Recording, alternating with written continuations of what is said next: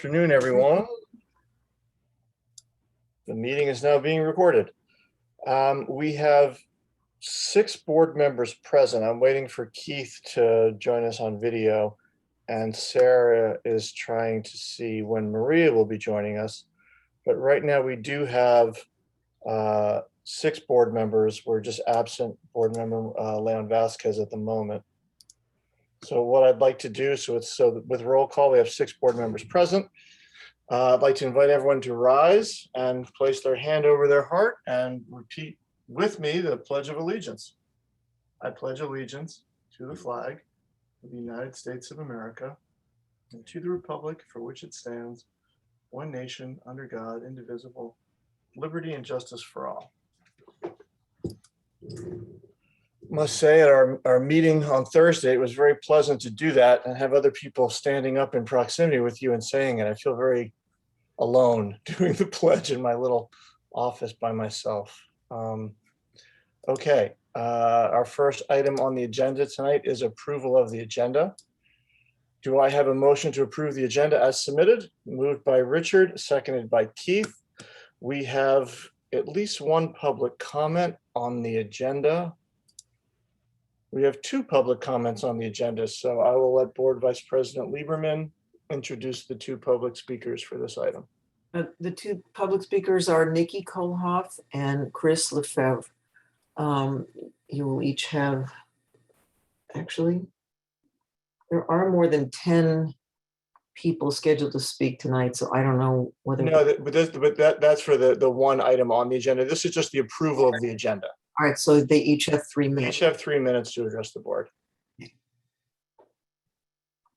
I think, Laura, if you have it in front of you, we should remind the people listening the role of this public comment. Well, this is a public comment that goes to approval of the agenda. That's all. In terms of the introduction we are going to be doing before public comments, that as a practice, we will be reading the instructions of public comment. But it's not a public comment, I think is what she's saying. Yeah, and these are just, this is a. They're addressing an agenda item. We have 2 different pieces we can speak to. But all these people are just addressing the item, which is approval of the agenda. So all I can say to you is that speakers, and it's not very relevant when we're on Zoom, but speakers and members of the audience are asked to refrain from expressions of support or disagreement that would intimidate other speakers or disrupt the meeting. And I actually think that will be more relevant to the actual major action item tonight, potentially. Anyway, these are comments that are directed to an agenda item. And so we have 2 speakers, each of whom will have 3 minutes.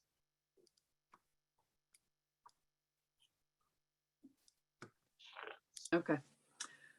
So I have several comments on the agenda. First is after the lengthy retreat last week about what the Brown Act requires, your agenda item for today is called Approval of Independent Contractors 2021-22. So I would say that's probably a failure of the first instruction that your outside counsel gave you, that it doesn't actually describe the subject matter in any way that is being discussed today. So, really, it's probably a Brown Act violation for you to take any action on this, because that doesn't tell anybody what they should be here to discuss. Also, you brought forward the same content that is used for approval of independent contractors when you do consent items. And these were specifically the kind of items that were discussed as having not enough information for folks to be able to, make a decision anyway. So that's one problem. Second, if it's an action item, you're asking for a motion, and the agenda really should include your proposal or rationale and a proposed motion, which also isn't here. And then finally, I know you were instructed by your counsel that you're not required to have a general public comment in a special meeting, which this is. So it's not a violation of any rule not to have it, but it's a little surprising, well, not surprising, as expected perhaps, but a little disappointing that you know, given we've been back to school 3 days, things aren't going smoothly. There's a lot of questions and comments people have about the process that you didn't also have, you know, a superintendent update and a public comment item at this meeting. You won't have another meeting for another few weeks, and there's a lot that also you as board members should publicly be asking our staff. You know, what is the situation with HVAC? We're hearing lots of complaints. Filtration, there's no tents for the music classes. The Discovery building isn't finished. All of that could have been addressed, and you could have heard from folks if you took public comment, but you used your newly learned rule to your advantage to not listen to anyone today beyond the one item. And then of course, I'm going to make my same comment that you should have a packet of comments that you received on the agenda today so that the public can review it and see what you were told in an item like this, where folks are, I'm sure, sending you, you know, different information, conflicting information, some of it from medical providers, some of it from experts. You know, it would behoove you and the public both to see all the information that you've been provided in advance of making these kinds of decisions tonight. And by refusing to attach the agenda packets, which City Council does, which you're trying to align with them, you know, you're withholding information that would improve the conversation. Thank you. Thank you. Our second speaker is Chris Lefebvre.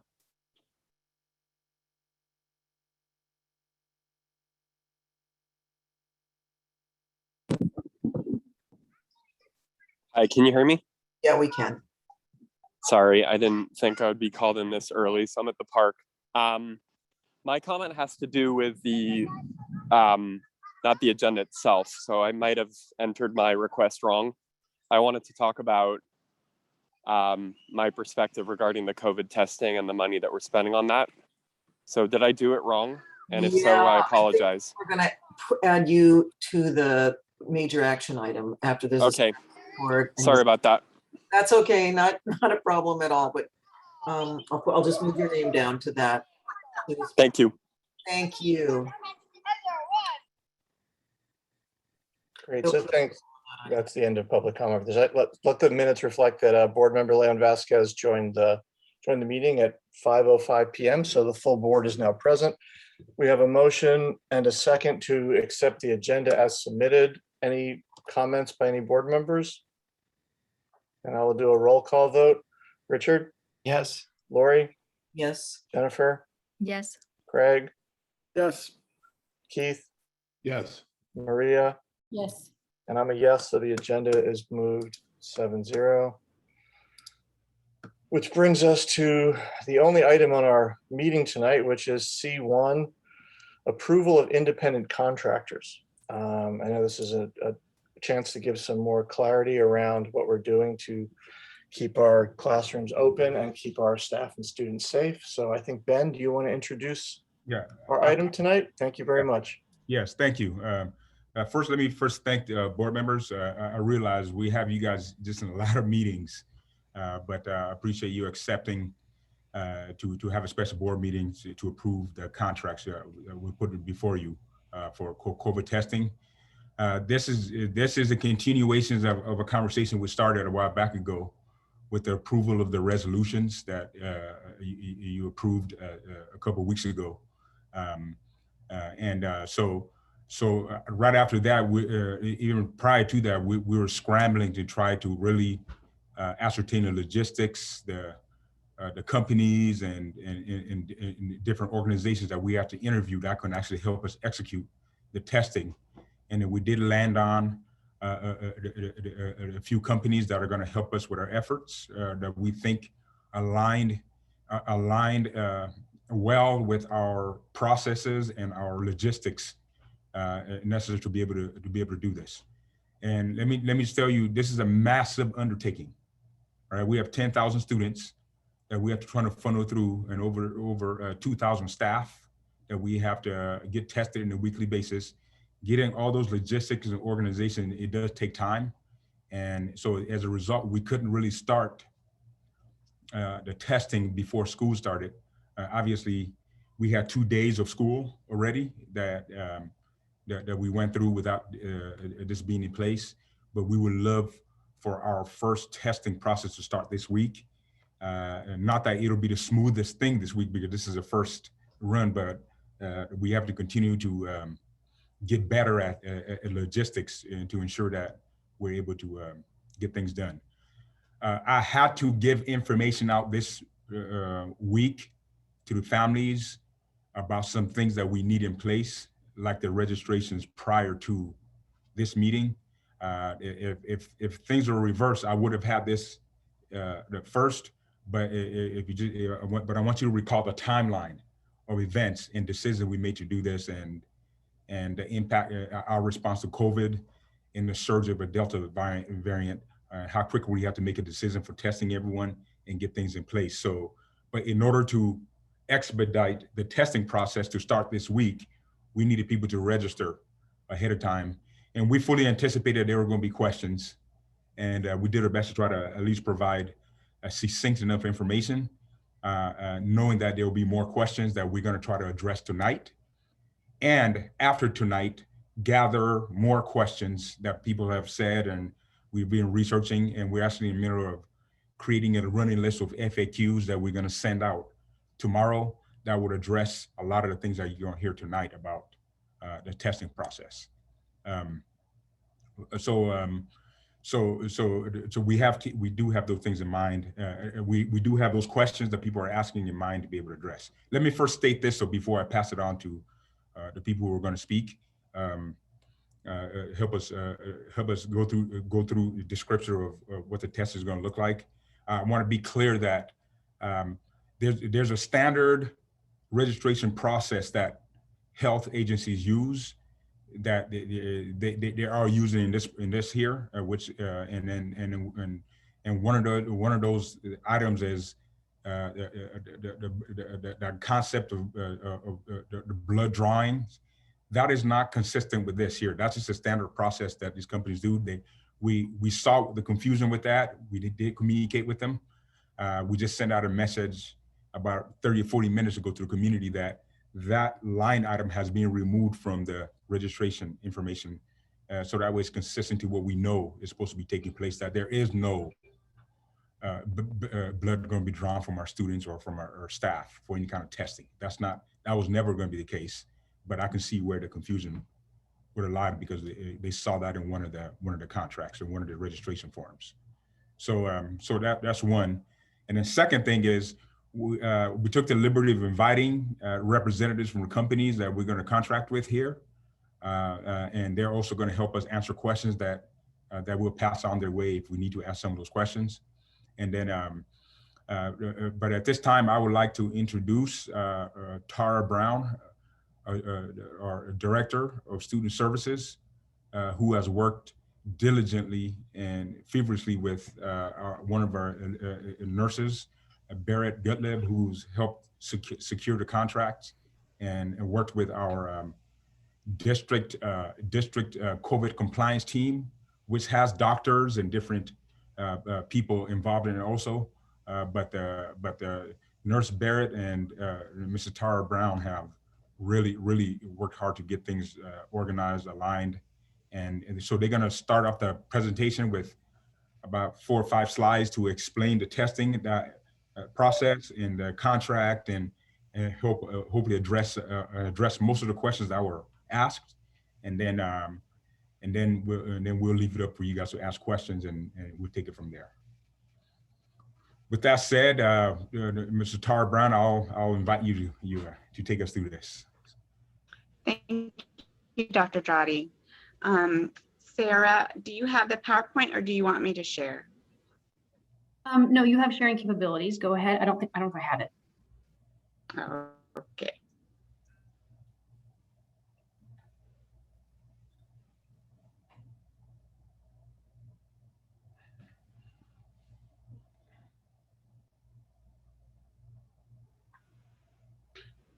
Okay, before I get started, I do want to thank Barrett Gottlieb. She is our school nurse at John Adams Middle School. She has worked with me on preparing these slides and talking to our testing companies and researching. And so she's on this meeting as well. And I will go through slides and she will add as she sees fit if I miss something. Okay, I'm having a hard time seeing my slide with everybody's pictures on the side. 1 second. There we go. Okay. All right, so the board, as you all know, did a resolution in regards to COVID-19 testing. And it said that all students and staff, regardless of their vaccination status, would be required to undergo regular mandatory testing. And so the testing is going to be a PCR test. I think Barrett can pronounce that better than I. Polymerase chain reaction PCR COVID-19 test. And it will be required in order to have district access to district campuses and facilities. If a student refuses to test, then the student will be sent home and won't be permitted to return to the school facilities until authorities are satisfied that any contagious or infectious disease does not exist.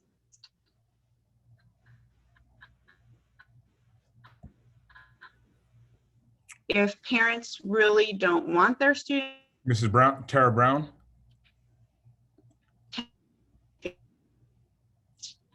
solution to that would, You know what? You're breaking up. I'm wondering if you need to. Can you hear me? No. Can you hear me? You're breaking up a bit. I'm wondering if you can Hello? show your video. Maybe turn off your video so we can hear you.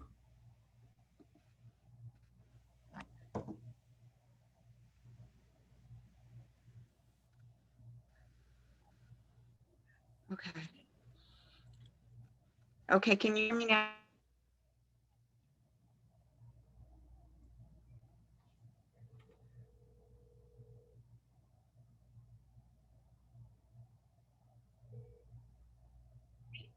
Hey, maybe turn off your video.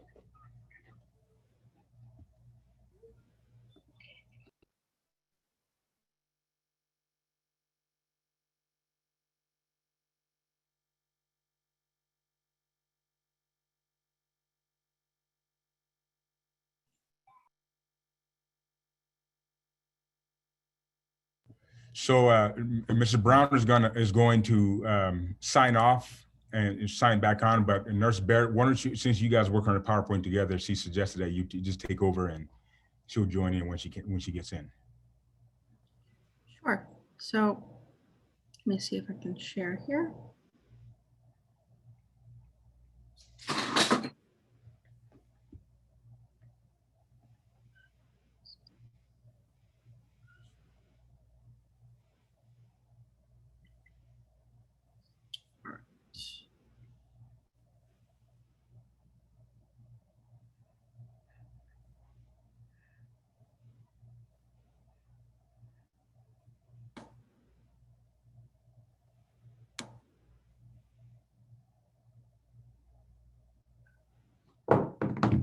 All right, everybody able to see that? Yes. Okay. So I think what Tara was maybe touching on was if a parent or student is going to refuse testing, you'll need to seek an exemption, whether that's medical or personal belief that will be reviewed and ruled on an individual basis.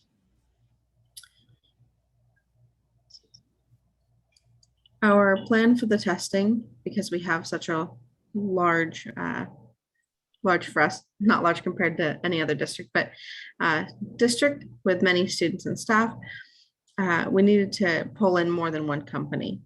And that was really demonstrated. That was the right decision this week. I'll just add, because the turnaround time on the state lab that we were using, where we were seeing maybe 36 to 48 hours, we had a small batch of tests that we had to send out on a voluntary basis from this past week on Thursday. Those results didn't come back until Sunday. And really they become kind of useless from a screening standpoint if they take that long. So breaking it up into smaller groups for multiple companies allows us to get those results back in a timely manner and make the decisions of who needs to quarantine and who needs to isolate to keep students in school. The companies that we've identified as potential here are Dr. Now and Malibu Medical Group / Cure. Together, they have over 2 decades of experience serving our local community. Dr. Now is going to be assigned the largest sites, the secondary sites that are Santa Monica based, and the Malibu Medical Group is able to kind of branch out more and cover all of the combined sites that the rest of the sites that total the same amount combined as the other 3 sites together. See if I can make this a little bit bigger because I can't even see it on my own screen here.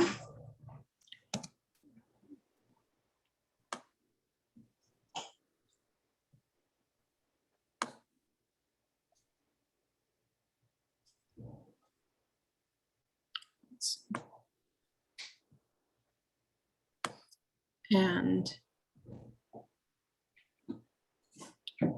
okay, so Dr. Now, one of the reasons we chose them is they're both the lab and the testing provider. They're able to provide their staff to come in, and we're aiming for a 24-hour turnaround time. So before we were seeing 36 to 48 hours. Using a local company, we're going to be able to move toward a shorter time. And then they're also able to provide backup as our prescribing physician for the BioFire 2.1, which is a different test that we're going to talk about a little bit later. Our Malibu-based providers, as you can see, they're a full service facility, and they've been around since the early 2000s. They have sites in Santa Monica and the South Bay area, and they have the opportunity to really understand the Malibu-based sites a little bit better, and what the community needs there. They are only able to take up to the 5,000 students, which is part of why we had to do that split. And for specific instances of our high need students, or if they have another medical issue that's been identified by our staff or theirs and verified with an outside provider, they are able to offer, in select instances, the saliva or oral swab. So where we have some students that simply are not able to do the nasal swab, we do have an alternative for those students. Although it's a little bit less accurate, it's obviously some accommodations need to be made in some cases. The BioFire. Thanks, Barrett, I'm back. Perfect. I'm back. Go for it. Go for it. Okay. So the BioFire is what we're calling our enhanced PCR test. Now, the other 2 providers that we were talking about, that's the very shallow self-administered swab. It's relatively easy for all of our students to be able to do that. This is different. This is the deeper swab, but its purpose is also different. It will be administered by nursing staff only and run on site.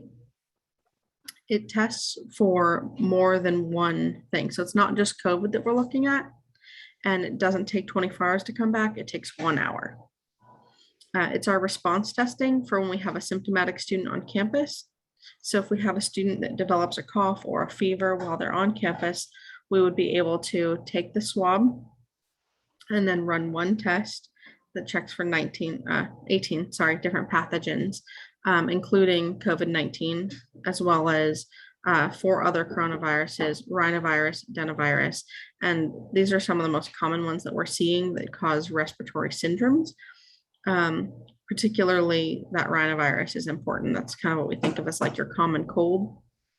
And we saw a lot of that in the spring that was causing panic unnecessarily because some of the symptoms overlap with COVID.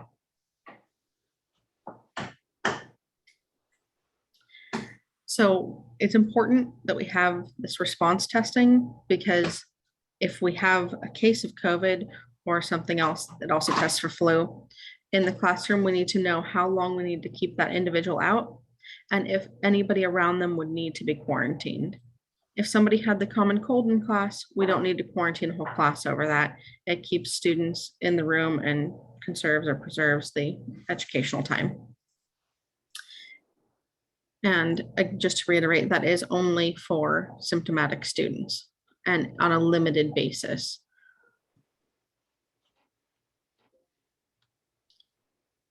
Tara, do you want to jump back in on the costs?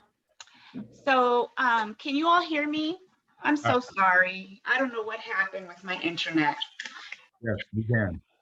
Okay, so the companies that we did a lot of research on companies, and we interviewed a lot and got quotes from many companies. The companies that we did not choose quoted an anticipated cost of over $2 million per month. Our total grant that we have for testing is about 1.8 million. And we also have to use that money for some associated fees or costs that are in relation to COVID-19 testing. So the whole grant can't be used for just paying testing companies, because we have personnel needs and other needs that we need to cover with that money as well. So both Dr. Now and Malibu Medical Group, Cure, they'll bill insurance, they'll seek reimbursement. That's why insurance information is asked for during the registration process. Now, what will happen is when a parent puts their insurance information in, then the company will bill the insurance company for the cost of the test. If a parent or a student does not have insurance, then that option can be checked on the registration. The student can still be tested. Now, if a parent refuses to put their insurance down, then the cost of their test will not be covered, and then the district will incur the cost of that test, or we'd have to make another arrangement for that student to be tested. So that's kind of the issue with the insurance. So that's why insurance information is asked for, because if you have insurance, your insurance will pay for the cost of the test, and there will be no cost that will then be given to the subscriber. I would just add there, sorry, go ahead, Dr. Roddy. Brown, maybe because there's so many questions around this area. I don't know if you want to. I don't know if you want to talk about how the federal government has worked with insurance companies as well as. Yes, the federal government has allocated money with the CARES Act that that is there for costs of testing that insurance companies can then get reimbursed. I mean, not insurance companies, testing companies can get reimbursed from those funds. FEMA also has funds. So there is funding where the testing companies can get reimbursed. And I would just add here that the state of California has issued an all-plan letter that qualifies that the insurance companies are not allowed to pass through any of that associated fee to the subscriber or the patient. So there will be no copay associated, and they can't bill you back for it later. They will either pay or not. And the companies that we've spoken with are aware that there may be an issue with some of the insurance, and if for some reason the insurance doesn't pay, that still doesn't come back to our students and families. The testing company is just going to absorb that minor cost of the few here and there where that happens with the company. Okay. Dr. Dradi, did that answer your question? Yes, I'm sure board members will probably expand on that and maybe ask differently. So we'll wait to see what they have to say. Okay. Please proceed. Next slide.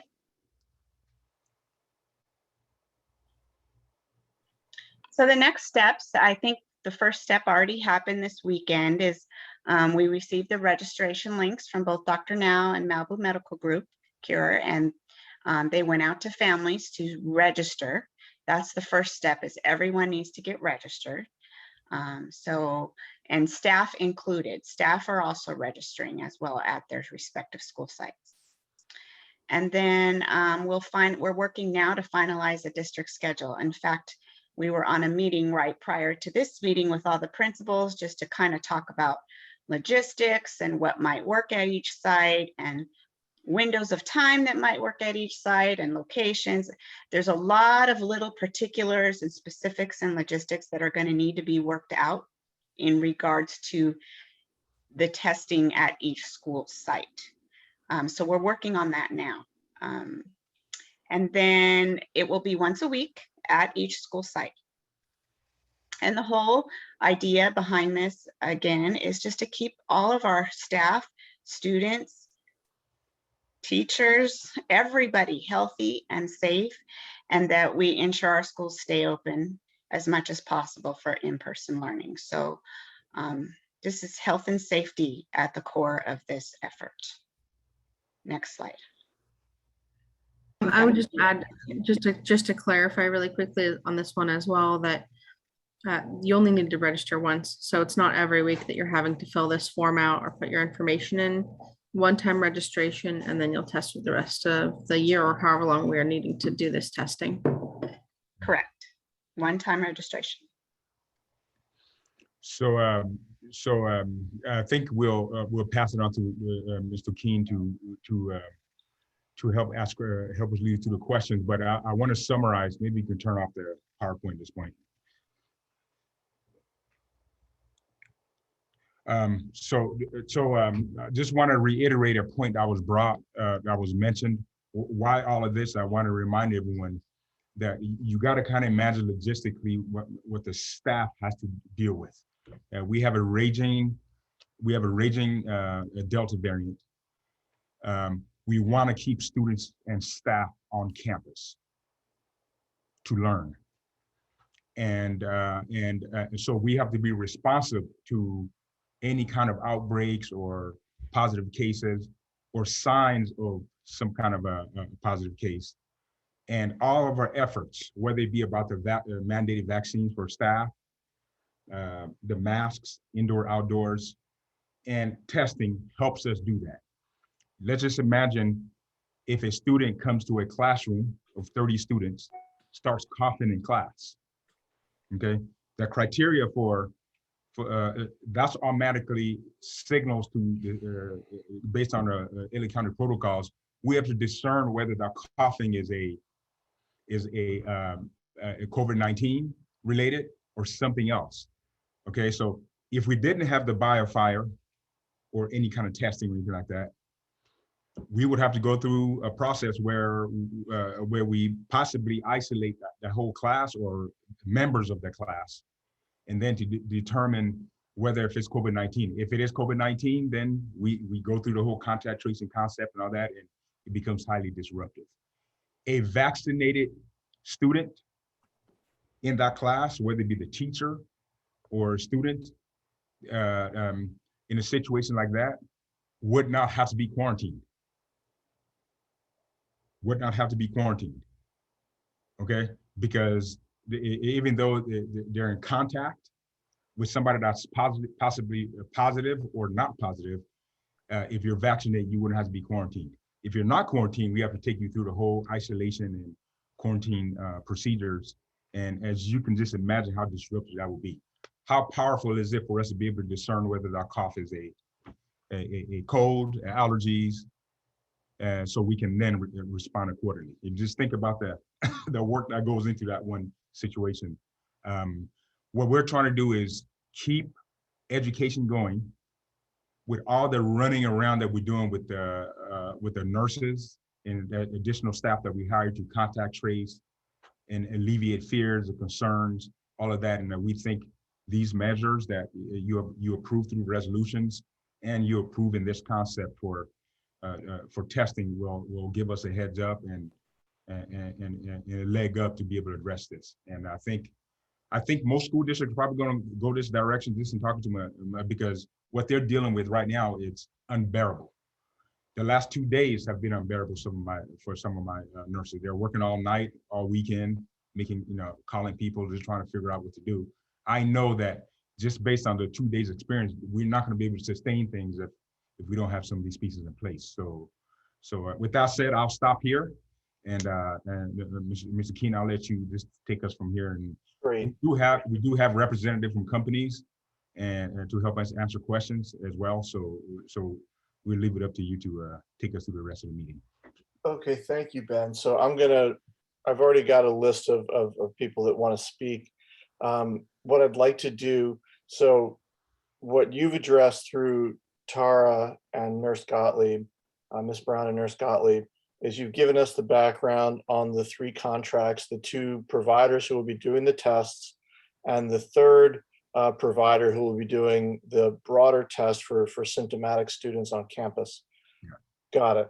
What I'd like to ask for board members is clarifying only.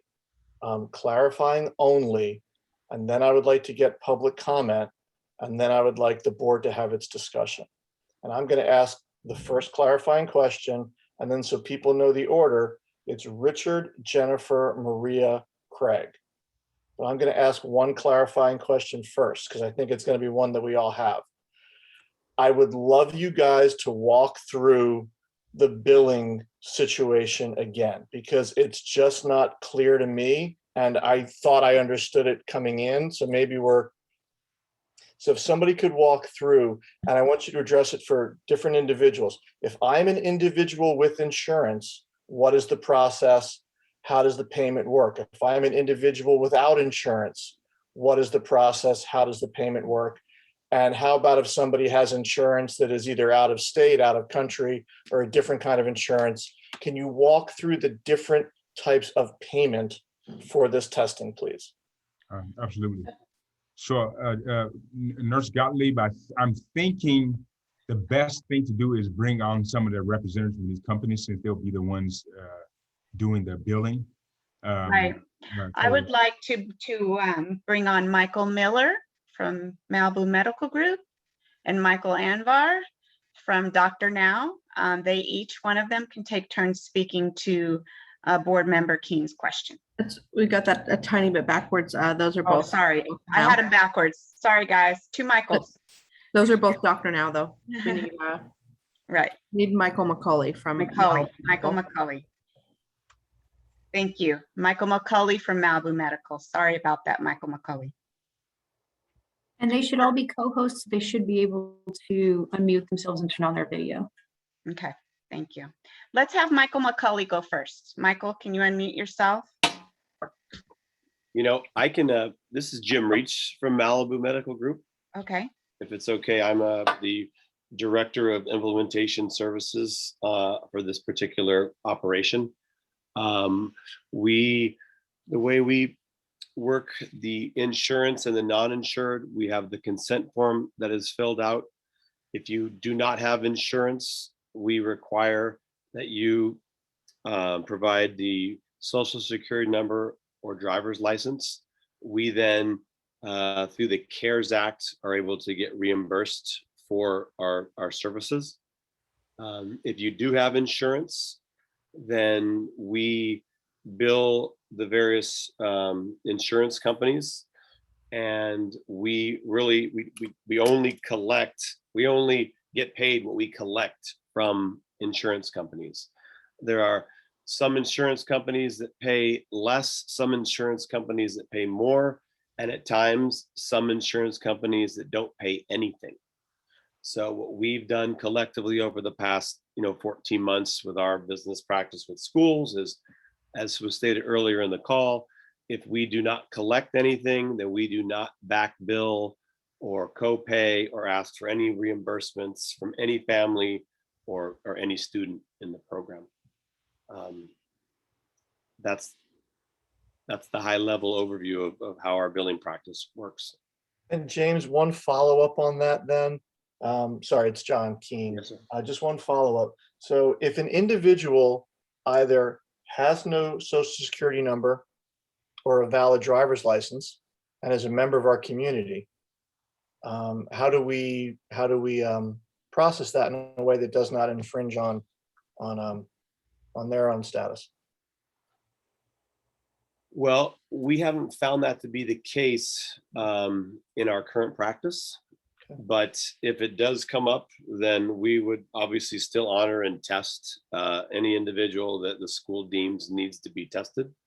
So we would not test somebody or a family member or an employee of the district that did not have a driver's license or a social security number.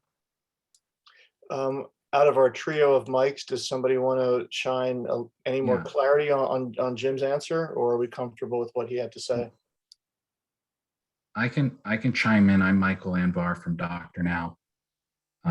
Yeah, I think we're pretty much what Jim said. We're very much on the same page. Of course, every company may have slightly different nuances, but generally what he said is the same approach as to billing insurance. And for the CARES Act specifically, which is the scenario, John Keane, you were referencing with someone not having a social security or driver's license, there are cases, but it is more case by case, that we could still apply under the CARES Act, potentially as someone being having no ID, because that was part of the CARES Act did imagine that there will be potentially people who may not have those because of whatever status it may be. It's something that's more case by case. We need to collect it from whoever has it, but similar to what Jim said, we would still go ahead and test people if they don't have that social security or driver's license. And potentially we could get reimbursed by the CARES Act. But that's going to be something that can't be done necessarily on a wide scale where we have, let's say, 1,000 people who don't have anything. But if it's more case by case, that would be fine. Yeah, and just John, one thing I want to add, Mike Miller from Dr. Now, is occasionally the some insurance providers, they'll send the reimbursement check directly to the patient, in which case we will request that reimbursement check. So sometimes that's interpreted as a bill. It's not a bill. It's just us collecting what was reimbursed for that amount by the insurance provider. So I want to make that very clear because that's a question that comes up with everyone we work with. Great, thank you, Mike. Can you maybe just speak to the fact that we're not your only client? You guys have done this in other schools, other districts. Yeah, absolutely. And Michael Anvar can add to this, but we work with a range of schools throughout the Southern California area, summer camps most recently. So we've got the process down to, we've refined it very well, we think. And, we never bite off more than we can chew. So, we're excited about the opportunity here and we're looking forward to a seamless process. And as you guys have questions, we're available. So. Great, thank you, Mike. So Richard, Jennifer, Maria, Craig, and remember, clarifying, please. Thank you. Thank you, John. Thank you for asking your clarifying question. Thank you, Dr. Dradi, and to your staff for the work that you've been doing, and particularly in getting schools open and in a really trying time. And also thank you for making that comment before we even started here about the blood draw, as I'm sure my colleagues have been getting the same email messages, or been getting the same emails, so you addressed that one. John, I'll speak all three, and then, as they say, when you call it talk-in radio, I'll take my responses off air. One, I didn't hear Nurse Gottlieb identify a religious exemption, and my understanding is that there should be one, so that could be addressed. Two, several emails that I got, I suspect my peers too, asking about the registration process, and if by simply registering is one giving consent, or is it that one can register and still determine amongst a family as to what they're going to do? So if there can be clarification there, please. And thirdly, we have in our community, of course, people who are very concerned about privacy, and we hear this in most all the work that we do with regards to data and privacy pertaining to data. Can the contractors please address how they work at protecting privacy, particularly when I heard the social security numbers and those things. So those are the three, John. Clarification about religious exemptions. 1, 2 is registration consent. 3, privacy protections. Thank you. Maybe let me. Here, can I take? Can I speak to the religious exemption, and then you can address the other pieces? In this work, we anticipated that there will be obviously people who have health concerns or are going to have exemptions for religious reasons, medical reasons, and so on. So there's a staff side and there's a student side as well that we're navigating through.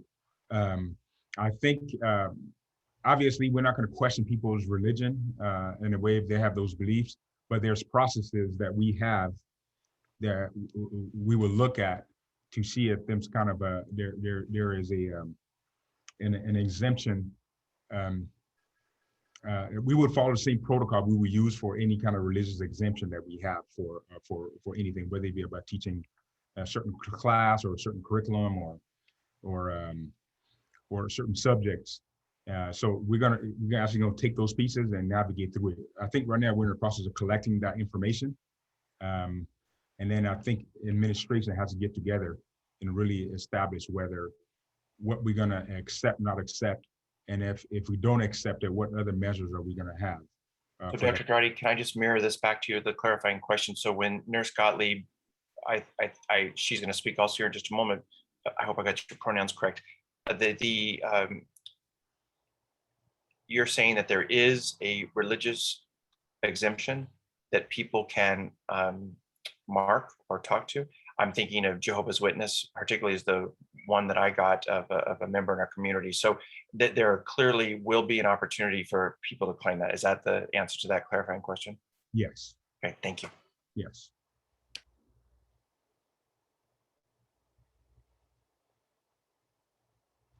Sorry, guys, I just wanted to pop up right and grab. So we have on the coronavirus page of the website, the district website. It's a form titled COVID-19 related student request for exemption or accommodation confidential. It looks, oh, it's not gonna do it because my background's blurred, but it does, it has the opportunity for whatever you're requesting the exemption for. And for whatever reason, you just fill that out, whether it's testing or masking requirements, and then that's reviewed by the district team. So that is that side. The other side of it is consent, is the registration consent. The consent is a portion of the registration. So if you complete the full registration, then you have consented, but it is a specific signature on there. So just putting your name on it is not consenting. You do have to sign that, and we would not be able to do the test without the consent. So I hope that answers that portion. Nurse Gottlieb, can I just mirror that one back to you too, please? Pretty please. So I think I just heard you say that even though you register with the tool, right, with the app, you're still gonna have to sign, and the signature is the legal consent. It is within that registration. So there's a portion on each that have the information listed, and then one of the digital signature boxes that you will sign underneath. Thank you very much.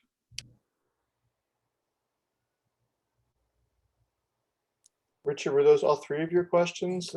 No, the third is on the So can privacy you from the rephrase contractors. Privacy. Yeah. Privacy, I think, should be handled maybe by the companies if they. Yes, please. Yes, let's have each company address the privacy and data privacy. James, can you start?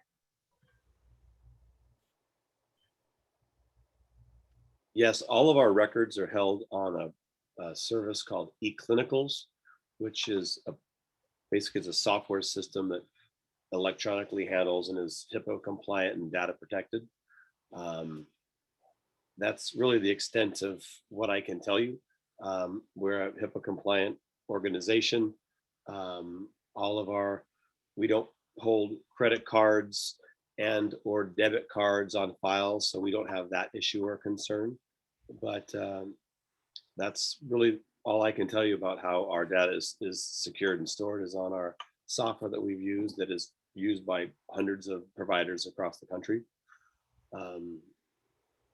That's what I can tell you about our company.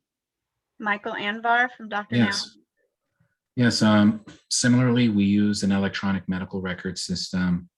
It's also integrated for billing purposes. It's called Xperity, which I would say thousands of medical practices and clinics and labs use. So it does meet all types of healthcare security protocols, privacy, HIPAA, and so forth. So that's where, all the data will be stored, and to make sure that it is, in complete compliance and is secure.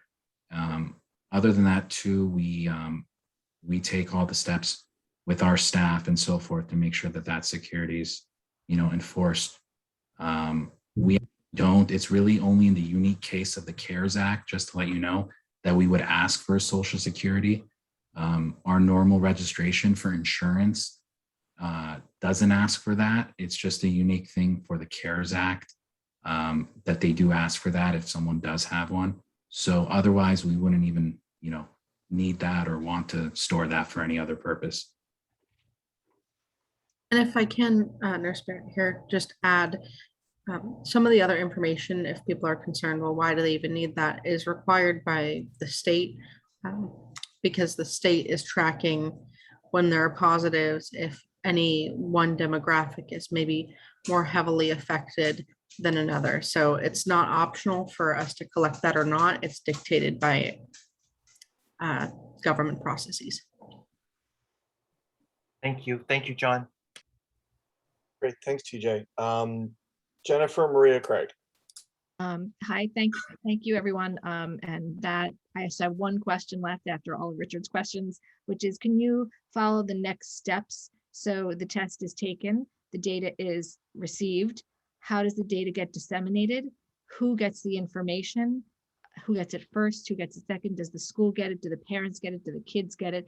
And then where is that held secure? I'll let each company address that question. So we'll start with Malibu Medical Group. So all data is released, all results are released to CalReady, which is the service that provides all the statistics to the government and the counties and the state. So that's the only outside service that receives the actual results. We are currently set up where our consent form asks parents for the approval to allow administration at each school to also have access to the various results that are procured. Each administrator, nurse at each individual school has access to the health portal to be able to come in and see the master results from each student. In the case of a positive, each night that information is given over to the head nurses and administrators of that school, as well as to Barrett on this call. We right now are only alerting parents to positives to keep the flow of information back and forth.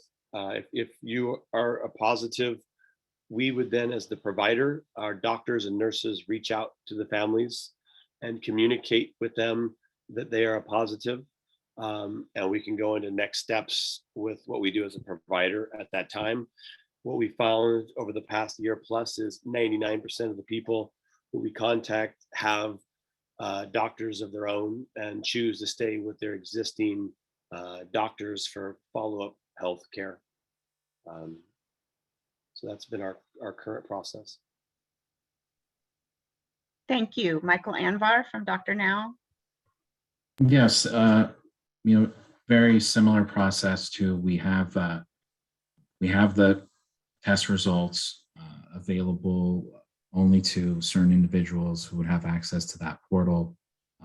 And that's, assigned based on what the schools specifically tell us these individuals will have the access. And we are asking for the consent upfront to allow us to share, results with those individuals at the school. From there, the only other reason, as Jim was mentioning, is, all labs, anybody doing a COVID test, a PCR test in the state of California has to report all results, nearly within 24 hours to the state. So that information is shared, with the state through a secure method as well that's set up like a connection with the state. That's the only other entity that would ever get any of the results. And we can, whatever protocol the school would like, as at this point, sharing results with the positives, we can follow that same route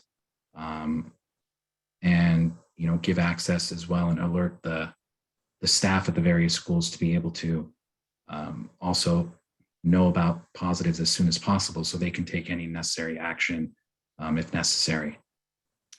Yeah, the one thing I'll add too is the access to the portal. It's a password protected access. So just want to be very clear on that.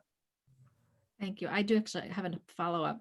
If someone doesn't give consent to public to have our administration get those results, what happens then? I don't know if that's within our realm of, or would you not test them? Maybe that would be the thing. I would say from the district perspective, they wouldn't participate in district testing if they're not willing to release the results to us. Thank you. Thank you, Jennifer. Maria, then Craig. I have two questions. One's a little bit different. I guess one in terms of who is it, Nurse Barrett, are you, or who are the people that will be making the final call, let's say on the type of testing, like for example, if a child, they figure will have to take in the enhanced PCR test, who makes that call at each of the campuses? That would be our nursing staff. So my site is JAMS, but I've been helping to the best of my ability for the whole district. Many of our nurses are doing the same. Some of them have multiple sites. So whoever is assigned to that site, or Nurse Bressler oversees all of us. So if somebody's symptomatic, that's when that test would come in. If you're not symptomatic, you're not getting that test. It's very specialized. So if you're speaking about, is it this test or that test? Everyone is getting the screening test, shallow, with these two companies that we're asking for approval for. And it would be if somebody presents at school and they're sick, or if they answer perhaps in the screening app, they have a fever, then they can make an appointment to come in to one of the locations where we have the machine. Does that answer your question? And then, yes, and then the other part of it is, are parents being advised that if they have children with, I guess, I don't know what you call them. I guess they have already like they're asthmatic or allergies or something, have I don't know what do you call them. They're not diseases, Pre-existing condition.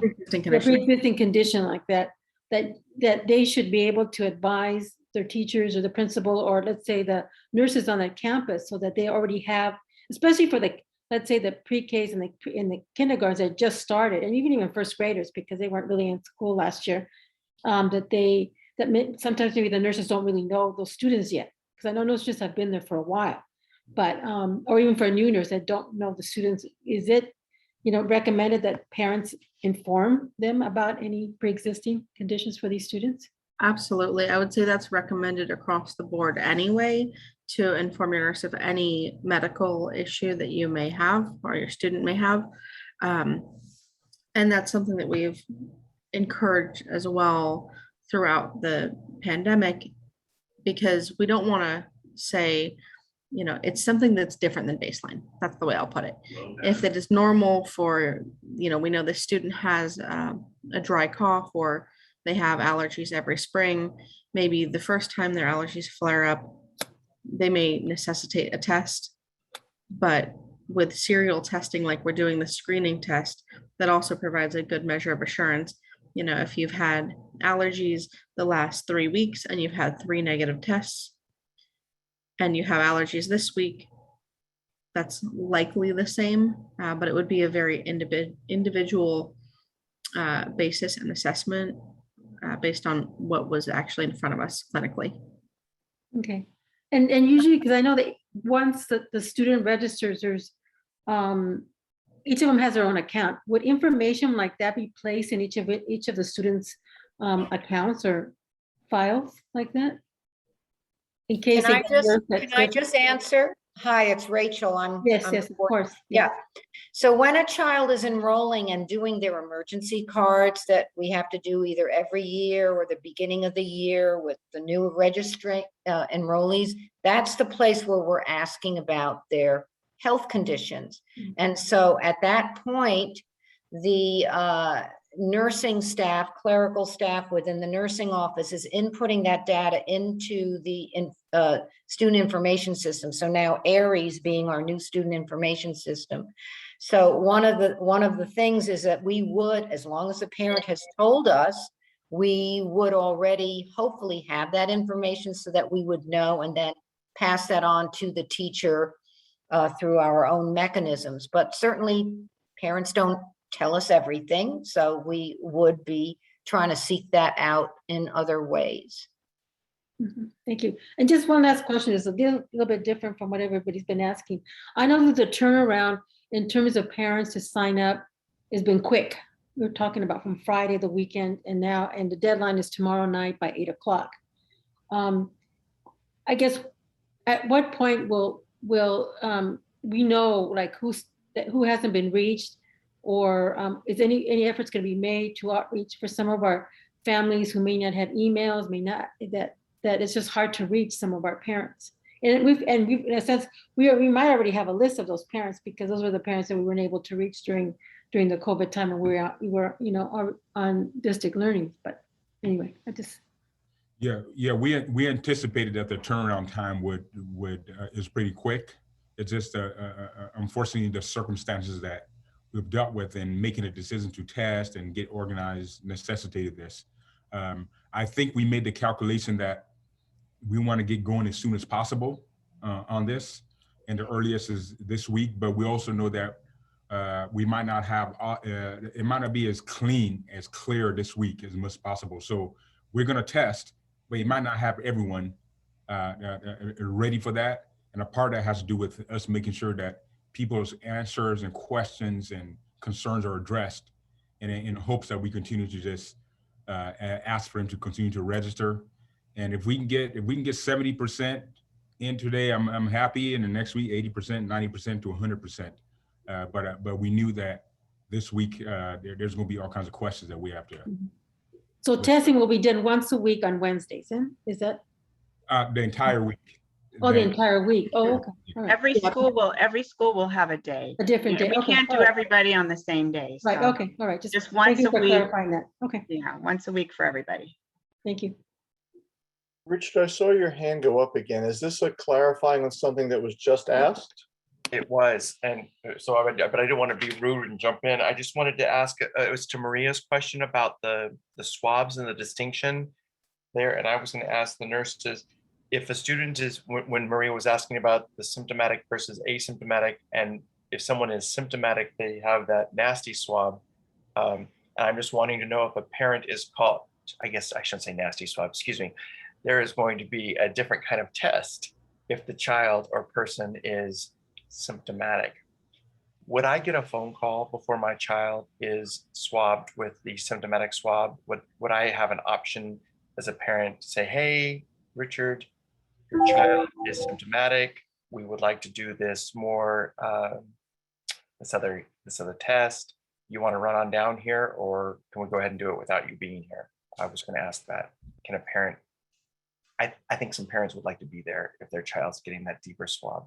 I think so. So Nurse Gottlieb, I think part two of that is if a parent does get involved, is there the option for the parent to pull their student to do the test at their own doctor's facility? What other options are present when a symptomatic student is brought to your attention? Okay, so I'll answer the first part. The consent is going to be more of the passive consent style, as well as that's part of why the nasopharyngeal swab technique, the collection, is included in the consent for the other test, which is just the nasal, doesn't go deeper. So the consent is really for both on the collection. Parents will be called. There is the option for them to come down. I don't see why that would be an issue, since they will be picked up anyway. Any student that is receiving the BioFire test would be sent home, because that means that they're symptomatic at school with something that's potentially an issue until we can figure out exactly what it is and get that resolved. So I think, depending on the student, it would absolutely be appropriate if the parent wanted to be present.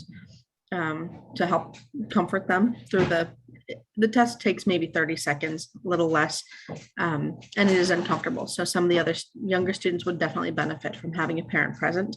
And we would even encourage that.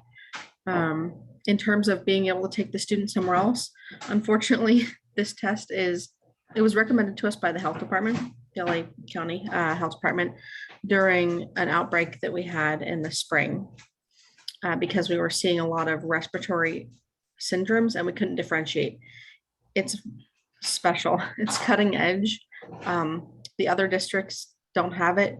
Some universities have it, some doctors' offices have it, but if your doctor's office has it and you want to take them there, absolutely.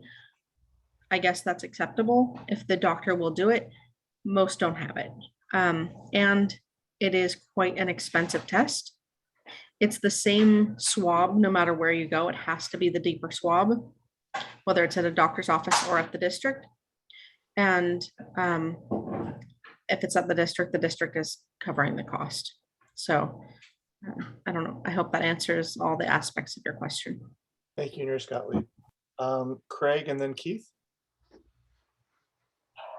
Now I have to mentally reorganize a little bit because Richard asked the question that sort of goes over what I was trying to do. So I'm going to just walk through this.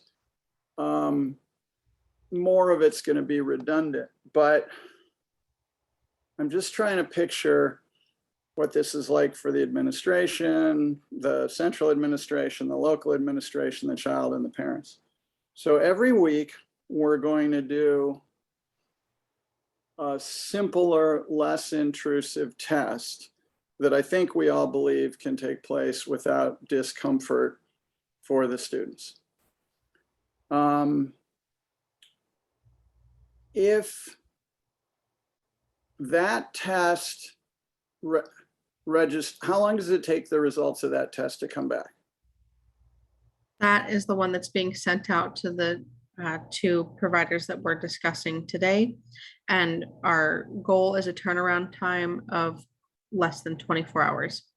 The goal, Okay. not a guarantee. So then if that comes back positive, does the child then come in for the next test or what, or is that just you just stay home for 10 days? Correct. So both, speaking just in terms of COVID-19, as far as COVID-2, the tests are equivalent. They are both PCR tests for COVID. The BioFire, if they're symptomatic, also tests for a host of other things. But if you're not symptomatic, you don't need to be tested for a host of other things. So they're the same test when we're speaking about COVID, and it is the gold standard test for the industry.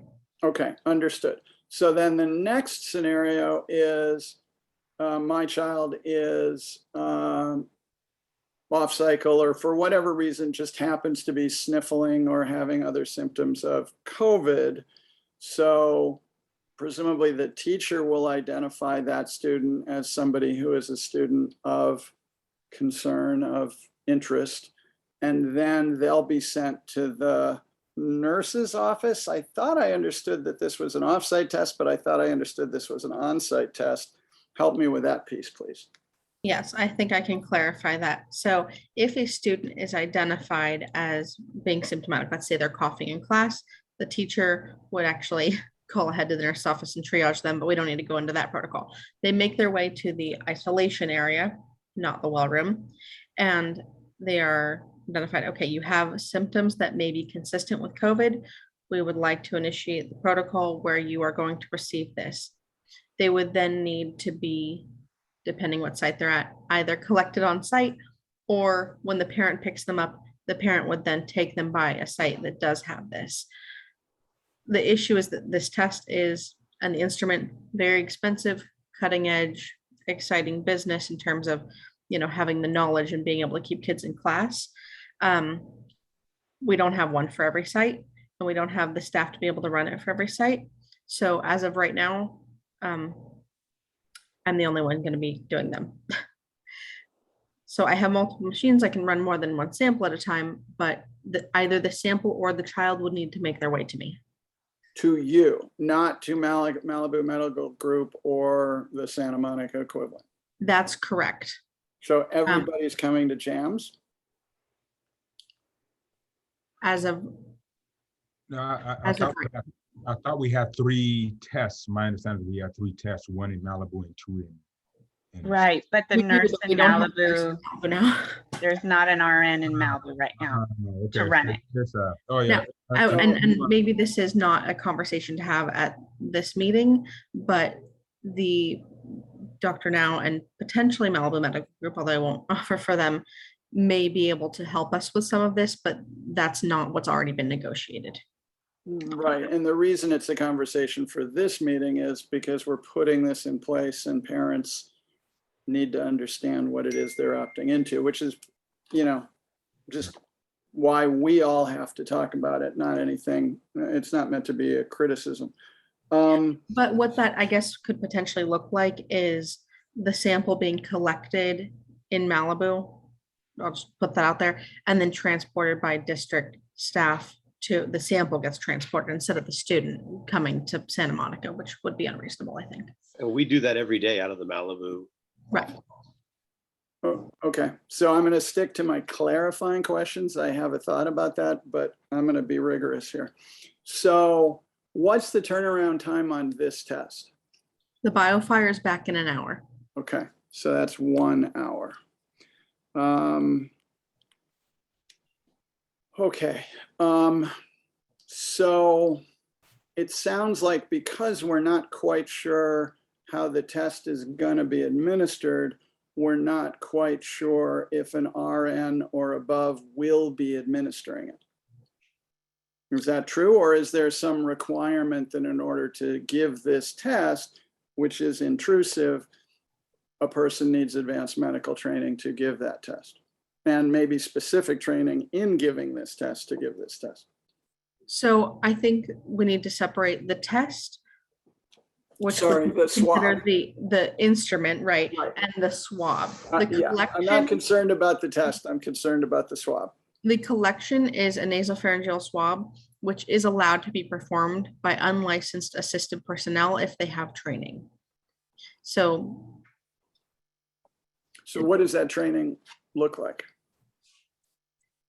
it would be a specific session where you go over, you know, the purpose, proper procedure, anatomy, and how to properly conduct it. You'd be taught, they would see one, and then they would be supervised to do It one. would be supervised through some practice runs, but presumably not always. Otherwise, that supervisor would be the one doing the swabbing.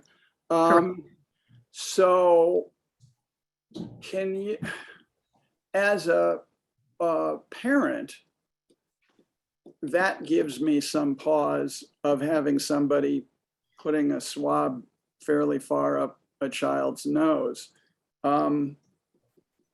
Can you give me some comfort that even if it is done, let's say less than expertly, that it is a safe procedure? Like, what are the possible side effects of a poorly done, whatever this is called, anterior nasal swab, or whatever the technical name is? So I will clarify a couple of things, and if any of the nurses are on the call and want to also jump in, that's fine. The first thing I would say is the district has not yet decided if the unlicensed personnel will be allowed within the district context. I just was saying that in the medical setting, it is allowed that, you know, maybe an MA performs this, or a lower level nurse, an EMT. And if you go to CVS or any of the other places that might be administering something similar to this, or a doctor's office, it's not your doctor or an RN most likely that's doing it. Second, people keep saying like way up there in your brain. And just to clarify, anatomy wise, it's actually going back. So it's kind of like trying to reach your throat through your nose. It goes this way, not up. Right, but I've had, is this the one, are there other ones like this? Because I've had one and it certainly felt like somebody was trying to get to my brain with the swab. Yes, there is no denying it. It is very uncomfortable. Okay. there's a highly vascular innervated area. It's sensitive. I've had it myself. It's not a pleasant experience by any means. And it is the same collection technique that is used if anybody has had a flu test. If you needed an actual flu test, this is the same collection technique used for that. Okay, so I think I'm going to draw a circle around the fact that we really don't know how we're going to execute this yet, and talk about that when we talk about it. So I think I've taken this piece as far as I can go on that. I have a related question that I'm going to put out there, but I think we just have to bring it in with the later conversation, because we don't have nurses at every single site. Particularly in Malibu, we have shared nurses. So then the question would be, what happens if a child is symptomatic at school X and the nurse is at school Y? But I think that goes with the later conversations. So then I want to talk about opting out, which is if a parent says, it's double question. What happens if a parent refuses to sign our form, A? And related, what happens if they say you can do the screening test, but not the anterior nasal swab test on my child? What are the consequences of either of those opt-outs? That may not be your question. Maybe That's more of a Dr. Drotti question, I would say. So by the resolution that you guys approved, having this mandatory, obviously we're going to try to meet with the parents and people try to understand the rationale. We'll look at the documents they turn in to be excused from testing. If there's a medical, no religious reason, we'll look at those pieces. At the end of the day, I think we can. There's different things that we might be able to offer. We have to decide on that. And for example, independent study. Independent study is an option, possible mitigation. And this is just strictly for the screen testing I'm talking about. I'm not talking about the IR yet, the screen testing. So because the whole idea is that we want to be able to ascertain whether somebody has COVID or the asymptomatic cases that whether they have COVID or not have COVID. So right now, my understanding is, and I think when I convey when we pass those resolutions, is that everybody has to do it. In terms of the deeper tests that Nurse Barrett just was describing, remember that whole concept is just to try to, somebody's coughing in class or throws up in class. The idea is that you're supposed to be in home for 10 days in an independent study. And we need to be concerned about whether the person throwing up in the class was actually positive or not, so we can deal with the people in that classroom. I guess if somebody does want to be tested and we have no way of knowing what that is, that student is removed for about 10 days on independent study. And then we'll have to decide from there what to do with the rest of the other kids in the class. I think this is where the masks come into play and the importance of that. So what we wouldn't want to do is quarantine everybody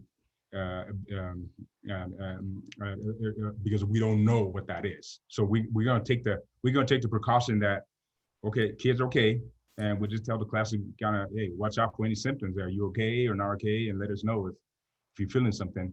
But if we do find out that is a positive test, and through some other means, and the parent finally finds out, okay, my kid was positive, then we have to go back and go through the mitigation process of seeing contact tracing and seeing how close the student was with others and isolate those students. So if I understand you correctly, if a parent opts out of the anterior nasal swabbing, the second level of testing, that just leads to an automatic 10-day quarantine. So that implies there is a two-part consent that I potentially as a parent could say yes to the general swabbing, but no to the anterior nasal testing. And is that the current is that the current structure of what we're asking? I think Go I ahead, think this is complicated, because if the student is symptomatic, we are seeing a high rate of co-infection. So just because they go to their doctor and they have strep doesn't mean they have COVID. I mean, don't have COVID. Just because they have COVID doesn't mean they don't also have the flu. Which this would give us some information about, and it becomes difficult to navigate quarantine and isolation if some people will consent to this and others won't. So for the student, it won't change anything, but for the classroom environment, having this information very much will change our protocol and outcomes. I guess. So is that we haven't decided yet, or it's a no, you can't multiply opt out? I mean, there may be a section here that we just don't know yet, in which case I'm going to circle that and talk about it later. But I'm just right now asking what we do know. So if I want as a parent to say yes to screening tests, no to the anterior nasal swab, is that something I can do currently? Currently, we don't have it built like that. Okay. And part of the reason for that is that would preclude the contact tracing that would be driven by a yes or a no on that secondary test. Yeah. Okay. Or Craig, maybe the solution to that is, we mentioned earlier that, you're in the picture here. Sorry, Doug. Okay, all right. So I think a possible solution there could be that we just establish that a parent is going to be there when we test. We've got to send the kid. We have to send everybody home anyway. So whether the parent decides to say, I'm going to do a test on our site, or they go somewhere else to help us bring them back, either way, the parent is going to be a deciding factor there, right? So let's say they provide consent, and you provide consent with your child, and all of a sudden you change your mind and say, I don't want this, then we don't necessarily, we're not going to force it because we're in communication with you about the test. Okay, great. So in terms, I just want to confirm what we talked about with insurance is it's not going to cost the parent anything regardless of if they have insurance, they don't have insurance, or they don't even have any ID. This is just a way to defer expenses for the district, and that it's our understanding that legally the insurance company can't in any way affect the parents' insurance because of these tests. They can't raise premiums, they can't charge the parents nothing. So it's free to the parent, but legally the insurance company is obligated in this crisis to pay for these tests, and that under most circumstances, and that defers our costs. Okay. And then the last thing is what I understood the folks to say is the data privacy for these tests is comparable to the data privacy you would have in any interaction with any doctor in California with regard to giving them information, with regard to the use of information about your symptoms, your health conditions, et cetera. That this is the same, the same protections that I would have were I to go into my local doctor and have them run a series of tests on me. Maybe we can get the two medical folks to comment on that. I was going to say, they can also chime in, but that's correct. Okay, well, I don't because they are medical providers as well in the community. And just to circle back, I just got confirmation we can use in the moment consent on that BioFire. So the parent can consent when they pick up the child or bring the child. So we potentially could flip it so that it's consent for background testing and then a second on-site consent. Oh, I did have one additional question. I'm sorry. So what do we do with parents for whom it would be difficult to pick up the student in midday or off schedule, and or to move the student to a location where if the swabbing isn't done locally, which I understand is still open, what do we do for those parents for whom that's a great hardship? Have we do we at this point have an answer to that question? We may not. Maybe Rachel can respond to that. Hi. So pretend, forgetting about the testing, if a child is ill at school, we want the parent to be picking up a sick child from the isolation room as soon as they can. We're hoping it's within 15 minutes. We understand that that might be hard. If the parent cannot pick up this child, we don't have to discuss the testing with them at that point. They just need to bring the child home. We then have to keep them in the isolation room until they come and pick them up, which will require somebody to be in attendance with that child in the isolation room. And, we would do what we would normally do when a parent can't pick up their sick child, even if we didn't have COVID. If the parent is able to pick them up, but they can't go over to the other school site, for example, we offer the test. We say, look, there's another place that can do this test. Nobody's being forced to do any testing. We recommend testing. Of course, the other testing that we're talking about, that's the weekly testing, that is part of our resolution.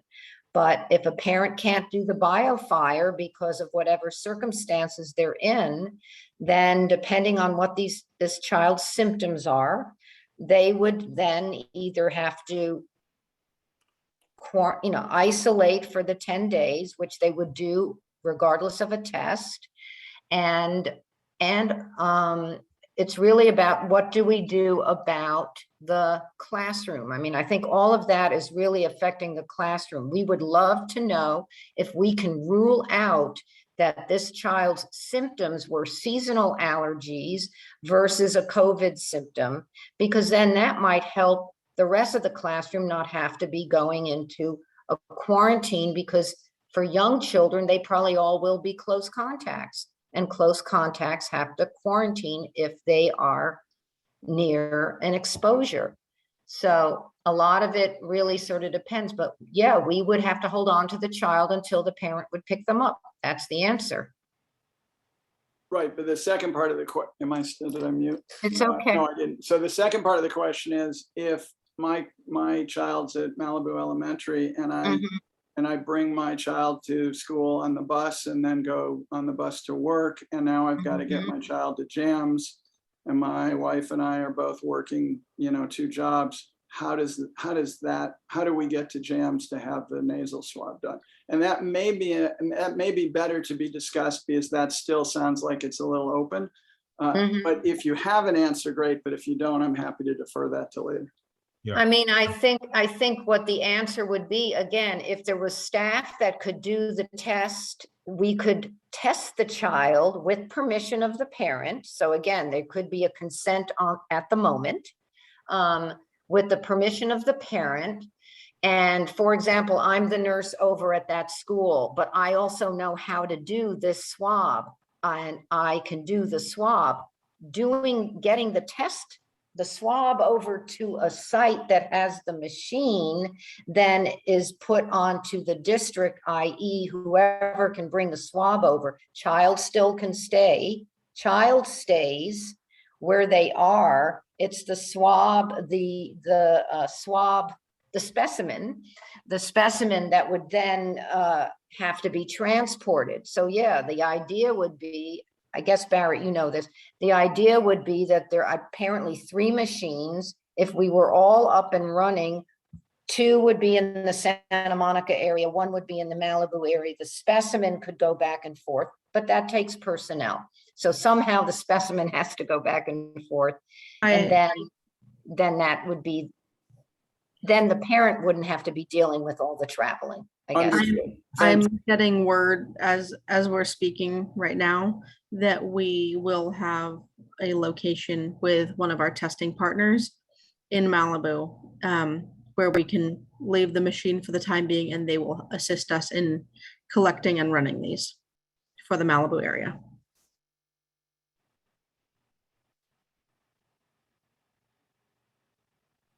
Greg? Okay, thumbs up mean we good. Thank you, everybody. No, I think that these clarifying questions really help. Hopefully, they're speaking to board member questions. Hopefully, they're also speaking to the questions that members of the public have. So, and board members will have a chance to go around after this and talk more deeply, especially since we have contracts that are up for approval. Keith and then Lori. Thank you. Thank you so much.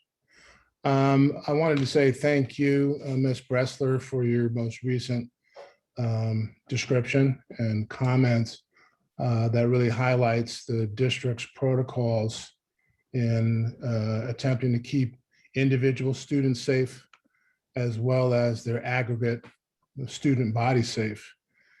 You know, recognizing the need to know about an individual student's status is crucial, as you described, because that may affect the greater collective of the students themselves. And that truly speaks to that phrase, one for all and all for one. So I thank you for your description of that. Secondly, this goes back to a comment that board member Vasquez described, and that was related to the challenges that some population in Santa Monica and Malibu have in terms of receiving information, in particular by email. And so perhaps there might be a way for the district to, as the district does, to perhaps try and phone bank these individuals. And if it's not just by staff, perhaps that's something that even the PTAs could do to sort of ensure that all of our families are getting this information truly in a timely manner, because oftentimes phone still may work best than email. My next question is really related to the firms themselves. And I'm curious, and hopefully you can speak to this a little bit. I heard you describe that you'd worked with other school districts with respect to your business practices. And I was curious if you could sort of highlight, in this interaction, your firm's interaction with these lived experiences of students in this testing process, by gender perhaps, or even by underrepresented communities. If you can maybe speak to us about what you've seen and heard and experienced in being with these students when these tests occur, that would be my next question. And I'll listen to your response. Sure, I'll take a first go at that. What we found is that it is not an intimidating process at all. We found that most children, most high schoolers, most elementary schools, it almost becomes like another activity. I don't know how to describe it, but they've all are in their masks. They're all communicating about health, and everything is open and transparent. So it's not like we're isolating one child and not the other. So we literally have, we haven't seen any pushback across the South Bay to San Bernardino, where we have, students being upset about having to do this. The occasional student who has parents who occasionally don't want them to do this, they sort of laugh it off and do it anyways. When there has been the occasional elementary school student who has an issue, with the nasal fatigue or a parent upset, we immediately move them over to saliva, and they sort of enjoy doing a saliva swab with their own saliva. So I'm not going to say it's fun, but the saliva becomes actually like they smile, they laugh, they're spitting into a cup, and we call it a day. So we really haven't had anything really negative to report. Yeah, Mike Miller here from Dr. Now. I'll echo those sentiments on our end. I would say the most difficult it's gotten is the kids approach and they're concerned that we might go all the way to the back of their nose. That's not the test that we administer. It's in the front of the nasal cavity. It goes in very, very shallow, just enough to collect the sample that we need. And it's a smooth process. So that's the gist of it. And just to reiterate here, I want to make sure everybody's on the same page for the screening test that everyone will be doing. that, or everybody's encouraged to do if you're asymptomatic or healthy, that's self-administered. So nobody's putting anything in their nose. Very, very easy process. Well, thank you so much. I appreciate the comments from Mr. Betts and also Mr. Miller with respect to that. One of the reasons for my question there is sometimes as adults and those who are in positions of leadership, oftentimes we miss the very student voices that we describe as being truly interested in leading and serving and assisting and helping. And so that's the question is, where are those student voices and where are those voices heard on these issues of masking, of testing, of vaccinations, and et cetera? And as the gentleman just described, there's anecdotal stories that really reflected, how students were, for lack of a better word, somewhat embracing this testing process, much like other anecdotal stories of students around districts in Southern California and elsewhere who would want to have masks on because they want to be on campus, in the classroom, because they want to be with their friends and they want to learn. So let us be mindful of those student voices as well as we continue to make policy on their behalf. That's the end of my questions. Thanks. Lori. I think I don't want to prolong this part. I thank you to everyone, to all of my colleagues who have asked pretty much all the questions I had in mind. And again, thank you to staff and to the providers of testing. This is, well, I'll save most of what I have to say will be better said in comments. So thank you all. Thanks, Lori. And then I have one other clarifying question. This, I think, is more for Tara Brown and maybe Sarah Warrenbrook. I think we have, just in how we're presenting this contract in the agenda, the Malibu Medical Corporation contract. I know that this is just the description that's in here, the financial impact. This is not the contract itself, but I would like to make sure that it is that it looks like we don't have Malibu Middle and Malibu High School in the description, which I think needs to be changed. And I do think that the contract is mislabeled for the amount of money per year. It looks like that's a monthly number and not an annual number. So I know that's not the contract, just a description, but if we could, am I misreading that, or is this something that we can address and fix when we vote to approve the contracts when it comes up? So I guess that's a Tara, Sarah question. So the amount in the contract, I can have the rep from Malibu Medical Group speak to what the costs are, just to make sure it's clear.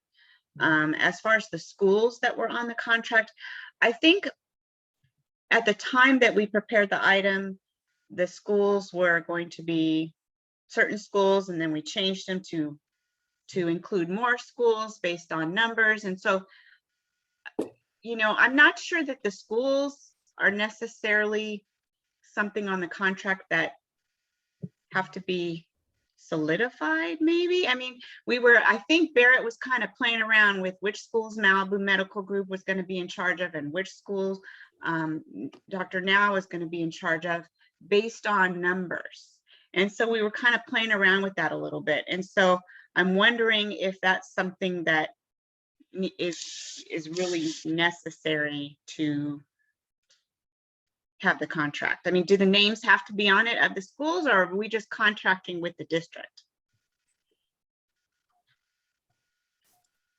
And to clarify if I may, on our end, the idea is that these two companies, although they are completely separate entities from each other, are willing and able and have been very accommodating with us in terms of shifting things around. And as the year progresses, things may shift more.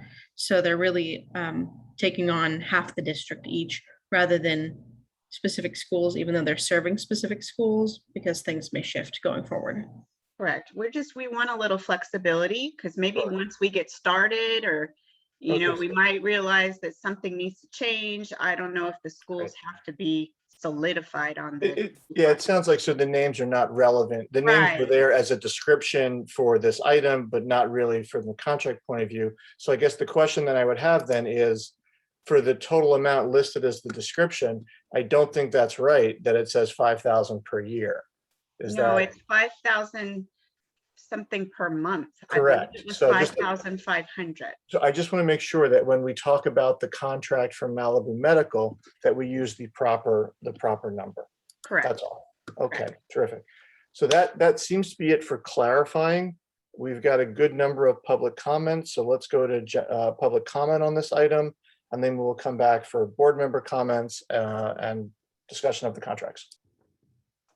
Okay, we are well over 10. I think we're more like at 21. So each speaker will have 2 minutes. I'm going to call your names 3 at a time. And just know that if you had intended to speak in general public comment and you didn't want to speak on this, there is no general public comment tonight, so your comments must be focused on this item. First 3 speakers are Gabrielle Cohen, followed by Kat Blandino, and then Alicia Peak. Hello, thank you so much. Just a few words. This morning I received some emails, some texts, some phone calls. People were confused, as Dr. Drotti discussed earlier, about the consent form and how it said blood draw. So I know it's been clarified, and I want to just say it again. There is no blood draw. We all know that the COVID testing is just the lower nasal swab. But in the email that subsequently went out, thank you for doing that, by the way, it did state that the wording in the one from Malibu would be changed, but I wanted to also state that it is also in the Dr. Now consent form on page 7. It also lists blood draw. We know this is a standard form, but many parents aren't comfortable consenting while it says that. So my hope is that you can work with Dr. Now to have that wording removed as well and make the parents more comfortable. Thank you. Thank you. Kat Blandino, Alicia Peak, and then Nikki Kohoff.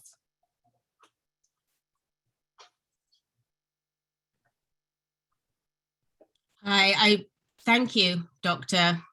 Drotti, for being committed to continuous in-person learning. That's exactly what we all want, and the health and safety of our students and teachers and staff. So we go on to why do we not have district-wide testing before school started? That seems like a massive oversight, and I understand the logistics of implementing such a thing, but that isn't an excuse. And why are we only discussing now the contractors and all of the details in terms of the testing? It seems like that would be much better topic to have had on your retreat than restricting public comment and access to public documents. It's not clear to me, and perhaps others, what else is being tested for on these tests, and would really appreciate clarification on that and how that information is being shared. A couple of meetings back, and I know we've had a lot of special meetings and regular meetings, that there were other things than COVID-19 being tested for. What are those, and how is that information being stored and shared? And then, as we don't have general public comment, and as this is related to COVID, the HVAC systems are not in working order, especially at Roosevelt Elementary, where both of my children have said that they are extremely hot and just have a fan in the classroom due to a supply chain issue, which apparently is a switch that we will not be able to get until October, November. That does not seem like we are really putting the priority of health and safety at the forefront for us. Speaker's time is up. Thank you. Alicia Peak, Nikki Kohlhoff, and then Wade Major.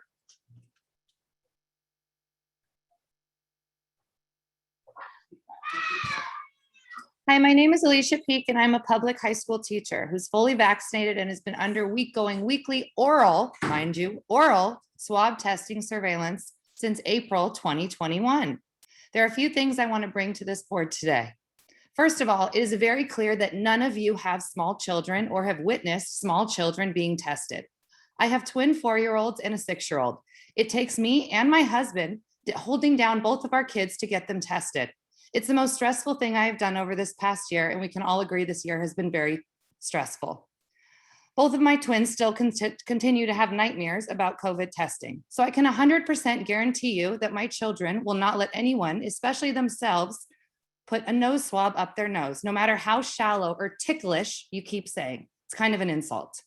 So based on this policy, you're going to take away my children's right to a public education because they don't want to have their nose swabbed by themselves or a stranger. This is a lawsuit waiting to happen. Kids under 8 should have a mouth swab only. I repeat, mouth swab only. Second of all, I am not okay with the medical procedure being conducted on my small children without being present. And for you to be so black and white on this, I beg you and urge you to do testing for an hour before school and after school so parents can be present to nurture their kids during the trauma that has been this year. I apologize. This testing should be conducted outdoors anyway. So this should be easy to set up a table in a parking lot where parents can easily be there to assist their children. Thirdly, why isn't there an exemption for us to conduct our own testing? You don't vaccinate our kids or give our kids physicals. As parents, we take them to get it done with doctors and bring you the proper paperwork. As parents of minors, we should be able to conduct our own COVID testing if we choose, not being threatened that if we don't follow your strict mandatory policy, our kids will not be allowed in-person learning. And why is this? Time is up. Thank you. Nikki Kohlhoff, Wade Major, and then Heather Alfano.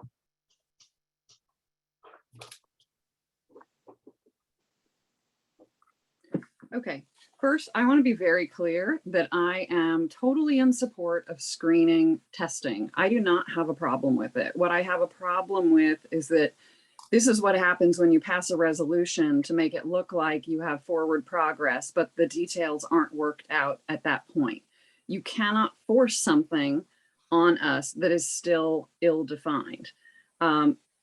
This process really overcomplicates the need for the testing. All the school needs to know is, did anyone test positive? And if so, who was that? That is it.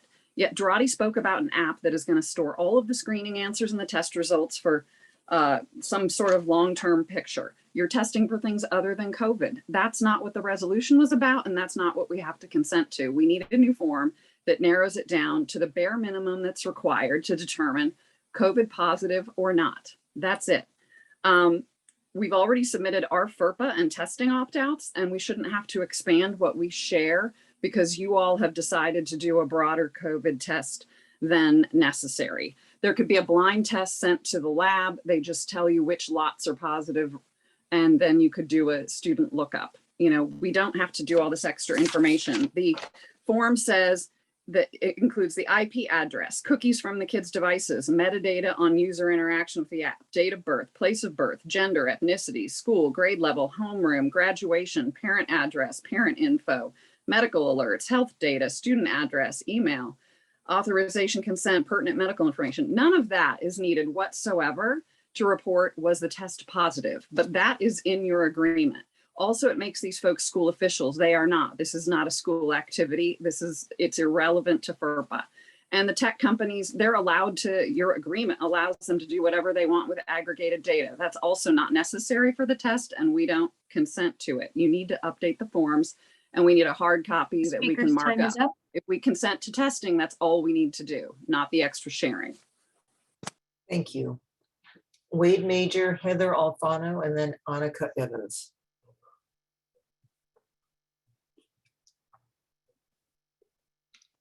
All right, can you see me, hear me? Yes. Hold on. All right. this discussion tonight should have happened before the resolution. I completely echo what was just said. This was a rush and a bait and switch. And now we're finding out everything we should have found out 2 weeks ago. The resolution was about self-testing and not much else. Self-testing and don't worry about it, it'll be fine. Now we're finding out that we're supposed to, I mean, the blood draw, the fact that that was sort of accidentally put in there, that's even worse because it means that nobody looked at it. It means that all of this is so fast. The last 24 hours on social media and just in text and email have been furious because everyone is feeling completely surprised by a bait and switch. I'm sorry, Dr. Durrati, Delta is not raging. If you go to the county website, the county health website, this thing peaked 3 weeks ago. We are on the downslide of it. I'm looking at the graph right now from county health. It's certainly not raging in this part of the county. And the BioFire test, no one is going to consent to that. That's above and beyond. Insurance, when were we told that this was going to be billed our insurance? We were told, oh, we'll figure out a way to pay for it. Well, the way you figure out to pay for it, billing our insurance and saying they can't raise our premiums, we know how that works. They'll find a way to raise our premiums. They just won't say that they're doing it because of this. The federal laws that exist that allow you to bill insurance are very rigid. They're not open-ended. And the fact that all the experts here, all the people from the test who are going to do the testing are saying, well, they might turn us down. No one has consulted the insurance companies. Nobody has reached out to them to see to what degree they're actually going to pay for this. We should have done that. Privacy. Again, I'll echo what Nikki just said. You need to know who tests positive and negative and then rip the test up and throw it away. No data should be stored for any child. Nothing should be associated with the name of any minor anywhere. If it's a positive test, make it a generic positive and report it for the reasons you need to. How much of this was driven by the union? Time is up. Thank you. Heather Alfano, Annika Evans, and then Maria Loya. Hi, Heather Alfano, ICU nurse, vaccinated. I just wanted to read what the definition of informed consent is according to the Nursing Code of Ethics for my nursing colleagues that are on the call. Legally, this requires that the patient and his or her surrogate is informed of the risks, benefits, and alternatives to treatment. Ethically, consent is about patient autonomy, meaning the patient understands and freely agrees to the treatment. I am a nurse. It is my job at work to ensure that people are informed before they consent. This rollout has been nothing short of unethical. So that being said, some of my questions that are my clarifying questions that I hope you as board members will talk about in private. Will a child who refuses a test be sent home until they have a negative test? That is not legal. Kids are not sick until proven healthy. A child who has no symptoms of illness and who has passed the health screen cannot be presumed sick under the law. At what point can we terminate this program, or is the contract for the entirety of the year? How do we get out of this? Are we following numbers? We're not committing to the entire year if it's not necessary for the entire year. Will the parent be notified about a positive test result prior to the child being pulled from class? I will tell you personally, as a child, I failed the hearing test in elementary school. And the way that made me feel to have to be pulled from class to go and redo a hearing test one time in my life, I still remember that feeling today. This is going to be weekly that we're doing this to our children. And how are we handling this? The psychosocial part of this, you can vote on this, and then you're not going to be there for the supportive aspect of all of this. We are parents. These are our small children. We're entrusting them to you for an education. This is not a medical facility. I have a pediatrician who I trust. I'm a nurse. I know what's best for my children. Thank you. Thank you. Annika Evans, Maria Loya, and then Chris Lefebvre. I hope, Chris, you're still here with us.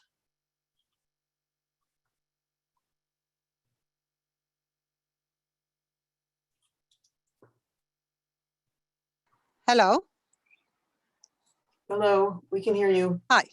Yeah, okay. So I just want to say, I'm very uncomfortable with the no-show test, with it being done in the nose. There should be a way that all the kids should have the option of doing it with a spit test. If you have a virus, it's not just in your nose, it's in your mouth too. So there's no reason for it to be in your nose. And the spit tests will work just as fine. Both my children very easily get nosebleeds, and I don't want anything up there, going up in their nose to aggravate that. I have problems with this without this testing being done. And, like if you go to the doctor's office, all you need to do to walk into the office is check your temperature. So why can't that be enough to go to school? If you're sick, and if you're sick, you stay home. So I don't think that what is being put up is not fair, and we haven't had enough warning about exactly what's going on.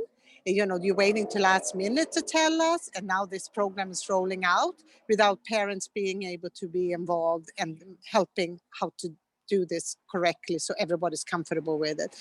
This is going to be stressful. It's going to make the kids not feel good about themselves having to test, and I'm not happy with it, and that's all I have to say. Thank you. Maria Loya, Chris Lefebvre, and then Jane Rainsford. Hello.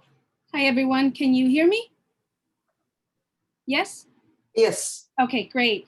Well, I appreciate, first of all, I want to state that I appreciate the effort that the school board and the superintendent is doing in protecting our students and staff. However, it's important that you provide parents a reasonable amount of time for parents to review your COVID surveillance program and allow us time to make informed decisions. You all rushed it without proper discussion and public input. Getting our consent to have our children tested on a weekly basis, even though they might not exhibit any symptoms, is a big decision for many parents, including me. I'm concerned with the PCR test. I'm concerned with the chemicals contained in the swab.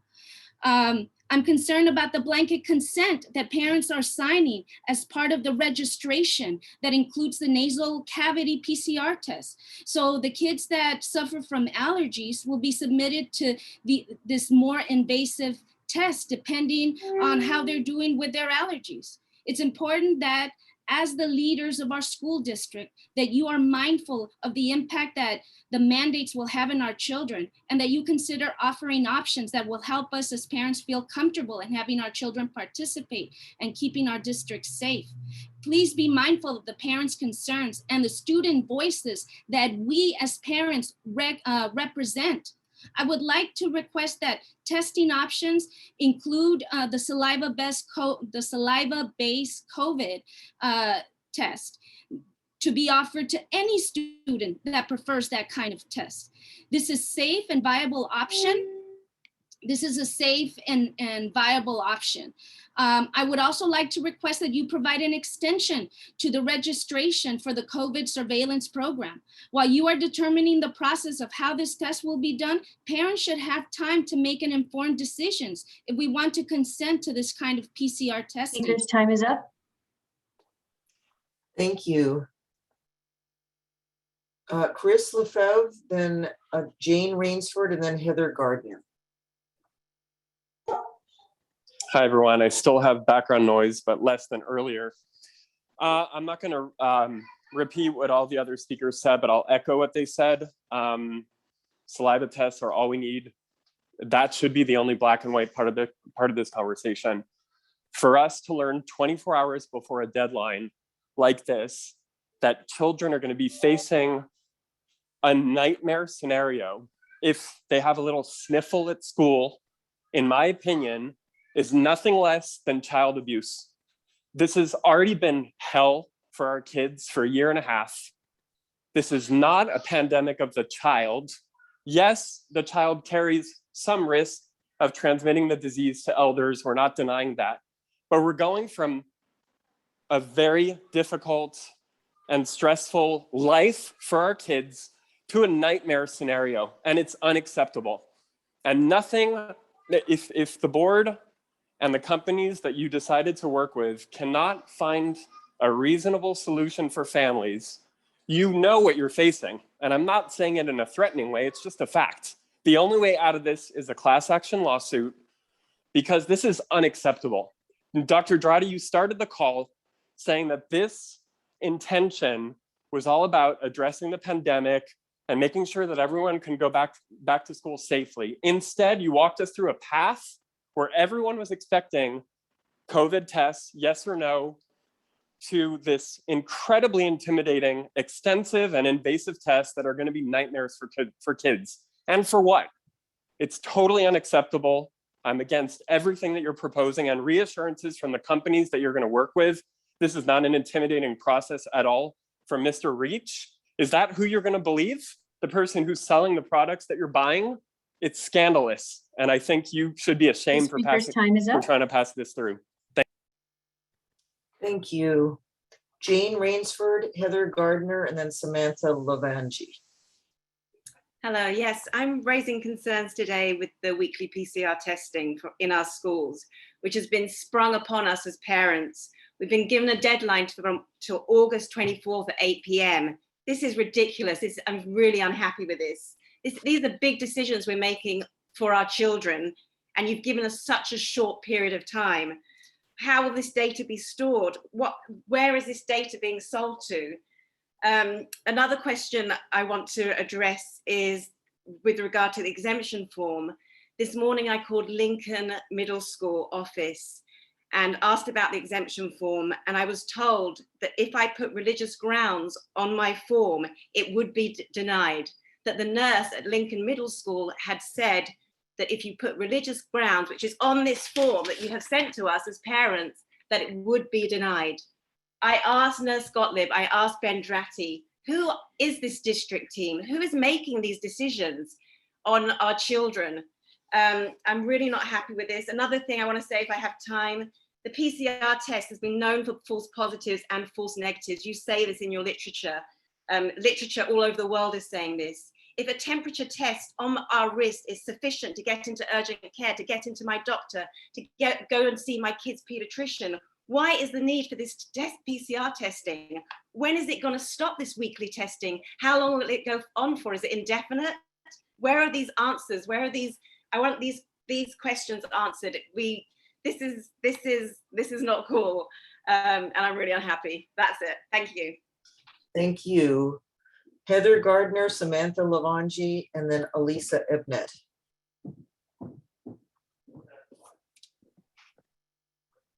Hello, thank you all so much for your time. I appreciate all the efforts given towards this topic. And I know there's been hours and hours of work given by many of you, so I appreciate that. I am a Malibu mother, and I've lived in the community for over 20 years. I am vaccinated, and there is clearly a lot of concern by parents that this is not the right time to be signing and having a deadline to sign this kind of a consent form when there are questions still that are not answered. And there are a lot of, there's a lot of uncertainty on your guys' end. I do not feel confident in, I feel pretty good about some of the answers in allowing the parents to be there and to be consulted before the deep nasal test is happening. However, I still do not feel confident registering my son for being tested at Malibu Middle School, which is required by me by tomorrow evening, when these have the consent form clearly needs to be rewritten so that we are not consenting to the deep nasal form, the deep nasal test, that we can go do that and consent later. And so I don't think it's fair for us to be asked to sign that if it has not been rewritten. And there was a lot of stress today regarding the blood work information that was put on that. And it caused a lot of hours of emails and texting and concern by parents. And this needs to be done in a more professional manner if possible. And please resend once it is revised and questions are answered and decisions have been made and agreed upon, please send us a revised registration form and a consent form to sign and agree to, because we won't be able to do that until that has happened. And that is, there are a lot of people that are behind me on that agree. I'm speaking for The speaker's time is up. A lot of mothers and fathers out there. Thank you. Samantha Lavangi and Elisa Ebnet, and then Berenice Onofre.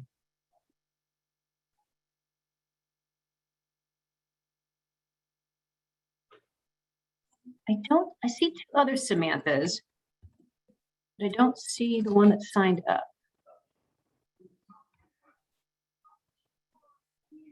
Okay, then let's hold that one and look for her later.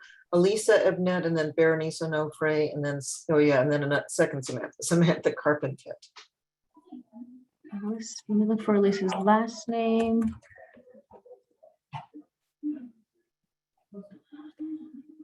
Hold on.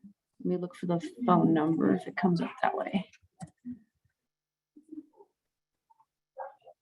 I don't see a Lisa. Let me look for Berenice. I do see Berenice.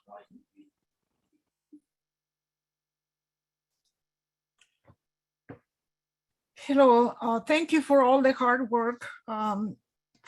This is a major item on medical practice, was not discussed as an item. They didn't have an item discussion for the policies and procedures, training and safety issues. I recommend the board do not approve the contracts because parents should have the right to choose where the child can have the test. The screening test should be a saliva test. The question why administration and other staff have access to students' medical records is questionable. Parents can show the test, the picture of the results in their cell phones. They have been doing that. Contact tracing is confidential. Please do not take the children's rights of public education by forcing them to have all kinds of procedures. I am concerned with both medical offices for sending the blanket consent. I don't see them having the legal and ethical consideration of an informed consent. Thank you. Thank you. Samantha Carpenter, Joanna Elliott, and then Isabel Hagberg. Hi, my name is Samantha Carpenter. I'm the RN. I'm the director of nursing for a COVID vaccine and testing company. I'm very familiar with all the different types of testing, vaccines, this whole topic. I am not against testing, and I want to make that sure. I'm not against it at all. What I am against is a number of the details of this process that have been set forth thus far. So my first concern is why we're not using an oral test instead of the nasal swab. Personally, my children are 5 and 7 years old. They've had to take tests in the past. It's traumatic for kids at this age, regardless of how easy you want to make it sound. Oral tests should be the only way forward, and we shouldn't have to consent to anything except that simple, basic COVID test. This is a school. It is not a medical institution. Testing should not be occurring during school time, taking away from precious classroom time. These kids have lost so much in the past year and a half, and we're going to pull them out of class to go and do testing with classes of 20 to 30 kids. It's going to take forever. Doing so before school or after school allows parents a better opportunity to be present for this also. Having a sign off on nasopharyngeal testing for symptomatic children that's not only testing for COVID, but also many other diseases is not something I can get on board with. So what happens if our kids test positive for something else? Are they now banned from school for some arbitrary isolation time frame that doesn't exist or we don't have any guidance on? Another concern is the access to our children's medical records for this testing. Why is this information being sent directly to the district as raw, identifiable personal health information versus only a pass-fail result? And parents don't get access to this? How are we meant to audit what is being done and when and what those results say? How are we meant to trust that when you tell us our kids have a positive, that when we aren't seeing any of the other data? Lastly is regarding the insurance. We don't know what this next year will look like and how insurance policies could change in regards to what will and won't be covered. This could potentially affect our personal insurance down the road to be doing regular asymptomatic testing that doesn't warrant a medical need. It's naive not to consider this. What's the exit strategy for this testing? The parameters we need to meet in the community. Time is up. Stop having to do these tests. Thank you. Thank you. Joanna Elliott, Isabel Hagberg, and Rui Israel.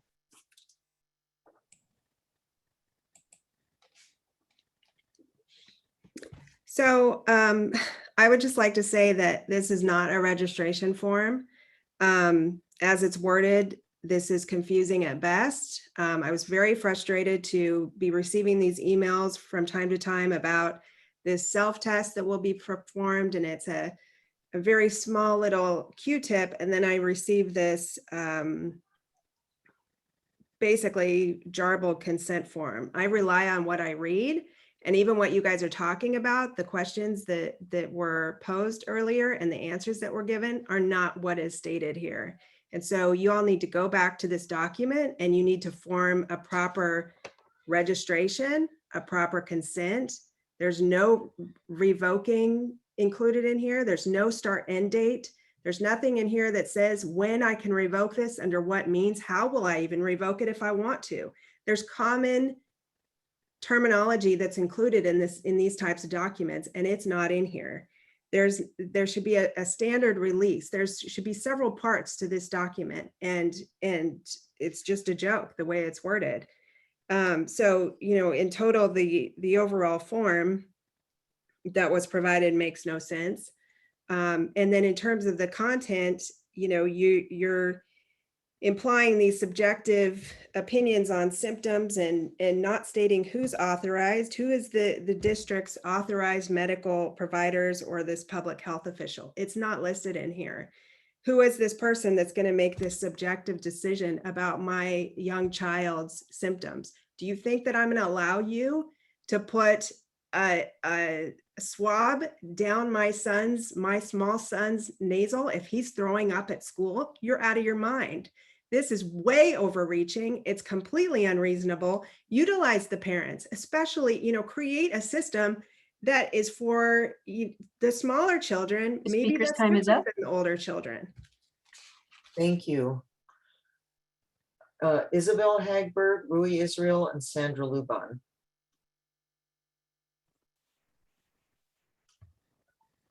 I don't see Isabel. Let's look for Rui. Oh, there's Rui. Hi, good evening. This district really needs to be embarrassed for what they put before the parents. The timing on this is reprehensible. You want us to sign a consent? You don't even know what's in the forms. LAUSD is doing testing. They're not asking for parents' insurance information. You're going to sit here and tell me that our premiums aren't going to be raised? I mean, that's just the biggest crock of what I've ever heard. The California Constitution guarantees a free public education. By telling me to give you my insurance information, a service I pay for, and you're going to bill my insurance, that's a charge, and that's unconstitutional. You've done so many illegal things in the past couple of weeks. Let's talk about that video you guys put out. That was another illegal thing that this district did against the education code. Do you want to talk about that? I know you don't have general public comment today because you're not going to do it. And that's just another, failure of this district. You don't want to hear from the parents because you know you're doing illegal things here. That's all I have to say. Thank you. Sandra Luban, Erica Leslie, Maritza Vasquez.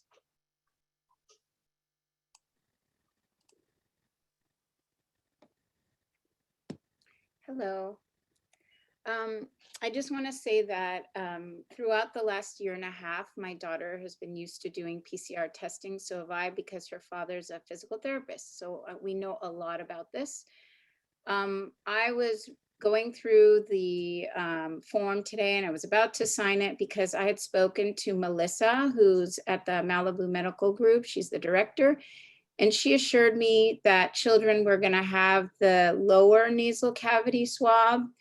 And so my questions are for Nurse Barrett. What's really confusing to me is every nurse that I've ever spoken to says that children should not have the upper nasal cavity swab and that there's no need for it. And what happens is children go and they blow their nose in a Kleenex and enough of the viral load will be on the lower nose nasal passage. So there's no reason. I don't know why you're saying, oh, it's a little uncomfortable. Oh, that's not acceptable. Every nurse in this city have been doing this for over a year and a half, and they don't do anything to the upper nasal cavity. That's very dangerous. And Mr. Miller, you said that it would be the lower nasal, and then we have Ms. Barrett saying, oh, well, we might have to go up into the upper nasal cavity, and that's very painful. So there's too much misinformation that now I'm not even going to sign it. I'm at the last page. I was about to sign it, but too many people are saying different things. I have the woman at Malibu Medical Group that says one thing, and so I'm trusting her, and she said that her staff will be on site. Now Ms. Barrett is saying, or Nurse Barrett is saying that they're not going to be on site, that you guys are going to train people. And who are those people? It's so hard to gain trust when there's so many different stories. I was ready to go ahead and do this, but now I'm like, I don't even know what I'm signing. I don't even know what you're doing. I mean, we need clarity. The second thing is I would like for your teachers to be sensitive. You know, if a child sneezes and they say, okay, go to the office and get tested, what happens at recess and lunch? Oh, Mary has Speaker's COVID. time is up. Don't play with her. So they need to respect that. Thank you. Erica Leslie, Maritza Vasquez, and then Tasha Buccioni. Let me see. I don't see Erica. Let me search by last name. I think she's, do you have EL or something? I feel like she's somehow. Oh, I do have EO. Yes, thank you.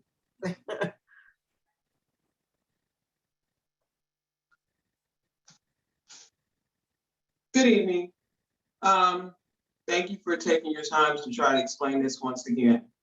This is really simple. I know a lot of parents are irate, but it's real simple. We're in the middle of a pandemic. I would prefer to have testing done on the children so that we know for sure that our children are safe. This is not the ideal situation. It's not what any of us would prefer or any of us have planned. I commend each one of you board members and the teachers and staff because you're doing the best that you can. This is not something that we could have possibly ever have planned for. This is unforeseen. This is never anything we've ever seen in our lifetimes. But just keep doing the testing to keep our children safe. I'd rather have my child come home than have my child in the hospital on an intubator. I think it's utterly ridiculous that our parents are calling in, refusing to test. Keep your children at home. Let's be real simple about it. Keep your children at home or take them to school and let them get tested. Either or. Thank you. Thank you. Maritza Vasquez, Tasha Buccioni, and then Angela Scott.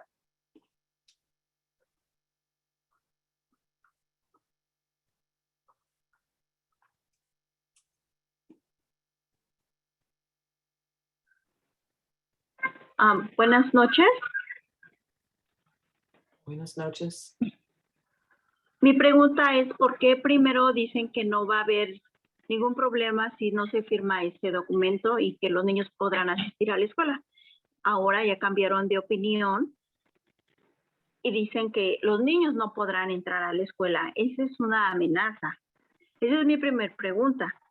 Mi segunda pregunta es, yo tengo dos niños, mi niña tiene alergias, el niño tiene asma y él constantemente le sale sangre de la nariz. Si le introducen el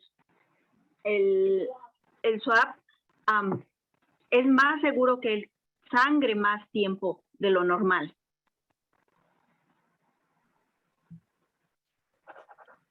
Por eso es que yo no estoy de acuerdo en firmar ese contrato. Yo sé que es por seguridad de todos, pero en eso tenían que haber pensado antes de iniciar clases personales.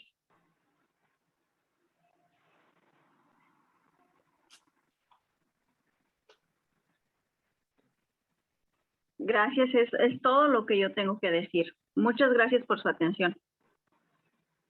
Thank you. Tasha Buccioni, Angela Scott, and then Human Hamadi.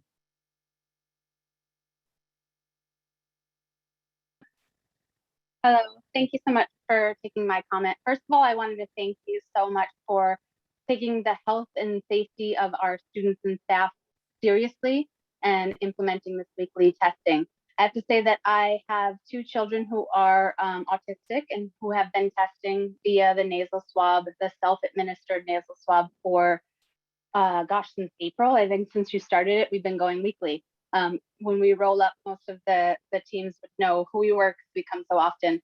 And knowing that my children who have sensory needs were able to do, or sensory issues, were able to do the nasal swabs without any problem. I just wanted to reiterate to anyone who might have children who also have sensory issues that it's most likely going to be easier than you expect. The team is compassionate and caring, and they will do whatever they can to help your children administer this self swab. It's low. It's not painful. It's not the one that's back in the far back. And from what I've heard, it sounds like anyone who does have an issue will be offered the spit, the mouth swab. So again, I just wanted to say from our experience with two small children, my son is 5 and my daughter is 8, and they've both been able to self-administer without a problem on a weekly basis. So thank you so much for taking our health and safety seriously. Thank you. Angela Scott, Human Hamadi, and then Melissa Solano. Hi, good evening, Dr. Girardi and school board members. Thank you for taking the time to really keep our children's safety as our primary concern and implement testing. I'm speaking as a parent of a child who's immunocompromised and also someone who has lost family members and friends as a result of COVID-19.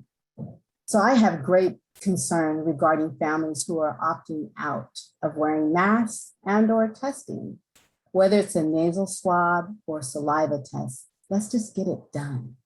If not for your own children, do it for the kids and the families who are most vulnerable. You know what happens if that vulnerable child contracts COVID? I do. They'll go from the home nebulizer to the hospital ventilator, and then they may not go back home. That's a big difference. That's a life or death difference. Some children are not that resilient. So I wish you all would not say that anymore. And guess what? I'm not going to test and see if my child is resilient. And I'm sure you don't want to do that at the end of the day. So like others are just saying, let's just keep our children safe. I understand the concerns of families who's worried about the testing methodology, but we have to do something. We have to keep all children safe. Thank you. Thank you. Human Hamadi, Melissa Solano, Sabrine Yurgis.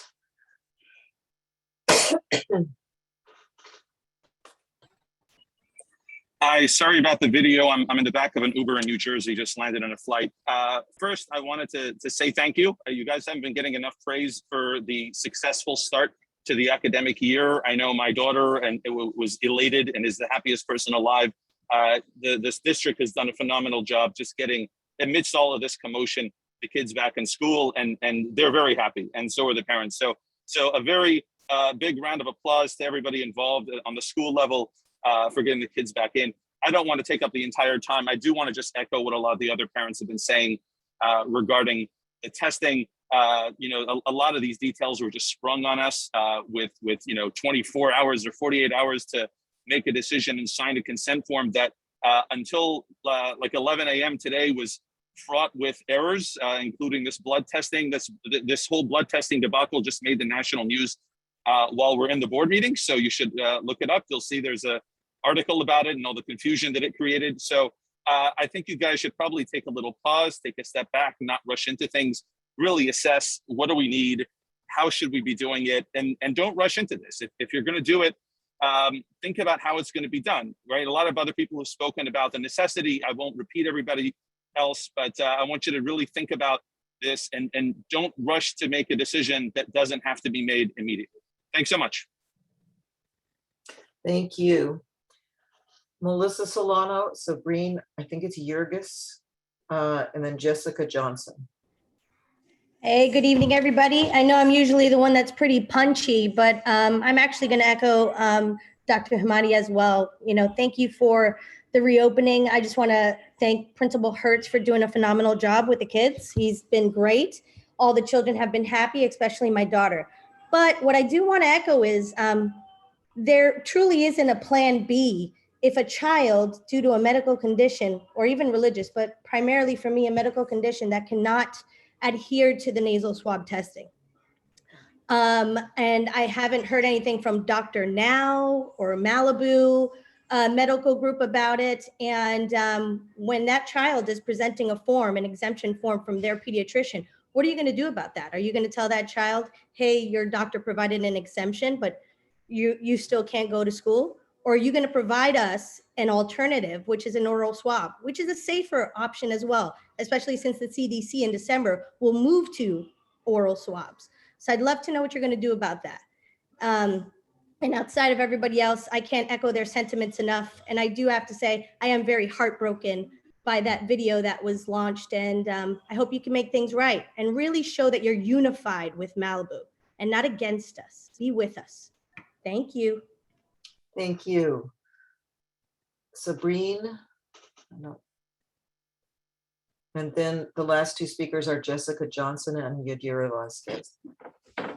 Hi, good evening. I just want to say that I understand that you guys are going to be doing the salvia test. What I'm not understanding is why can't a kit be sent home with the student to do it at home, away from everybody else, and then just send that in the morning. Another thing is they're talking about, oh, if a child sneezes or sniffles or anything, or if you don't know if it's allergies or whatever it is, they're going to be sent to the nurse's office. That's just going to start causing bullying. Students are going to be like, oh, well, you sneeze, you have COVID, you have COVID. You know, that's just completely unacceptable. And the fact that like, this is literally abuse. Every single week, they're going to be subjected to this. I mean, do you guys even have kids your own? Would you be doing this to them as well? It's just ridiculous. I'm sorry, but I will not be submitting any kind of consent to any kind of testing for the district. Thank you. Jessica Johnson, Yadira Vasquez.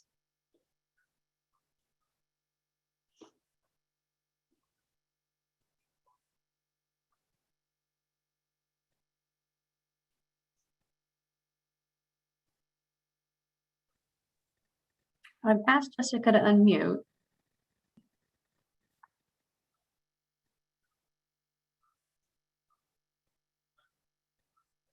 She does not seem to, oh wait, nope, she's not. Okay, let me try Yadira.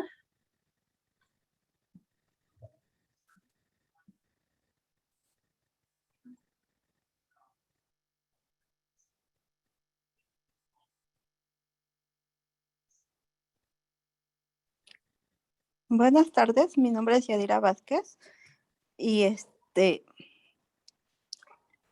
yo entiendo que están haciendo todo el esfuerzo porque nuestros hijos estén bien y pues estoy segura que la intención de ustedes es que nuestros hijos estén a salvo de todo, tanto nuestros hijos como el personal, pero el correo electrónico que nos mandaron, primero nos están como acosando y amenazando de que si nuestros hijos no se hacen esa prueba, ellos no podrán asistir a la escuela o no podrán entrar a la escuela.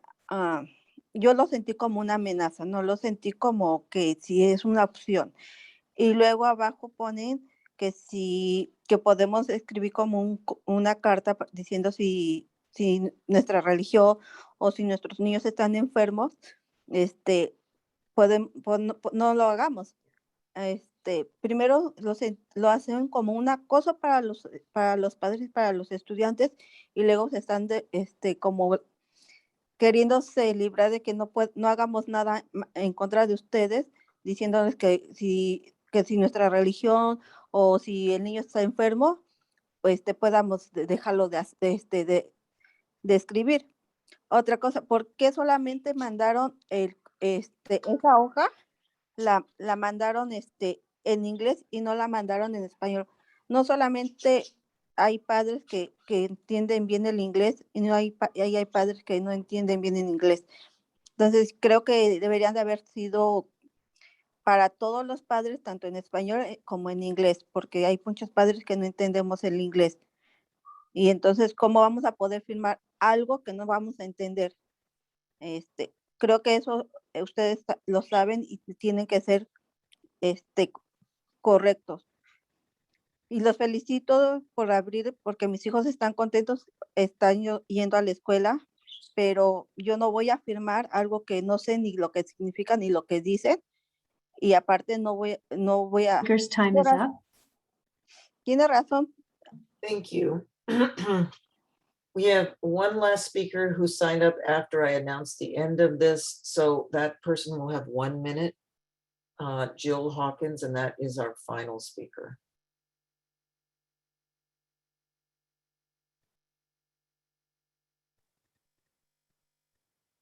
Hi, can you hear me?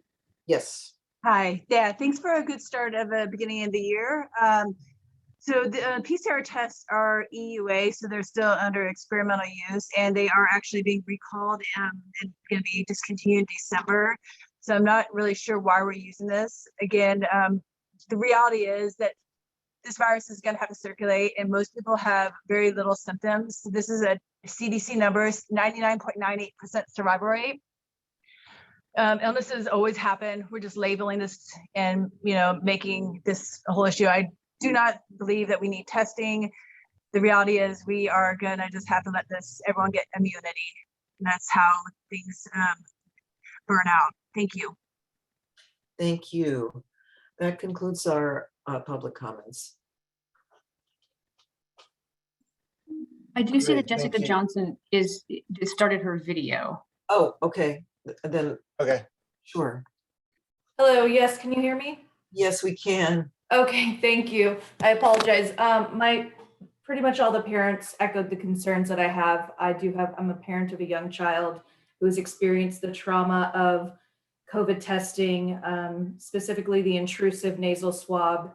And it's very concerning that we would get such a short window of time to make such an impactful and potentially detrimental decision health-wise, right? Because the last COVID testing my child has, they drew blood. It was very traumatic. Every time my child goes to the doctor, she thinks she's going to get a shot.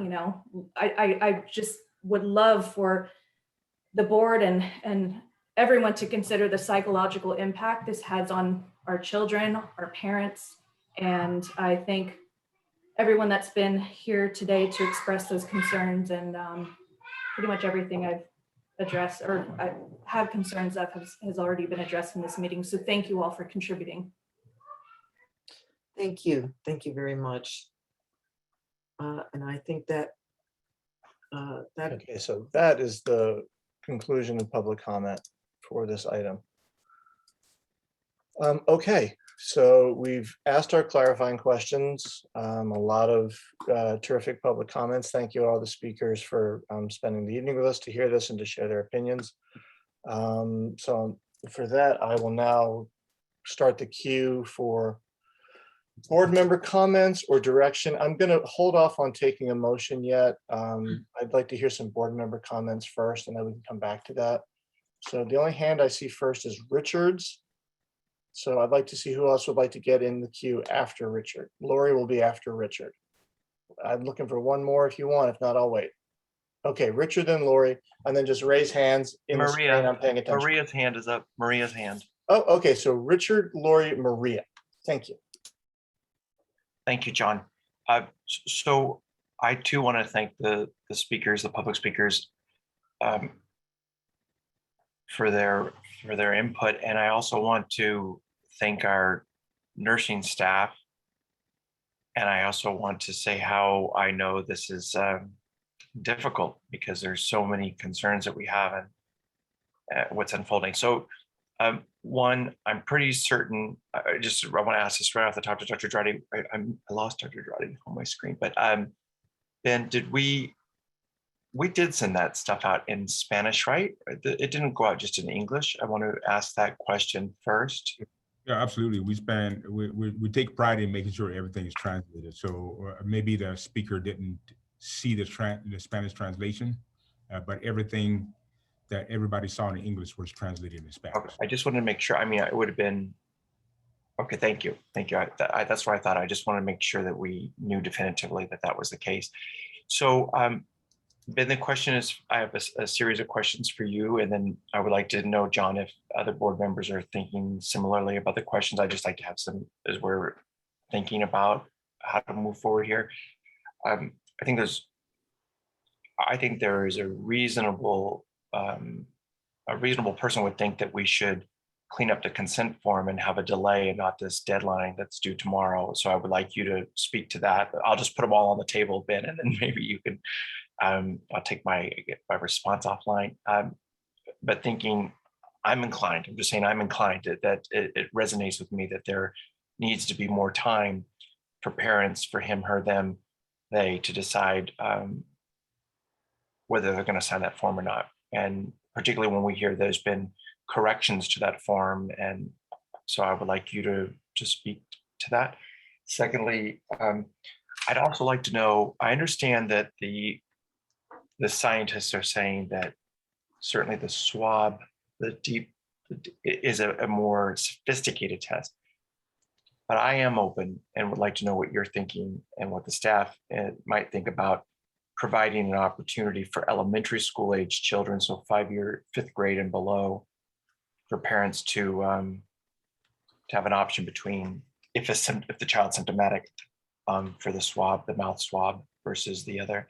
I do think that we need to maybe give some delay, because I mean, I'm open to talking to this about this with you and our colleagues, my colleagues on the board, about this idea of saying and making it clear to people, right, that this two-step consent that Craig spoke of in a clarifying question, and what I was trying to get at with regards to making sure that a parent could be present.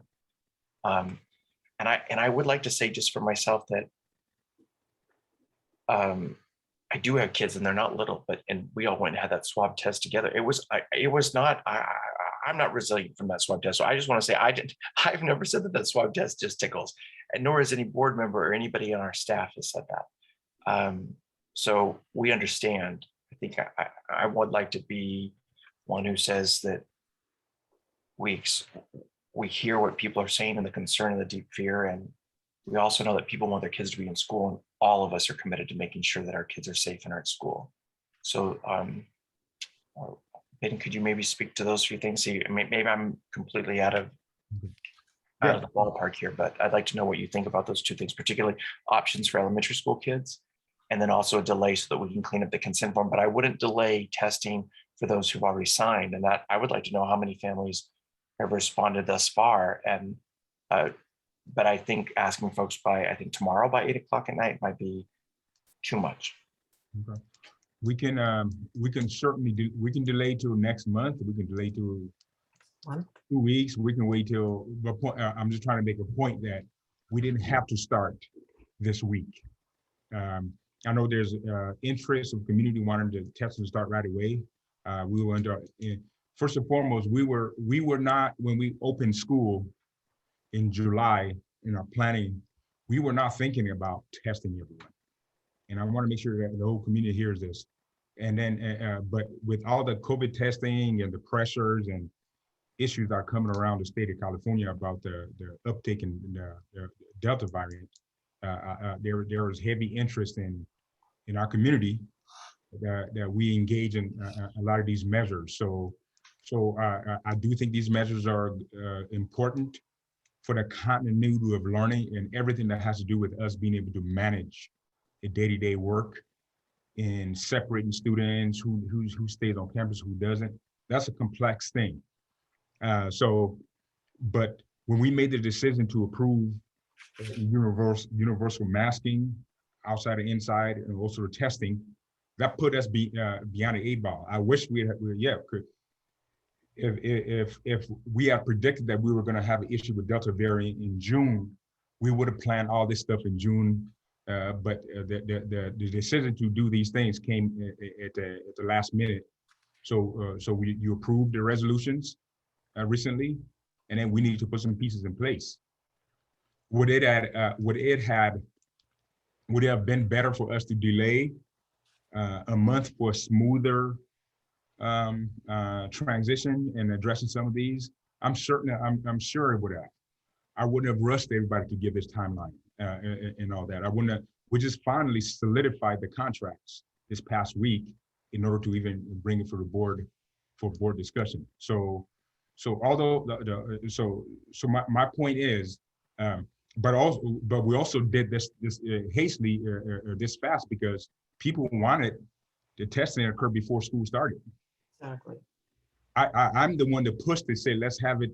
I can't do it next week. I don't have the contracts ready. Let's have it till, and the most I can get out of at least the information I was receiving was, well, at least you can start it by this upcoming week. And that's what, but if you were to tell me next month, in fact, yeah, that takes the pressure off the organization of it and communication aspect. We can spend our time doing it, but I also know that not having that information causes another issue, which is the day-to-day just operations on our site. And I don't know how long I can hang on to my nurses in the way they're able to work. They're working weekends, they're working contact tracing. We get calls almost every day about who's coughing, who's not, and who's in. And so all those decisions have to we have to go through the decision tree to actually even maintain school. That part, if wouldn't make it easier, it would be harder, but we can certainly try to muddle our way through it. But the point is, it'll be up to us. If you tell me we can start this week, we can roll out and do it. But in order to do a testing this week, I needed to get people registered. I need to get people registered. And but if that's an issue, so long as everybody's okay with that, we're not going to test this week. We're going to test whenever we get started. We can certainly delay that.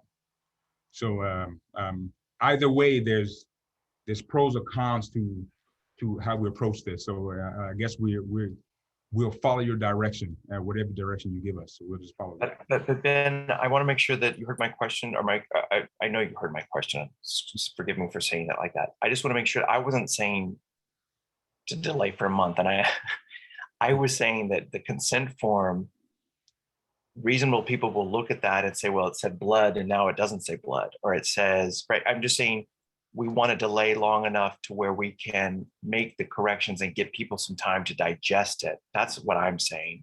Okay. I think reasonable people need to be able to read the consent form, to have it cleaned up, to have some more information. And so I think it should start as soon as we could do that. And that's what I was just asking. I was not asking for weeks or months. No, I get it. I'm just using that as a range. Next week, the following week, a month from now. I'm saying that we can do that. We can do that. Either way, I need people to register. Okay. Either way, I need people to register. So now let's just say only 50% of the population registered and half the other half didn't. Is it going to be okay for us to test 50% and not the other 50%? I don't know how people are going to feel about that. But that's an option. Or do we want 100% of the people? And if that's the case, then yeah, we're going to need everybody to register to get 100% of the people to test. So I guess I need direction on which way to go with this. We can certainly do the cleanup and address these concerns. It buys more time to do that. But like I said, the timetable has to change at that point then, and when we start the testing process. And then what about the second part of my question about the option for elementary school children and preschool children? Yeah, we can. We already have, based on our knowledge. Let me back off by saying that we've been doing the nasal swabs all year, all throughout last year. All of our athletes was getting tested almost twice a week. Our special education students and so many others were getting tested, although it was voluntary. We did it, and that's how our nurses found that these tests can happen, not in an intrusive way, but in a safe way. The spit test, the saliva test, we can certainly try to do that. We know that it takes up. It's not as simple as people think. You have to collect a lot of saliva for that test, and I'll have Nurse Barrett talk to that. But us scaling that to the number of students we have in elementary, we'll have to look at the capability of that. I will need to talk to the people who are administering the test, how efficient we can be with. So I would want to just again clarify, and then I'll be quiet, John and Dr. Truddy. I just want to clarify what I was suggesting and asking. Is it a parent of a child pre-K through 5th grade, he, she, they could opt for a swab in the mouth rather than a nasal swab? I wasn't suggesting to be wholesale. The default would be, as your nursing staff and the experts have provided as a part, but I would want to know, could the contract be amended to where we would say clearly we're going to allow for this choice, right? That there's a default position, which is to use the nasal swab. But if a mother, father, person, guardian says, I prefer the other for my elementary school or pre-elementary, that's what I was asking. I wasn't asking. Yeah, that option is already there. And if we want to make it more clear, I mean, I think Nurse Barrett spoke to that a little bit. If I may, yeah. I would like to clarify, as of right now, the way that we have it set up is that the parent would not be able to opt for the oral route, which was really a saliva collection. It's not really an oral swab. When you're speaking about an oral, it would be an oral pharyngeal, and then your talking about further back, which I don't think anybody is interested in for their younger children. As of right now, it would be identified as this child necessitates it because of medical issue or disability, that it be an alternate route, whether that's identified by the parent, outside healthcare provider, or one of our staff, or one of the company staff that's coming in. There is a potential after further discussion that it could be opened up at some of the sites. However, not both companies are able to do that. So it would have to be given to the companies that, and right now that is the way we allocated it, is the company that has the capability of doing that has our youngest and generally more medically fragile individuals that we thought might need that accommodation. That's part of why we chose to allocate it that way. So with some discussion, it could be possible to do that. That collection does take a little bit longer than a nasal and is a little bit less accurate. Not things that we are against considering, but so the option is potentially there. I'll put it that way.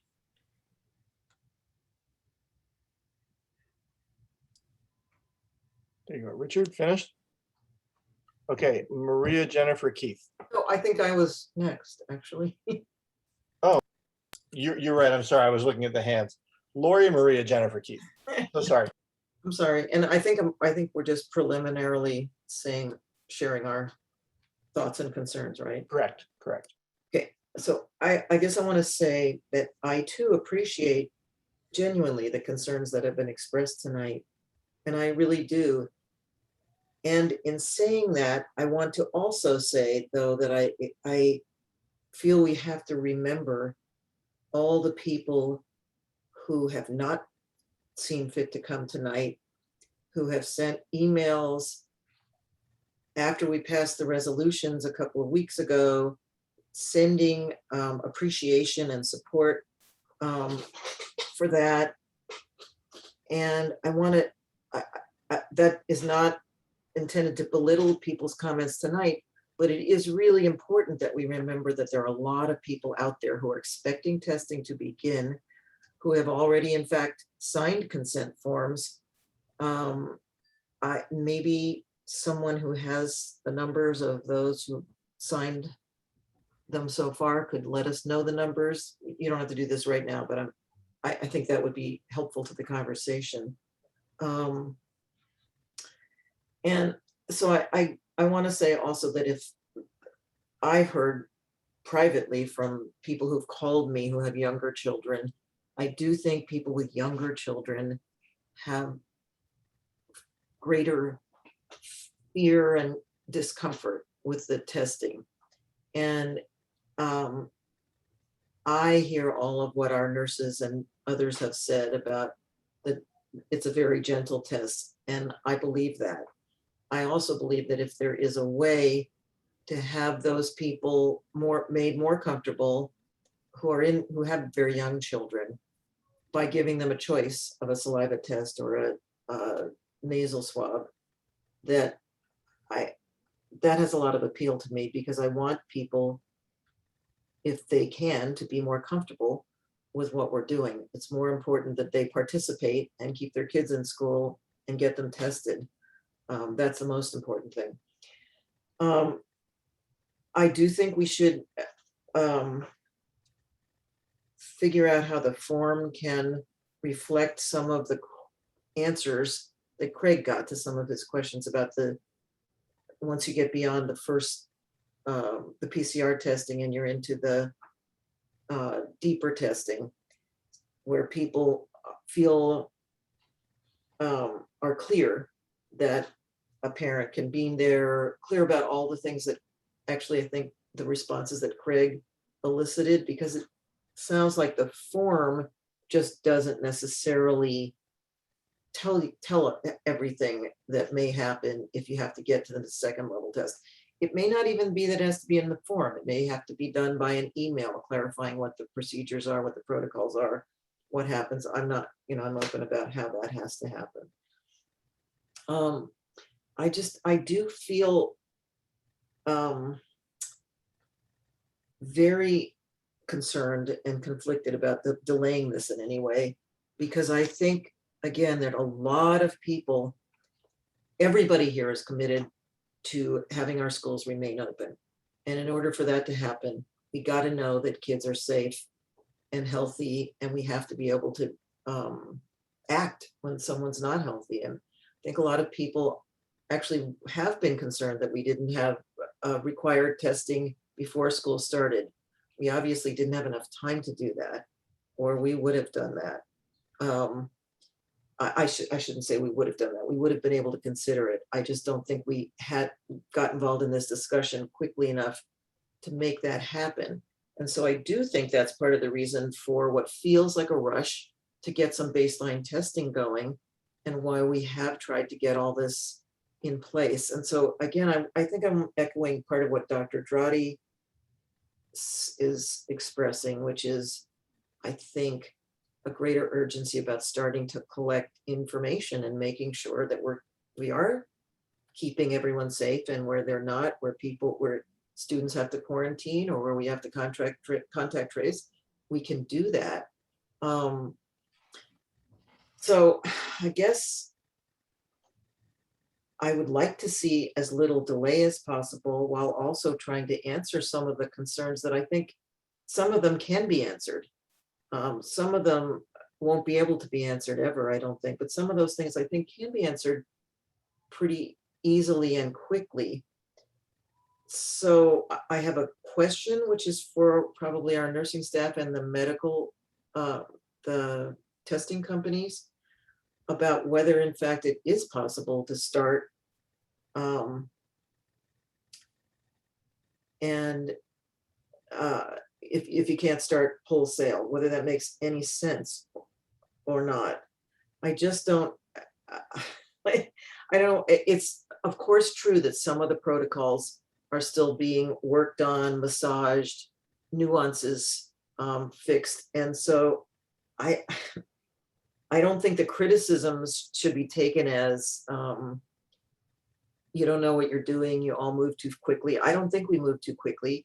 It's just that this is hard to get in place, and some of it is going to have to be improved as we go.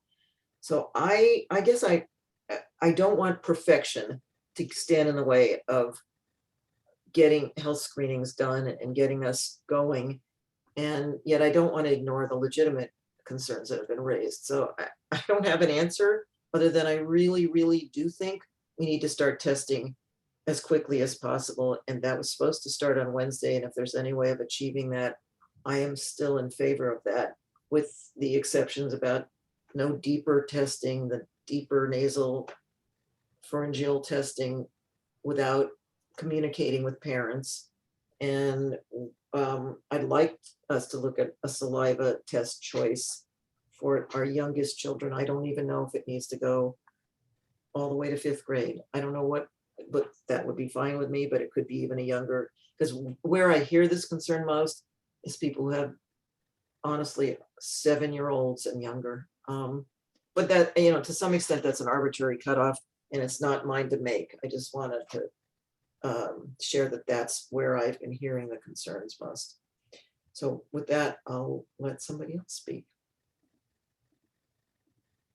Okay, do you want Nurse Gottlieb to try to answer that one question though? I mean, the question was, with the number of people who've signed up, whether it's 30, 35% or whoever of the population, could we start a testing protocol with that number, or is that too inefficient to really accomplish anything? Yeah, I do it, but I also want to remind us that these forms, when did the forms go out? A day ago? Yesterday. The forms went out yesterday. And so the response we have already is not insignificant. It's very significant in terms of numbers. I think those numbers need to be shared. That's in 24 hours, or maybe less. So we just have to be cognizant of all these things as we're making decisions. I am waiting on numbers from one of the companies, but remember the district is kind of split between the two. So one of them has had approximately 34% of people that they're supposed to be testing respond, looking about 1,700 responses, affirmative responses in the last 24 hours. And I think that it's reasonable that we could start with that amount. It might adjust some of the on the ground aspects of how it will be conducted, but it's doable. Well, presumably, if you have another 24, you have more than 24 hours before Wednesday rolls around. So presumably we'd get more response by then too. So let me kind of express why we put a deadline. Just like in any, we knew that we would extend it. Just like the independent study sign-ups, we ended up extending it. But at some point, you gotta put there to try to get people to sign up. We knew that after this meeting and that we were going to extend even beyond that Wednesday, but to try to our aspirational goal of trying to get in a place where we can get a high majority of our students tested this week required us putting some kind of a deadline so we can execute. But if it's 50%, like it's looking like right now, we have about 50% people, 40 to 50% signed up. We can certainly split that. It just won't be a blanket, everybody is tested. But perhaps we use this as an opportunity to continue to educate, demonstrate, maybe get some testimonials from students that have done it to express how it's done. So and treat it as a pilot, I guess, as we move forward. I just want to finish, since you just both gave some numbers and some thought to this. I did not consider the deadline to be an aspirational deadline, and I don't think honestly that a lot of parents did. I think they thought that was real and that we were seriously committed to beginning testing this week. Yeah, preferably Wednesday. Yeah. So and we started school last Thursday, so I just don't want to.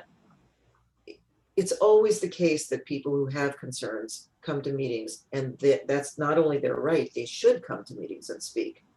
But it also is the responsibility of the people who make decisions to know and to be aware of all the people who didn't come here and what their views were. And obviously, a lot of them have already signed consent forms because they're expecting their kids and other kids to be tested. So I'm not trying to sound like an insensitive jerk, but I am saying that the Delta variant isn't waiting for us to perfect our system. So I just think we ought to really figure out what we're ready to do when, and do it as quickly as possible, while addressing everything that is possible to address, that makes sense to address, and recognizing that some things can't be, because some people are not going to be comfortable with this, although we should do our best to make them comfortable. So I'm finished. Thanks, Lori. Maria, Jennifer, and then Keith. Yes, well, just to kind of follow up, my main concern too is the fact that we only had like a 48-hour rollout of this. And I'm glad that some of the parents have signed.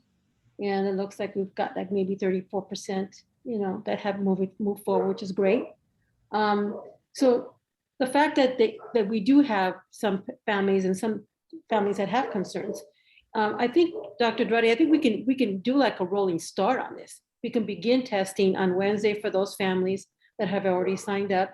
And I think it might be, how can I say, the conversations that probably families will have once some of the families start testing, just the conversation that will be had amongst the families, might, convince other families that the process is okay. And so those conversations have to be had, and because we haven't really had that, those conversations haven't been had at all. The only other thing though is that Richard did bring up the whole thing of the consent form. So that consent form, there has to be, for me, I wouldn't feel comfortable even, sending it out any more further for signatures unless those changes have been made. And one of those, in terms of just to clean it up in any of the discussions that we as a board have tonight and make decisions, that whatever those decisions be included in that consent form, so it's cleaned up, so it's ready to move forward. I know families have already signed it. For those families that are having questions about it, we just need to make it clarify all the specific issues that were wrong on that, so that they're cleaned up. And so, there isn't, hopefully it's not thought of as an afterthought that, yeah, there's certain things were forgotten, but we're cleaning it up now. That's what we're having this discussion tonight to make sure. And it may be that after tonight, there may be other issues that might still be changed, but those can always be changed. I'm hoping it's a fluid enough that we can make those changes as they move forward. And again, it all depends upon how the rollout starts with those kids that are getting tested, and families having more questions, or families that say no but may say yes, may say yes later.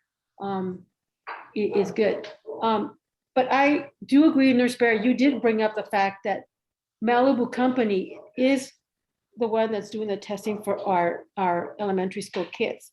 And maybe that right now their contract right now doesn't include a different form of collection of samples. But I wonder if we can have that discussion tonight to make those changes so that we can and make those recommendations for changes in their contract for our elementary school kids, so that for those that just are going to have a hard time, even no matter how invasive we think, you're going to include, a Q-tip in your nose. I mean, certain kids are not going to feel comfortable with it at all, just period.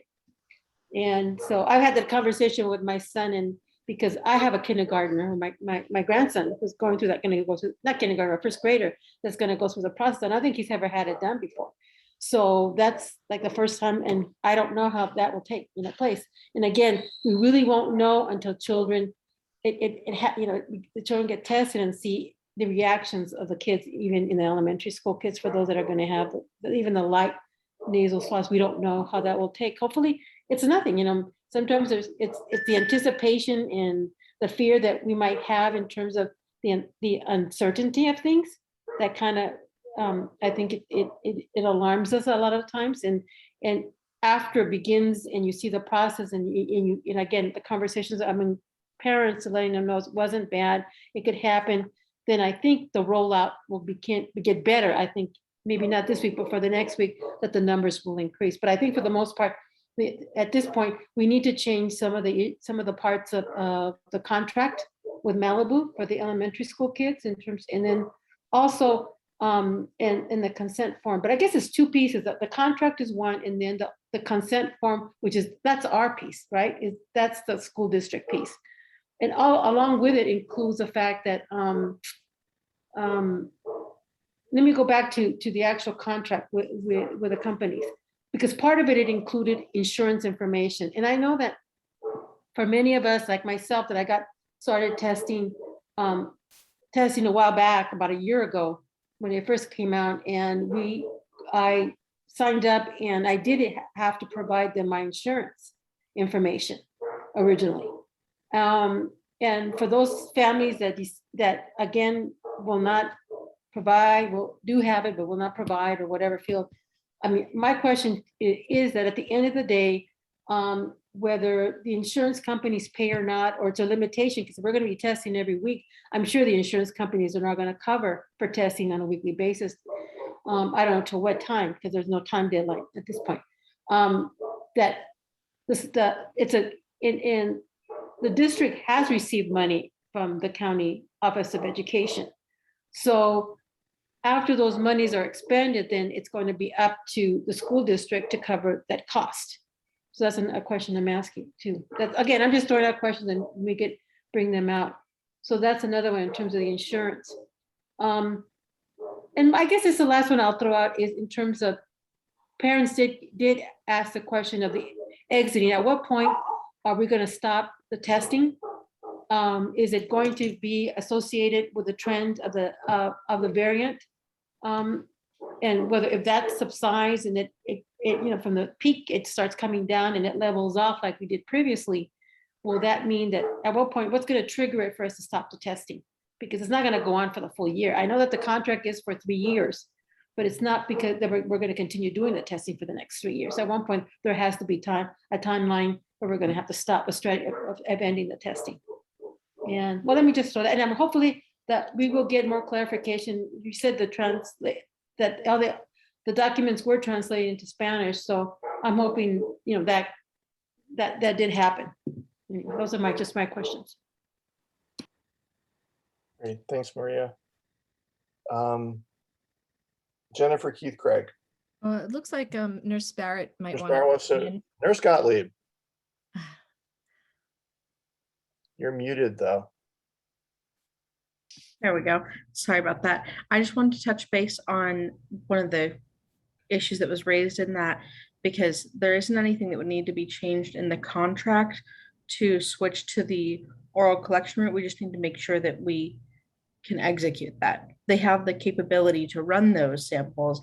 It's just a matter of, can we collect that style of sample, of specimen at that level across, you know, up to second grade, or whatever it is that is decided. So that would be the only discussion, but I don't think it would impact whether or not the board would approve that company, because they're willing to work with us on it. Great, thank you, Nurse Gottlieb. Jennifer Keith Craig.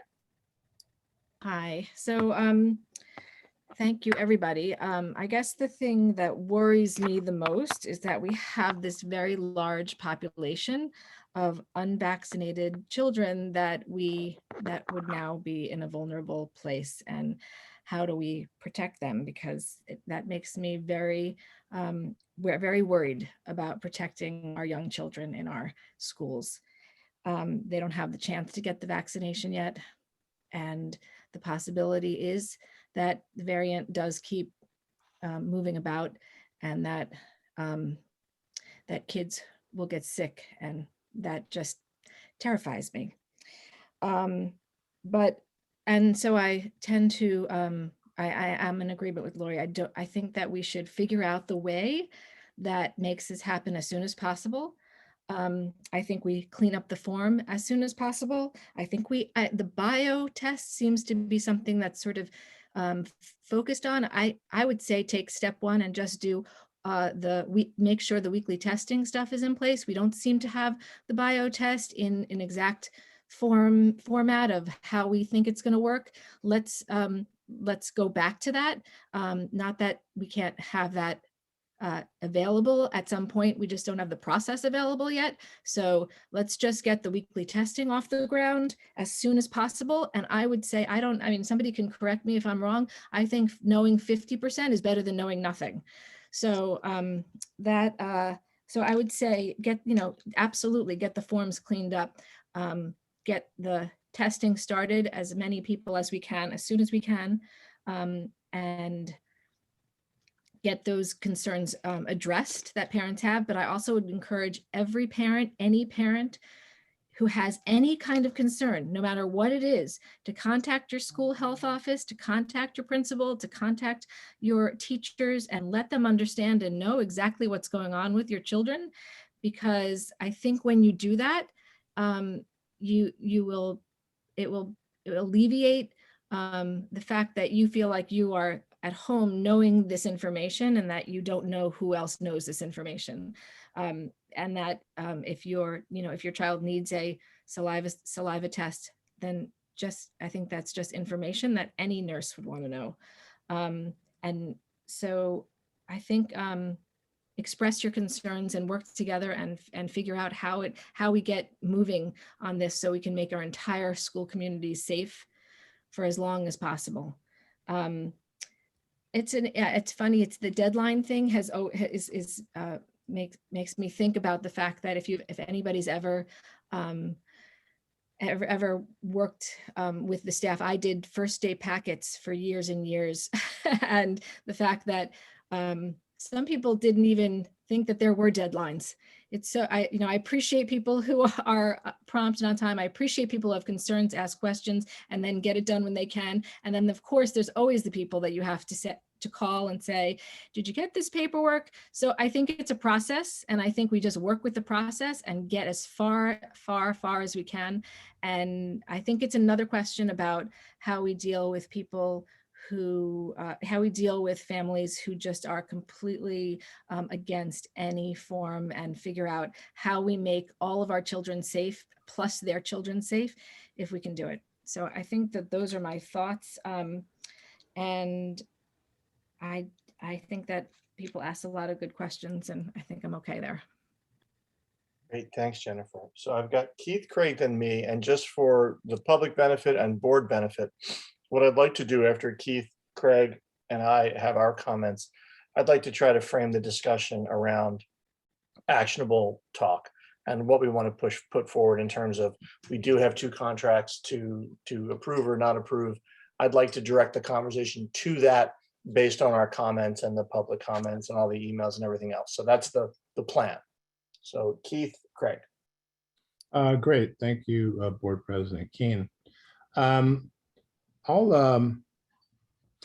kind of echo the sentiment of many of the folks here in the district family, from the nurses to administrators, as well as to the board members. To again, really share that there is a deep sensitivity to the parent concerns that they have for their children. And also for kids and student feelings in this manner.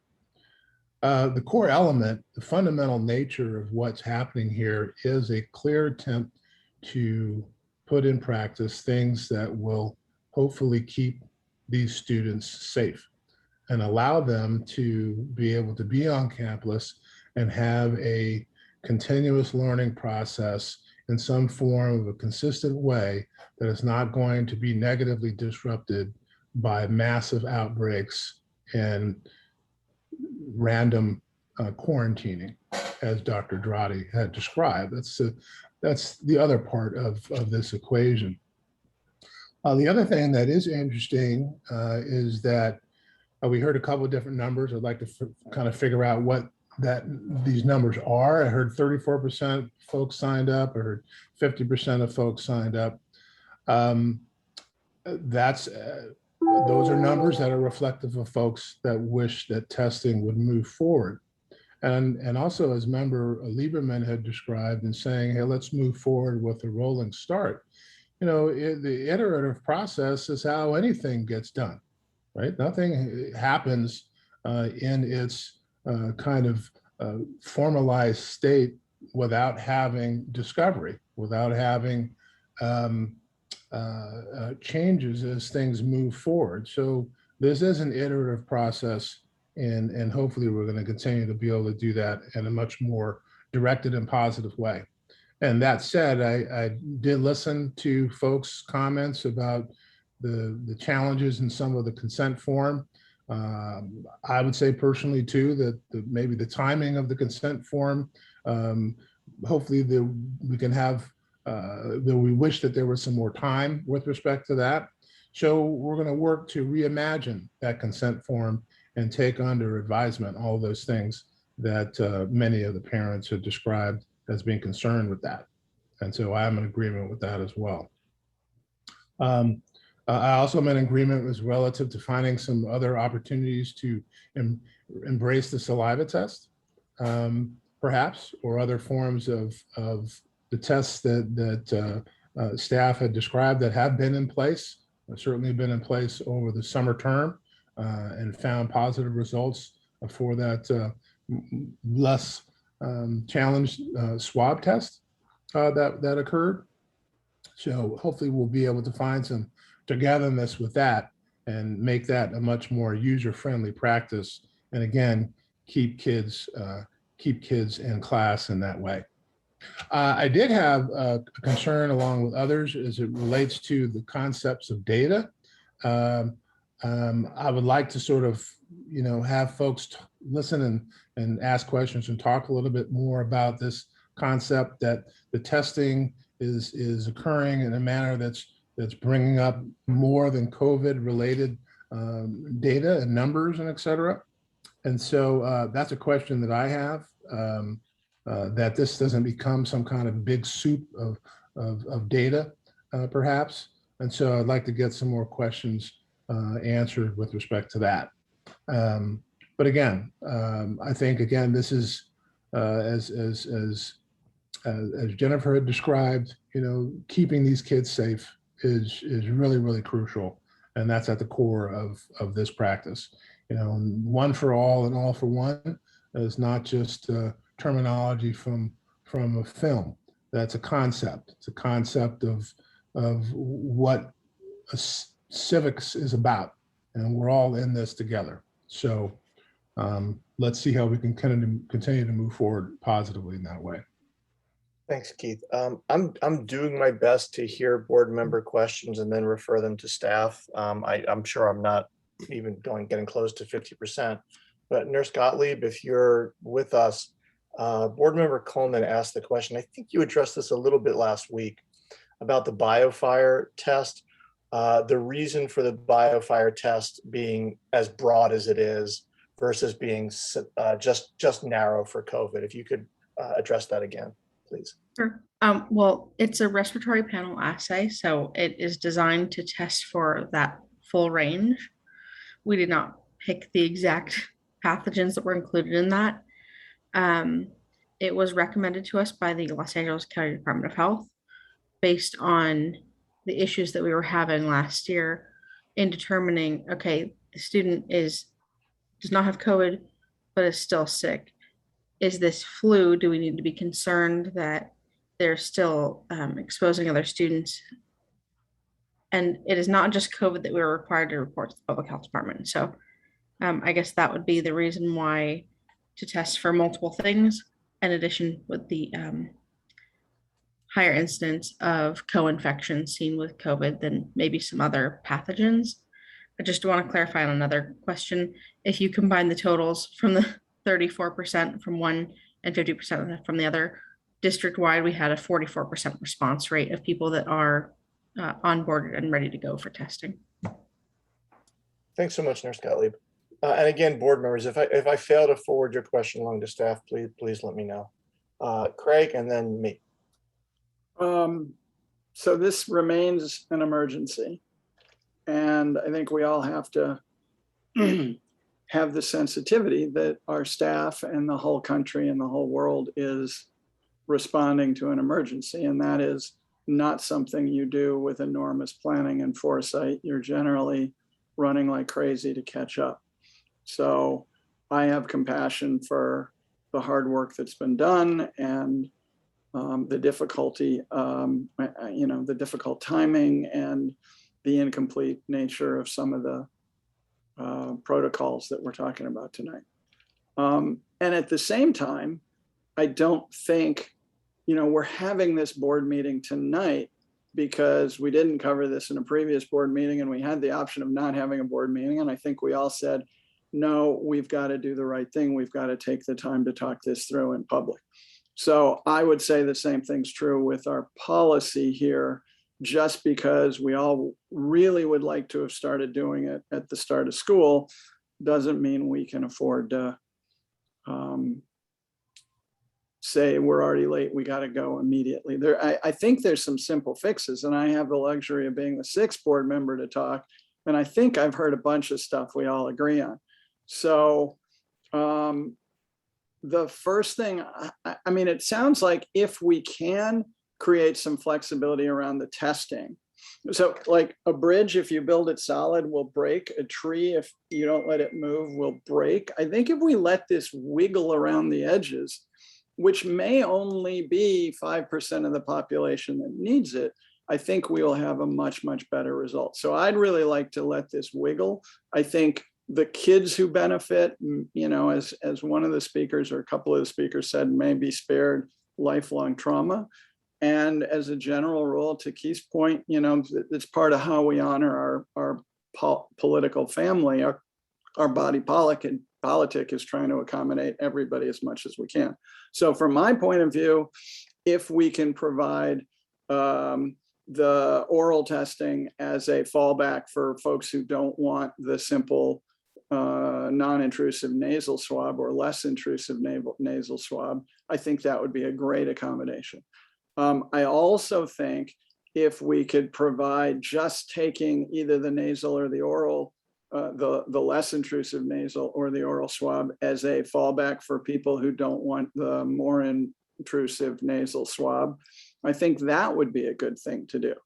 And in doing so, we would still be able to capture the data we need, and we do it in a way that accommodates our people who have most concern, but we don't have to bend all the tests and all the testing to meet the needs of, you know, the smaller percentage than the people who've already signed up and said, yes, they're fine with what they're doing. So I'd like to see those two exemptions allowed. I think we clearly have to redo the documents. And, you know, I would say to staff, you guys are dealing under enormous pressure and time constraints, and you've got a million things to do and you're shorthanded. And somehow we have to remember that we have a community that's very, very sensitive to both the documents themselves and to data privacy. And on the data, so we need to get those right, and we need to make our documents as narrow as they can be, but no narrower, out of respect to folks who are concerned about what the breadth of what they authorize. So we've certainly got to get the blood thing out of there. We've got to narrow it down and cover the things we've already discussed. My understanding is if this were just HIPAA and straight up medical stuff, I would be far less concerned. But my understanding is one of our two providers is part of a global enterprise, and they're collecting ISP data and all sorts of things that sound more like data mining than they sound like getting our COVID test done. And I don't mean that to accuse or malign anybody. It's a standard practice for larger companies. I just don't think, I think we need to get our act together as a district. I've said this before, I'm going to say it again. I think we need to have a data policy, and that data policy we hand to our vendors and say, this is the only things you're allowed to collect from our parents without specific independent authorization. Now, we don't have that policy now, but I would like to make sure that we tighten down the data pieces of these contracts as much as possible. So redo the contracts, allow the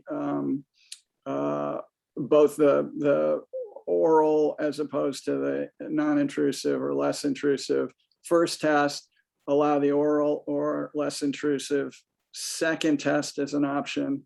I don't understand the insurance thing at all. On the one hand, it makes perfect sense to me, and on the other hand, it sounds crazy. So I'm in both extremes on that. The simplest way to solve that is let parents opt out. You know, we just have an opt out. If you're not comfortable giving your insurance information, don't give your insurance information. And that way everybody's needs are taken care of. The two last things are, you know, we tend to be a little bit of a blunt instrument, and what Dr. Drotti knows doesn't always get to every single person in every single school in terms of the intention. So I'd love, there's a limit to how much you can communicate. You know, there's a limit to what you can get people to hear, but Nurse Gottlieb, you seem to be really on top of this and really informed and really communicative. So I think it would be great if we could set up a hotline within our district for parents or for the local staff. If they have any questions, or if a parent says, oh, I don't think so, or what about this? And you get a question locally that can't be answered or that needs to be adjudicated. I would love to see if we had a hotline to make sure that every site, every student was finding the same experience across the district. Because that's, you know, we've had a few twists and turns already. It would be super easy for the message to have gotten garbled by the time it finally gets to the troops. And then the last thing, which I think Maria brought up also, was I would love to see a de-escalation plan. I would love to see, as things get better, which I hope and pray they will, that what does it look like? Do we go to every 2 weeks? Do we go to every 3 weeks? How do we de-escalate from this? Because I also think it's really important for parents to know we're on this and we're taking care of it, and that we will intrude as little as we have to in order to keep their kids safe. So hopefully that, John, maybe a starting place or something, but that's what I've heard, and that's what I would support going forward, which I feel like doesn't really, and maybe we should, if I can ask, maybe, does that bollocks up the district's current policy? Does that mess us up if we said that? Yeah, Ben. I took copious notes that everything you said made sense. The only thing I want the companies to address, because this is something I would have to go back and ask them, if for because we know that you guys have to operate financially, and a part of our reason for going with you guys without going bankrupt with other companies we turned down because we would have to come out of pocket on that is because of the alignment with insurance and CARES Act and all that. If let's say is there a certain percentage where this is not workable for you, or according to people opting out of insurance? I do think it'd help both Doc Now and Malibu Medical Group to have at least a floor date. I agree with being able to opt out. We signed 1-year contract or 3-year contracts. I feel like we should say that at least we're doing this for 6 weeks, 8 weeks, 2 weeks, 11 weeks. Give us a number so that we can properly allocate our staff, because we have nurses that we deploy to districts, outside of this district. So from a business standpoint, I think it's fair that we have at least know that there's a certain window that we are going to be doing this, and then that's when there's a de-escalation that can take place. I actually agree with that. I think we need to get back and crunch some numbers to figure out exactly. Right now, collectively from Malibu Medical Group, we have about 50% have already signed the consent form and already involved with the program. So maybe there's a cash component that we all talk about that is, 75% less than market value. I can only speak for Dr. Lisa Benya and Cure and Malibu Medical Group. This isn't all about making money for us either, or we would be charging slotting fees and travel fees and all the things that we aren't doing. So I feel like if we had, 24 hours to kind of tighten up our pencils and figure out, well, what happens if, we only get 75% signed up with insurance? What does that do with our costs and everything? So I like to ask for, the night to digest that with our team, and then get back to you on that. Yeah, go. I think based on what I'm hearing from the board,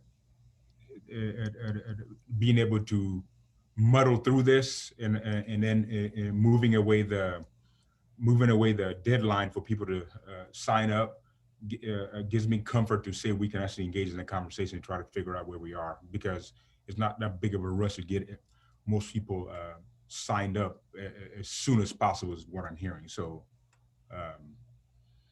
with that, I think we're good. But yeah, we would need that information. To answer your question, Craig, that's the only thing I see there. If we can go back to those companies and they tell us, yes, we're able to operate with 75% or whatnot. Yeah, and the waterfall testing options isn't going to cause you guys incremental problems either? No. Okay, great. Nurse Gottlieb?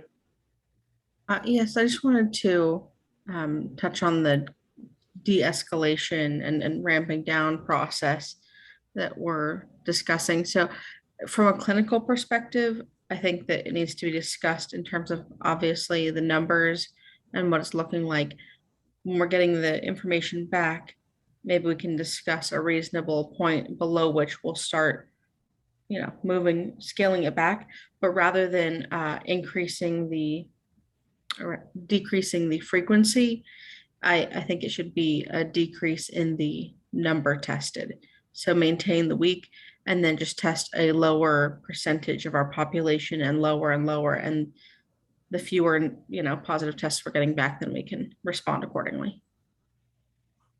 And just to add to that, Craig, I think what you're asking, it goes beyond this, because at some point we have to talk about even the masking outside, our policy for that. So de-escalation that as well. Amen, totally. And I think we need to build in milestones where we ramp back up again, because we had this little epidemic in a time that isn't normally flu season. We've got flu season, which really was a problem last year coming. So I could see us easing up and then tightening up again too. But I think that's responsible to our kids and our parents to have some metrics. And I love Nurse Gottlieb's, metrics, I think that's really smart. Unmute. Okay, it's actually my turn to speak, and then we will go through again and try to find a way to manage this a little bit. I think we're doing what we do best, which is we've taken the original topic and then we're expanding and we're extrapolating because we're being forward thinking, but it's also getting us a little bit away from, I think, where we need to be.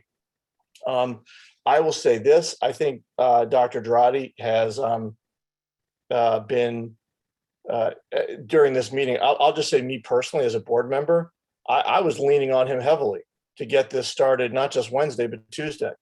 I don't know what my 6 other colleagues were doing, but I was certainly a voice in his ear saying, if this is something we can do to provide another layer of safety for our staff and our students, I don't want to wait on this.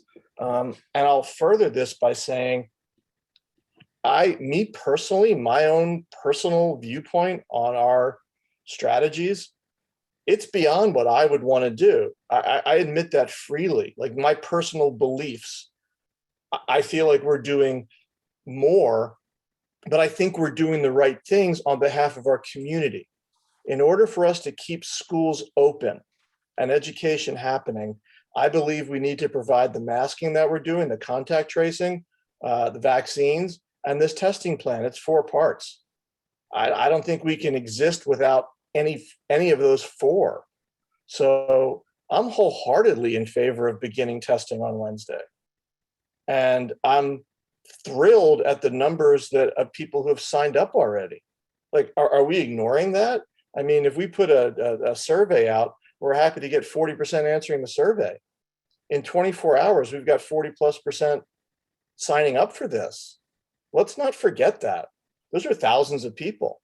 So I don't want to delay this, but I understand that we might not be able to get everybody signed up in time. I'm willing to come up with some sort of compromise for the week. But in terms of solutions, and I'll start trying to craft it a little bit, I'd be ready to approve these contracts now. I know that they need to be finessed. I know things need to be adjusted. We're not going to do that from the dais. That's not, we are as a board approving the framework of this, but we're not going to start negotiating from the dais. I will say, I would like our medical professionals to weigh in on what they believe is a good opt-out of the nasal swab for a saliva test, the spit test. I would like them to tell us what age range they think is good, as opposed to us just saying 7-year-olds, 8-year-olds, 9-year-olds. I'd like them to do that.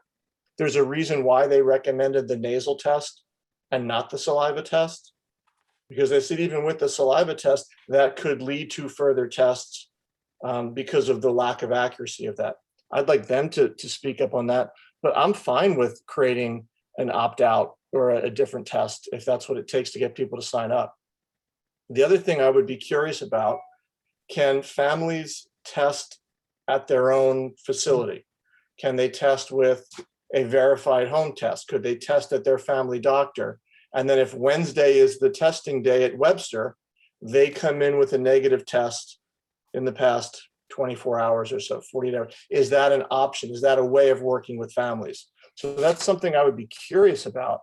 But I personally think we need to start focusing on what we want to do with these contracts. If we're ready to approve these contracts, give direction to Dr. Drotti to work with his staff to hone them in the area that we want them to be.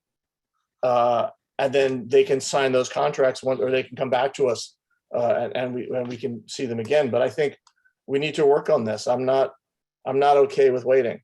I'm just not. I think this is for the benefit of our community. So that's where I'm at. So is there somebody who would like to make a motion before we get into the next round of conversation about what we're doing? I'll make a motion. Okay, motion by Craig. Is there a second? But hang on, so wait a minute. Am I supposed to move the item? Because I have a bunch of amendments to it. So maybe you don't want me to be the one who. I don't think that makes sense then. Point of information or point of clarification. Yeah, go ahead. Please. So thank you, John, for what you said. The remarkable thing is that the high level, we're all there. What's on our agenda is the contract. And so I think we should focus on the contract exclusively. And I understand that I'm curious. I have a couple of things I was going to say, but before I was hesitant to say, I don't think we're ready for emotion, is what I'm trying to say, because we don't get a sense of what people would necessarily say just to this very narrow focus of what's before us tonight, these contracts, the stuff about the off-ramps. I like the word off-ramps, but de-escalation sounds so much like a war. I hate that. Off-ramps, the measurements, all of that stuff. We should be having, and we already have, we talked about that at great length at our last couple of board meetings. We talked about all of the bigger pieces. Can we authorize our superintendent? I know that we forewent, is that the right way to say it? Or no, we reversed ourselves on that emergency proclamation, remember? And everybody said, oh, maybe we shouldn't do that. And I opened my big mouth and said, you know, let's be hopeful. And then we went ahead with that motion. But the superintendent can enter into this contract with us giving him guidance, right, to this? Is that a possibility? Yeah, under board policy, Sarah, you'll have to tell me exactly which one, but if you're willing, we do have the authority within your board policy already for me to execute a contract. There are many actually that thought that because we were running so late in time, there was temptation to try to get me to authorize it, but obviously we had a conversation and we said we need to have a special board meeting. But Thank you, Ben. Thank you, Ben. And so, John, I would ask that, are you going to allow a second round of members to respond to one another, or are you going to go straight to this motion now? That was my question. I know I was on the queue for the second round. I would love us to be directed now on our conversation, that our conversation can take in what we said, but we've got 4 contracts. We've got one item, C1, and approval of independent contractors, which is made up of 4 contracts, which is our testing plan. We need this for our testing plan. That's clear. So I would like us to make movement on this contract, yes or no, and then give direction to Ben, like off-ramp stuff. That's not germane to this meeting right now, but it is a topic that we need to talk about.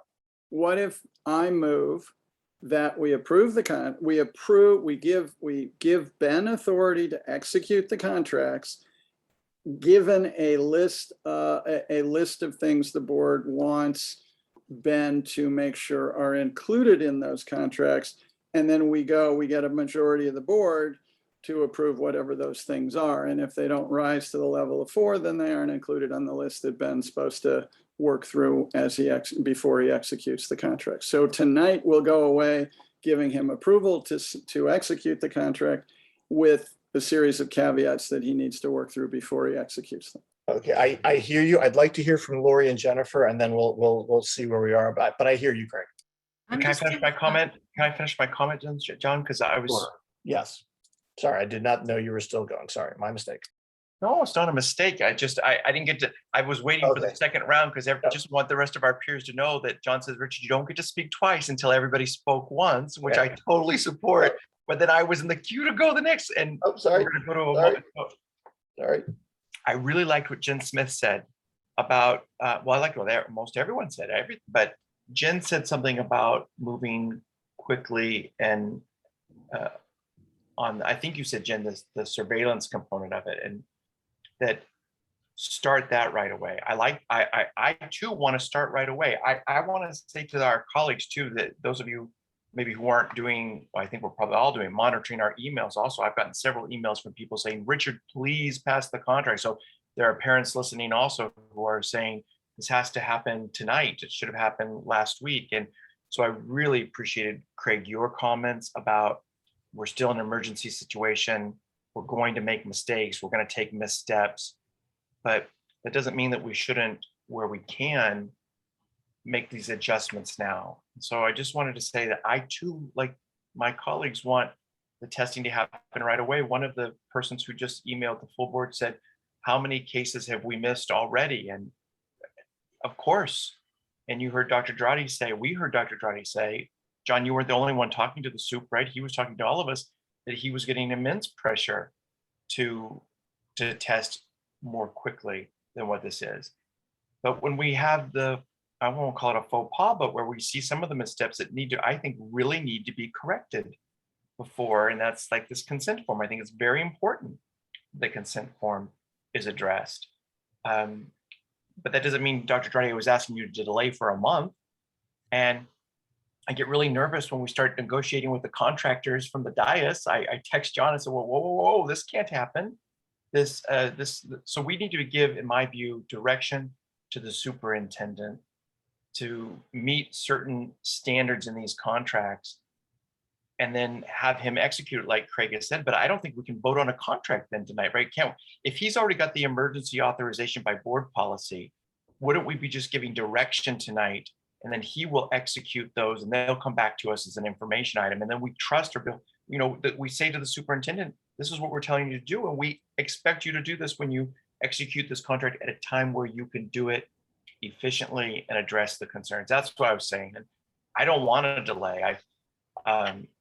But I do think that there's certain things that have to be addressed. I really liked what everyone has said, and I just can't remember. But John, thank you. I know you're frustrated with me. No, totally not at all, Rich. I'm just trying to organize, and it's like I've said before, it's just really hard to organize topics on Zoom like this. It's just stressful. I get it. Can I just ask sorry, Lori and Jennifer, and then we'll try to put this soup together. Okay.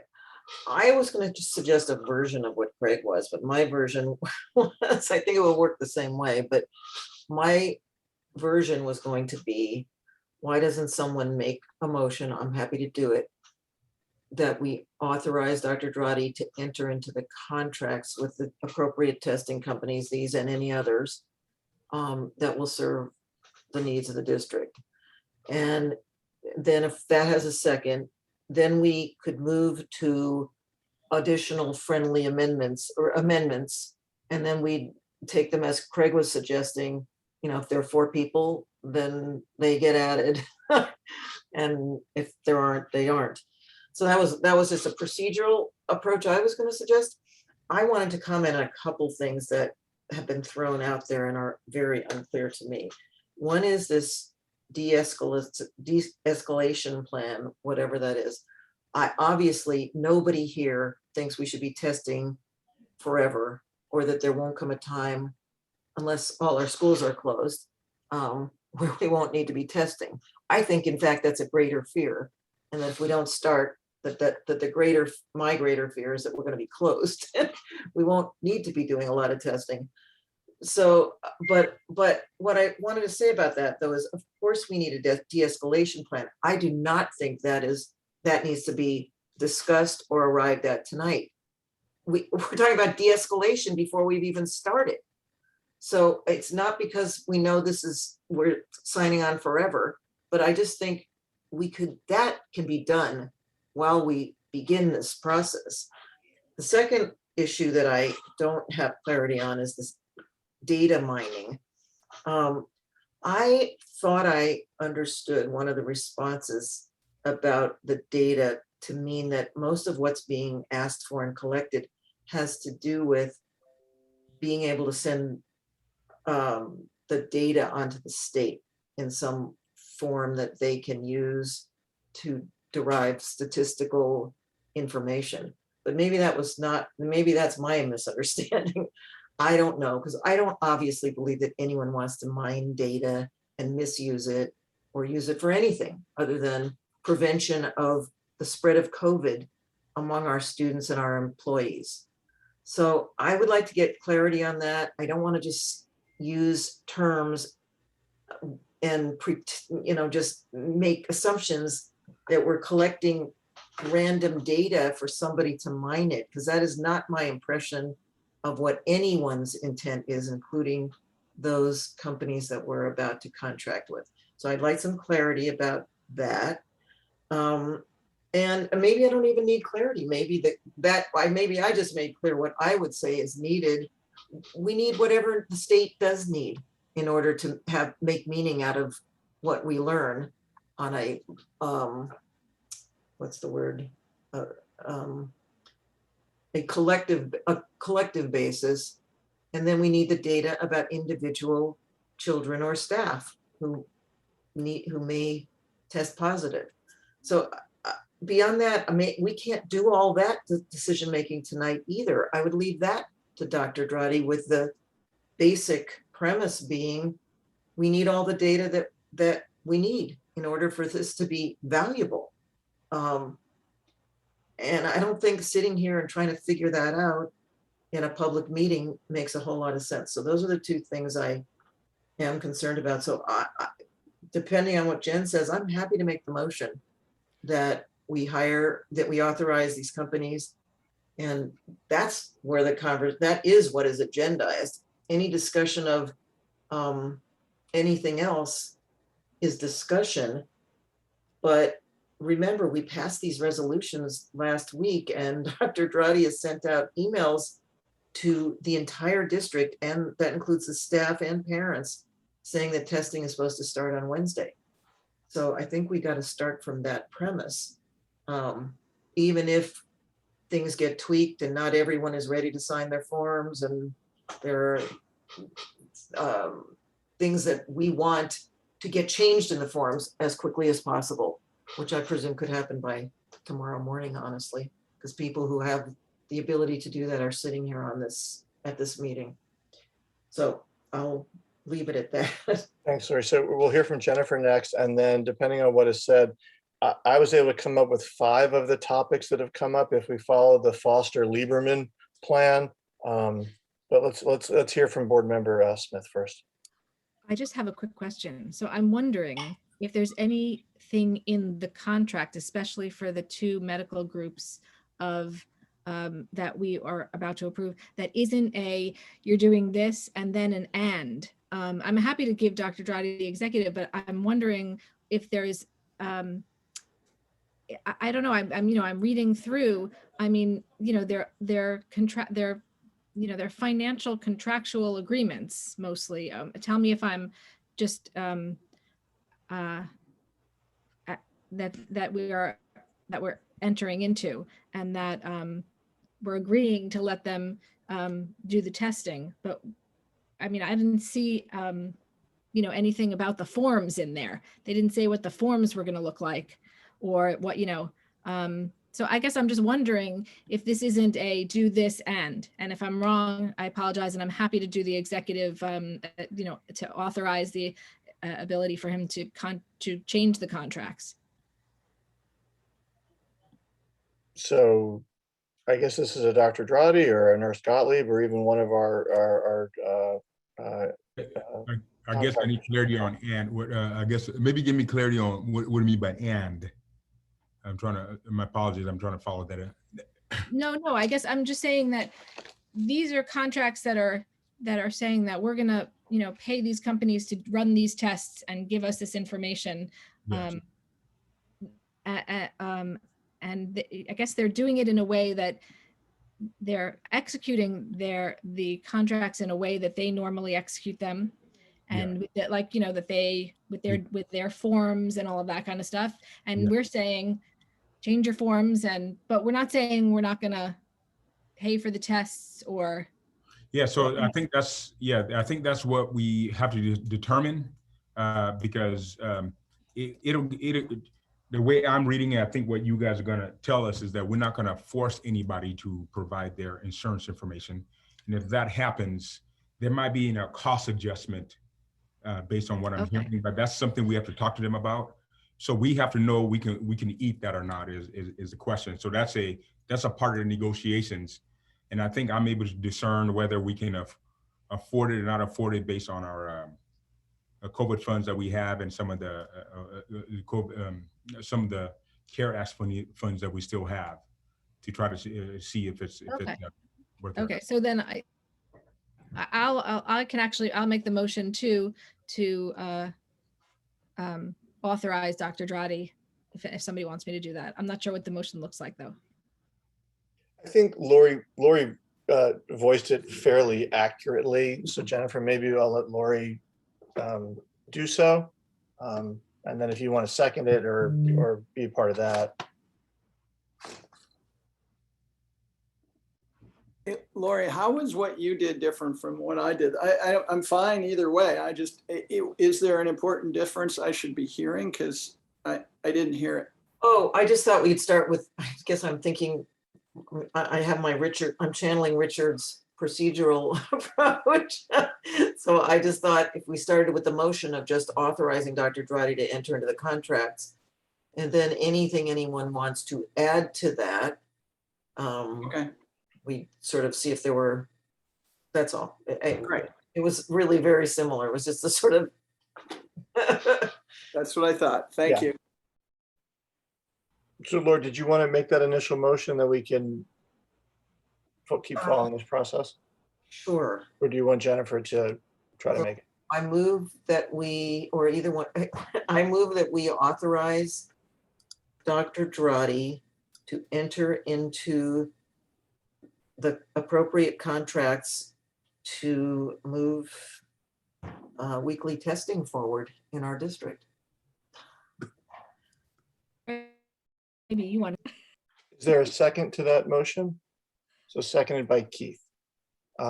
Just in terms of discussion, I will want to add that this is, again, authorizing Dr. Drotti, and then when we are done with this, we will then go through the board direction for Dr. Drotti and the elements that we'd like to see incorporated into this contract. So are there comments or questions about the motion on the table? Richard? Not about the substance of the motion, but I just want to make sure I'm understanding the procedure as was described by Craig and Lori. So before we would vote on this main motion, will we run through the amendments first? Because that would depend right on whether or not one votes on the overall. So we should know that that's on the table. And then maybe you run through those 5 things now and see where the board is. And then we have a perfected with the items that you mentioned. For example, I could imagine myself voting no on Lori as motion, Keith's motion, if it said, you know, we say you're going to do this, but we want you to delay a month before implementation. I would be voting no, right? So I mean, I think we need to know exactly what we're voting yes. We want Dr. Drotti to move forward and do this as our executive, but we need to be able to know what we're telling him to do in this action before we vote on that main motion. I guess so. What we'll try to do now then, if this is what I'm hearing, so we have a motion on the table. What you'd like to do is I can make friendly amendments or additions to this motion that the board can then give me 4 thumbs up or 4 thumbs down, and then that will be the fully crafted motion. Okay, so then I would like to make some friendly amendments, and hopefully this captures. And is our friend Sarah on the ready? She's here. I know Sarah's here, but she's. And the only thing I want to Sarah's always on the ready. You know that, Richard. Yes, I do. I want to say we don't have a lawyer on the line here, but I do want to caution us that we need to look at what the agenda item is and what's really before us. So making changes and things that we've already done isn't on the agenda. And I just don't even know how to, I'm not trying to be an obstructionist in any way. I just want to be clear that I don't know how much is really appropriate. I mean, we can always, from the dais, ask for changes to contracts. We can instruct the superintendent that he can sign a given contract as long as X is changed in that contract. It seems, I'm not a lawyer, but that seems straightforward to me. Yeah, I just don't know what's, some of what we've been talking about, I don't know that it's in the contracts at all. It's in the scope of work. I agree with you that we should pull the de-escalation thing as a separate. I think what's important about that is we get it out there for the public to hear that we all understand that that's important. And my thing about a general privacy, a general policy on privacy for the district is not a matter for tonight. What is a matter for tonight perhaps is some concerns about the data that's included in the contract. So that would be just narrow to the contract. So I think as long as we do that, we're fine. I think. So I have another question then. So aren't we approving the contracts with known amendments? We're not actually authorizing, well, I guess we are authorizing him, but aren't we just approving the contracts? But we still gotta, I would still need to go back and meet with the companies and all, you know, because there might be some financial adjustments and things like that that needs to be addressed. And to me, that's really the biggest piece right now. But based on everything that we've discussed, just listening to some of the company leaders here, it doesn't seem like a lot of those are things that they couldn't do. The only thing I think that's in question is the financial model that. So we're authorizing Dr. Drotti to work with these 4 vendors to solidify the contracts. And to sign them once he does. Like, he is authorized by us with the caveats given to execute the contract. So we're done as of tonight and the ball's in his court. Okay, thank you. Okay, so I see a hand, Nurse Gottlieb. I just want to clarify for you guys, I kind of been passing back and forth. The screening test, Dr. Now and Malibu Medical Group, they're administering that. The BioFire is more of a purchasing contract that would be administered within the district. Right. So I don't know if that changes anything for you guys. Oh, that does. That's not even part of the contract with the companies that are. The bio. I believe the testing control kits for the BioFire are on for approval tonight. The BioFire has already been approved at a previous board meeting, but there are some testing control kits that we will need to purchase for the BioFire, and that is on the agenda tonight. And no one's saying we won't use BioFire. We're just talking about creating, allowing folks to opt out or opt into a different test. So I think we're well within our rights here. I do anyway.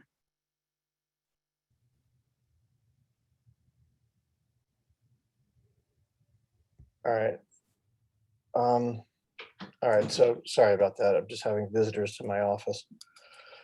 It does it does seem like the BioFire contract, the main molecular contract are different types of contracts, but I think we are okay to be the path that we're following.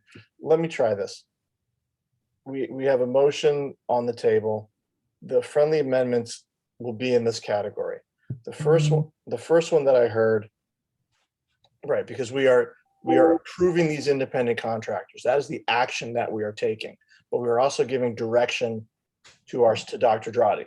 So the first one would be what I heard is in the contract, the addition of a floor.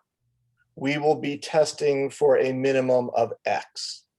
That was something that I heard, that we have to have that into the contract. I think my suggestion would be we would be testing for a minimum of 4 months through the end of 2021. That would be my suggestion, because it gives us that opportunity to reevaluate, say, in October, November, and extend the contract. So do people have opinions on that? Could you repeat that again, John? I'm sorry. So I think we need to institute into the contract with both Malibu Medical and Dr. Now a floor saying we will be following this testing protocol for at least through December 31, 2021, which allows us to monitor what's happening and either off ramp or extend it into 2022. I have a clarifying question for staff, which is that might be more than they had contemplated. And so we would be intervening against our own interests there if that's true, but I don't know what staff's thinking. Nurse Gottlieb, do you have a sense of? I think that is a reasonable minimum because it will give us an idea as we go into flu season. If there will be a change here, we won't preemptively stop. Great. So do I see thumbs up or thumbs down for that particular amendment? Great. So that, and Lori is the maker of the motion and Jennifer is the second. I both saw thumbs up. Oh, you didn't second it. Keith seconded, but I saw, okay, so I thought thumbs up from Keith and Lori. Terrific. Next one. I believe we would like to create an option for a saliva test in lieu of the nasal test for certain cohorts of students. We don't know what age range that is. I think Dr. Drotti would want to work with both the contractors and our medical staff to determine what the best way to institute that is. But we as a board are just saying, we believe there should be some optionality in this. And the spirit is for the younger children, right? That's really what we're thinking, but I don't want to speak for our medical staff, and I don't want them to have to make a decision on the dais tonight. I would like them to work with the vendors and our medical staff and our staff to determine what's best for our community. Or special cases that we heard a parent talked about their child having nosebleeds and things like that. So those are areas we can look at. We already have the built-in for the medical in our kind of minds. Clinically, we're open to the discussion of another thing. So great. And Lori and Keith are in favor of this. Richard, sorry. I would like to be in favor of it, but I need it to be more definitive, because I did hear that our nursing staff say that that's already built in for pre-existing conditions, but I want it to be for a parent of a first grader who doesn't have a pre-existing condition, who says, I don't want my child to have that. I want that's what I want. I want it to be that simple. The parent in first grade. I think it should be younger children. I leave it to Dr. Drotti and the team to decide what that means. But the spirit is that the youngest kids, you know, I want their parents to be able to say, no, I want the saliva.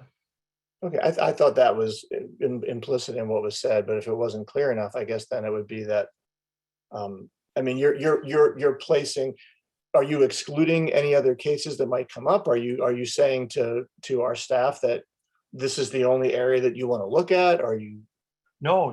I just heard the nursing staff say, we already have this in place. Meaning if someone has a pre-existing condition and they can't do X, of course, we're going to let them do Y. We already have that, the clinical component of it. Right. But I want it to be Richard wants it to be a discretionary opt-out. Well, that's what I said. Well, For that any is what. reason you say, I don't want to, we say, okay. Richard, are you describing like TK through 5th grade or you? But that I would leave, Keith, that's what I would leave open, because, you know, I'd leave it to, maybe they decide, maybe Dr. Drotti and team says it's TK through 2nd grade. I mean, I'm just saying the spirit, right? The superintendent, here's the spirit, is that we're concerned about the youngest, etc. I thought I did say in what I said that was that wanted to create some sort of opt-out option that would go into that would be determined by staff with our medical team. So that is what I meant by that opt-out. But friend, I agree with you. What you said was within the spirit, and I just want to say, Nurse Gottlieb is the one that made me jump in here, right? So it's not you, John. It's what the nurse said that made me say, wait a minute, it's got to be more than this clinical component. I understand. I'm sorry for creating confusion. I just was trying to say, we have that in place. We have that on our minds, and we are open clinically to discussing how to make this as easy as possible for all of our students with the developmental aptitudes. Thank you. Yes. Developmental is the word, right? Nurse Gottlieb, that's it. Thank you. Okay, great. So I see all thumbs up for this as well. This next one is going to be more difficult. The third one, there were people talking about taking if you have health insurance, taking away, giving families the option of not including their insurance information, which we know would then incur an expense to the district. That was something that was brought up. How could we know the depth? Yeah, I'm just bringing up everything that I heard. I'm not trying to put my thumb on the scale. Jennifer, then Lori. Sorry, I'm just trying to say it seems like an unwielding process. How could we ever know the depth of that? That could really get us financially hurt. You know, where we're actually taking.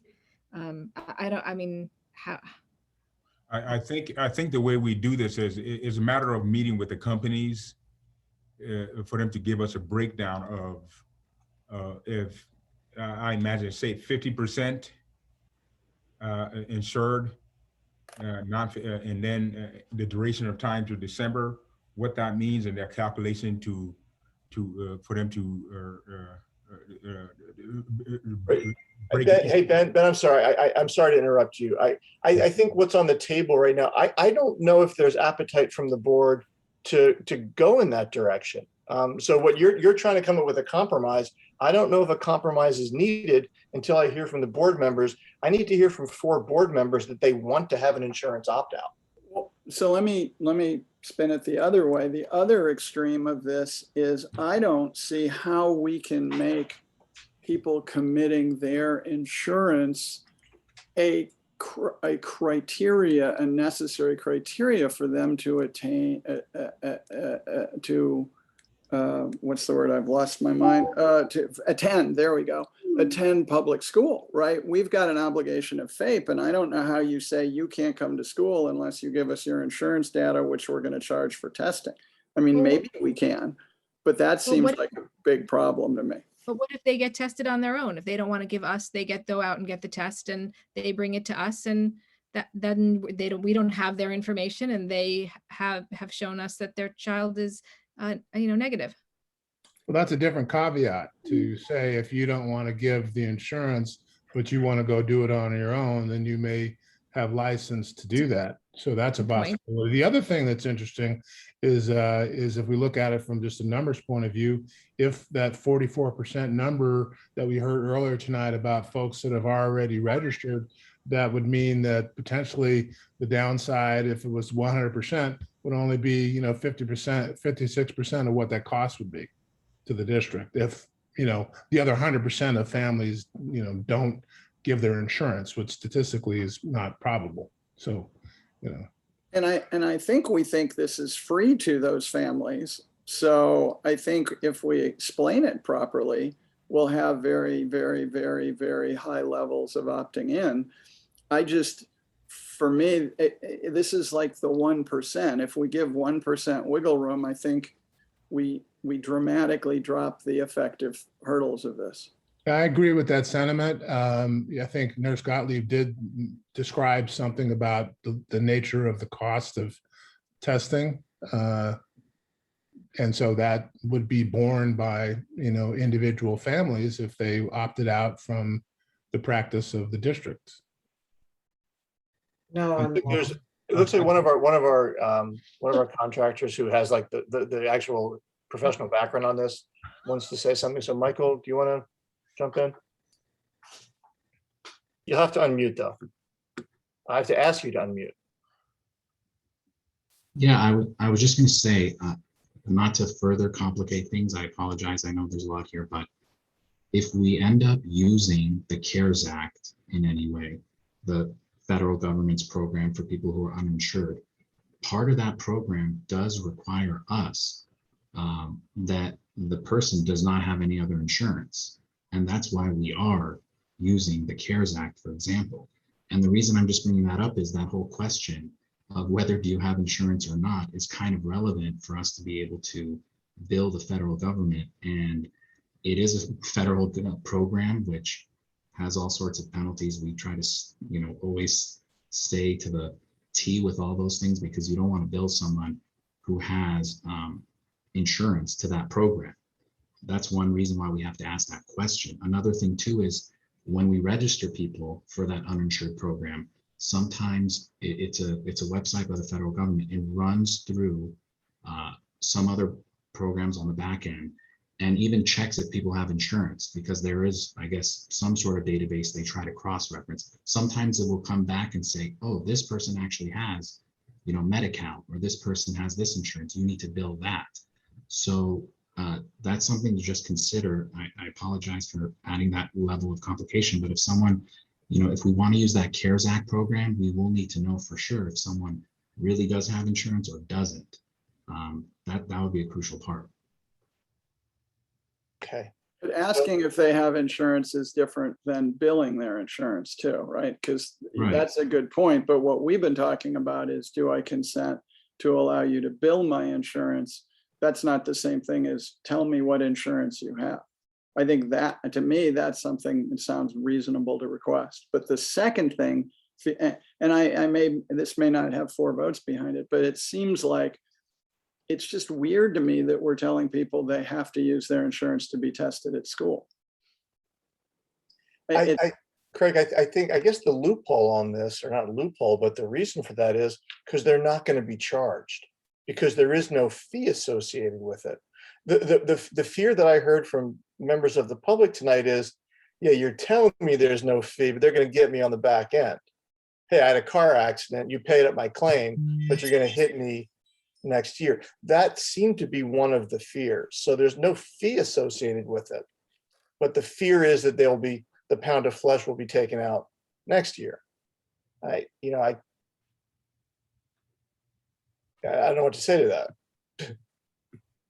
But my only concern with that, my question, I don't know either, but I don't think medical insurance is based upon, they readjust your premium depending upon how much you use it. No, that's That correct. doesn't make any sense to me. They don't. It's based on the escalation of medical Yeah, costs. our insurance in the district has gone up, and it's not based upon how much we use. Each individual uses it. I think it's just depending on what you see, the market rises, across the board all over, the United States. But so for me, it's like, can we because if you opt out, you still have, and for you to cross-reference it, they're still asking you that if you say no, then they're going to still ask you for a social security number, something else, or a driver's license that they can check with.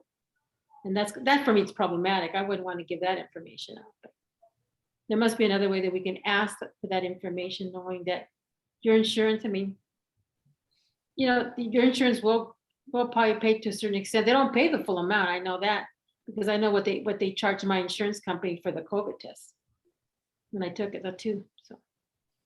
So Richard, you had your hand up. Yeah, I just want to say that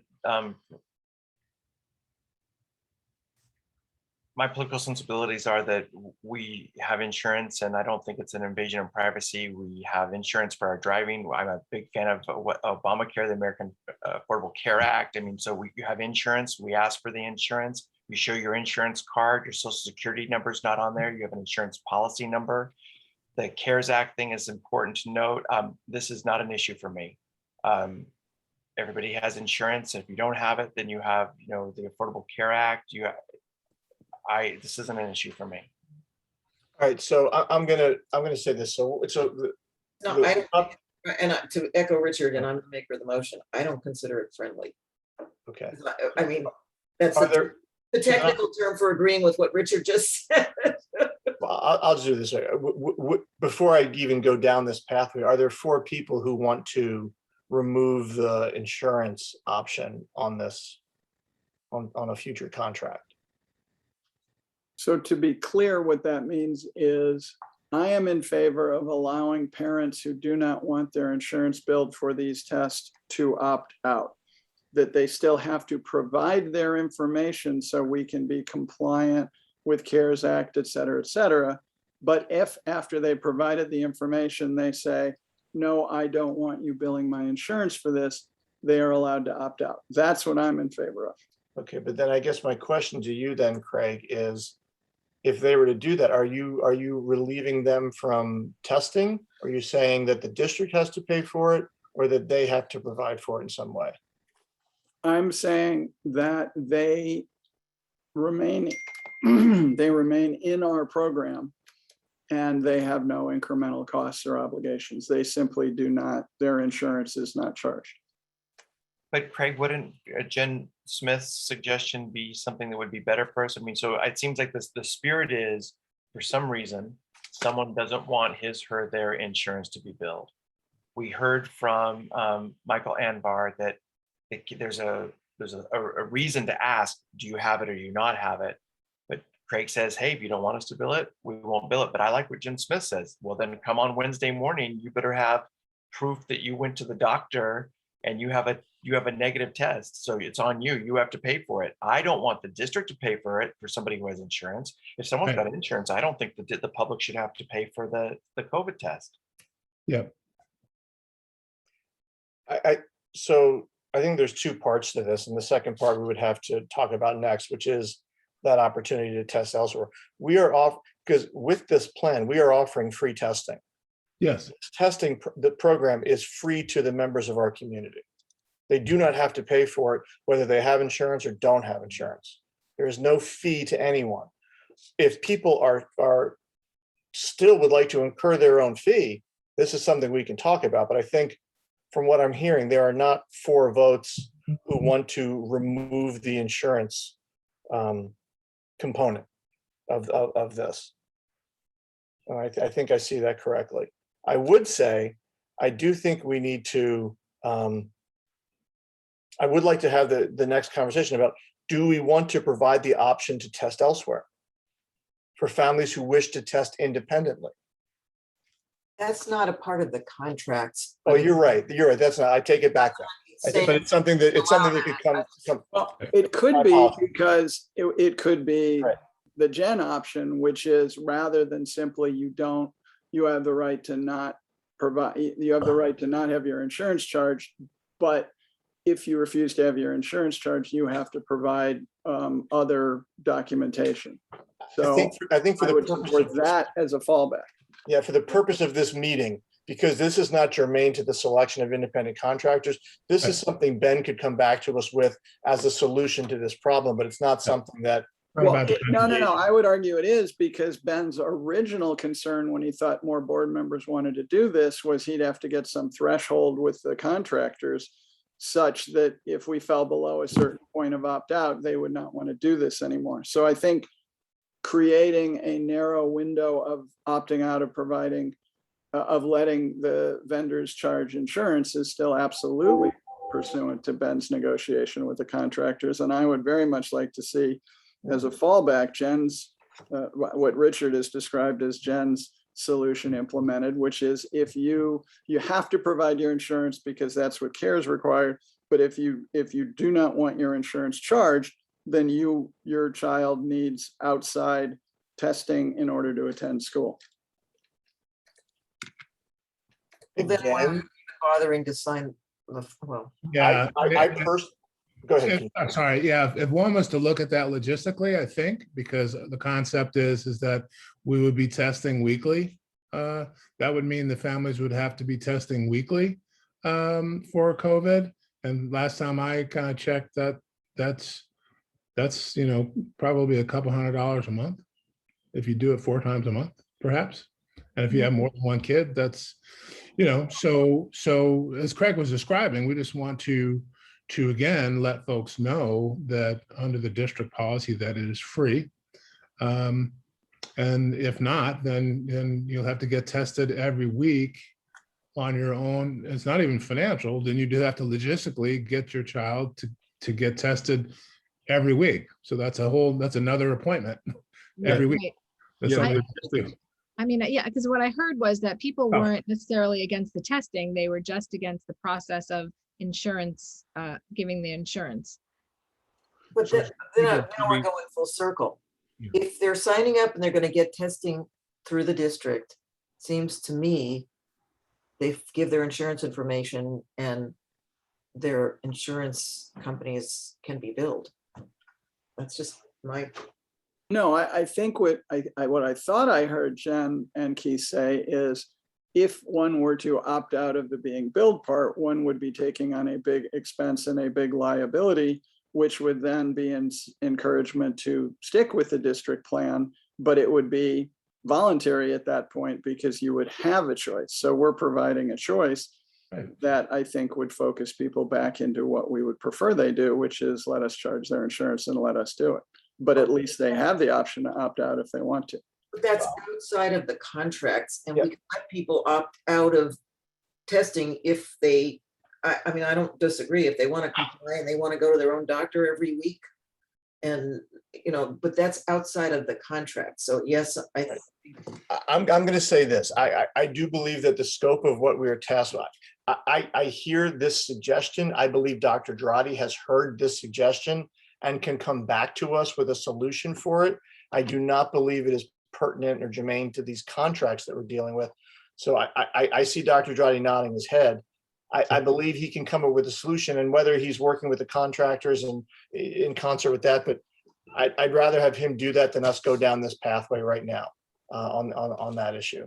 But I too would like to see the ability for parents to do their own independent testing as an option. I would like to see that as well. And as I move through this, I won't just be out there making a decision in a vacuum. Obviously, I have the ability to talk to each of you one-on-one or smaller non-branded groups to explain the situation. And for what it's worth, I bought a $34 home COVID test that is medically accurate. $34, you do it at home, 15 minutes. Anyway, just sharing that price point. The next, yes, Dr. Gottlieb, Nurse Gottlieb. I just promoted really, no, but there's a thank you. Yeah, no, no, thank you. Actually, I just want to clarify. We're talking about different tests here. The ones that are over the counter, and I had heard mentioned before, like, oh, maybe take the test home and do it there. That's not an option for these. Okay. What you're discussing is the antigen test, and an asymptomatic individual, you're looking about a 35% accuracy rate. Which is why we will let Dr. Drotti work with the medical staff to come up with the best suggestion for this. I was symptomatic at the time. That's why I did that test. Sorry. Next, when are we beginning testing? Because this should be directly related to the contract. We're supposed to begin testing Wednesday. I thought we said we were. Yes. Yeah, we started. For those that have already signed up. So we are. Okay, so this doesn't need to be a feature of the contract. We are starting on Wednesday. Yeah. Got it. Just checking. What else did anybody want to do? Those are the points that I had. Two things. One is, if one has not opted into this, one is not going to be tested on Wednesday, right? Yes. Okay. And then the second thing is, remember I had said, I think it's important, again, to let the bridge wobble a little bit to say to parents who are uncomfortable with the more intrusive nasal swab, should circumstances dictate that they need a test, that we allow those parents to opt into either the less intrusive swab or the spit test if they're of an age where that's appropriate, but that we don't make it mandatory that you have the more intrusive swab if you don't want to, that we can do it the other way. I would think that if you're symptomatic, the nurse is sending you home and you have to, if you don't want to take the test at school, you have to get a negative test to come back. Test anyway, yes. So some kind of a test to come back. So that test is going to happen anyway. It's just we're providing a test that you can get within an hour, or you can go home and stay away for a couple of days or whatnot and then come back. But the point is, the one we're offering is, let's just say you come in and you test and within an hour, you don't necessarily have to go home. You know, you just. I thought you always had to go home. I thought you had to go home till tomorrow. Yeah, so procedurally, do we have the less, so we're doing once a week, we're doing the less intrusive test and it's a 24-hour cycle. Do we have them on hand 7 days a week, or do we only have them that one day? Nurse Gottlieb. We do have them on hand. Which lab we go to will be a discussion that is for another day. We have been using a state lab for our voluntary testing, so we have them available. So there is something about privilege here of people who can more easily get a doctor to test them than others. So we're sort of narrowing folks who can't afford or don't, who have more trouble accessing the medical system to have the nasal test. So can we leave it to Dr. Drotti to figure that one out? It may be that it just suits us better to say, yeah, you can downgrade to the less intrusive nasal test. No, you can't, because then that's not the kind of test you need when you're symptomatic. You're only using that test when you're symptomatic, right? So let me just clarify if I can. For COVID, it's the same. It's still a PCR test. So we can do a self-administered nasal swab, as we've been doing since March, to test for a symptomatic or asymptomatic person. It is an option to have the BioFire with the district. BioFire was already approved, to have the panel. If we want to be able to test for more than COVID, if they want to know if that student has the flu, if they have rhinovirus, which is the common cold, if they have any of these other things, that's when we require the deeper test. Sorry, my mistake. And there's a 24-hour timeline versus a 1-hour timeline. So if you opt out of the more intrusive test, you're out of school the next day too, whether you like it or not. But that's the parent's choice at that point. No? You're out of school anyway. If you're, I mean, you have to be symptom free for at least 24 hours. Oh, because whatever you have, you Even got before symptoms. COVID, yes, you were sick. And remember, we're not talking about kids with just a sniffle. Like somebody said, oh, if my kid has a sniffle or sneezes, they're going to get a stick up their nose. We're talking about kids who are exhibiting fever, kids who are exhibiting symptoms of whether it's flu, whether it's COVID, whether it's something. It's not, oh, he sniffed. It's not that. And I guess the other piece, John, is, you know, we're getting texts in terms of for those parents who, let's say, haven't signed the consent form, how do we know, or we're going to give them a timeline that say, like we're going to do in certain other things, that by September 2nd or by the September 10th or whatever, we expect, you know, families to either, sign it or find a reason why submit and a reason why they can't test. Yeah, a part of, I think once we have the contract and people look at it and I guess we have to monitor people's questions or concerns and all that. Right now, people are probably reluctant to sign because of all those questions that they have. But at some point, we have Q&As out. We might have to have another, I don't know, question and answer forum or something.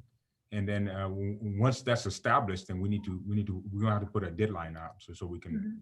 Well, our next board meeting is September the 2nd, which is next But week. it wouldn't need, Maria, would it need to come back to us on September 2? I mean, this would be just Dr. Dradi, what's the appropriate amount of time for you to correct that consent form, get the word out, and then it's left to you. And the spirit here of the amendment is that you're just going to give people more time to digest what's going on.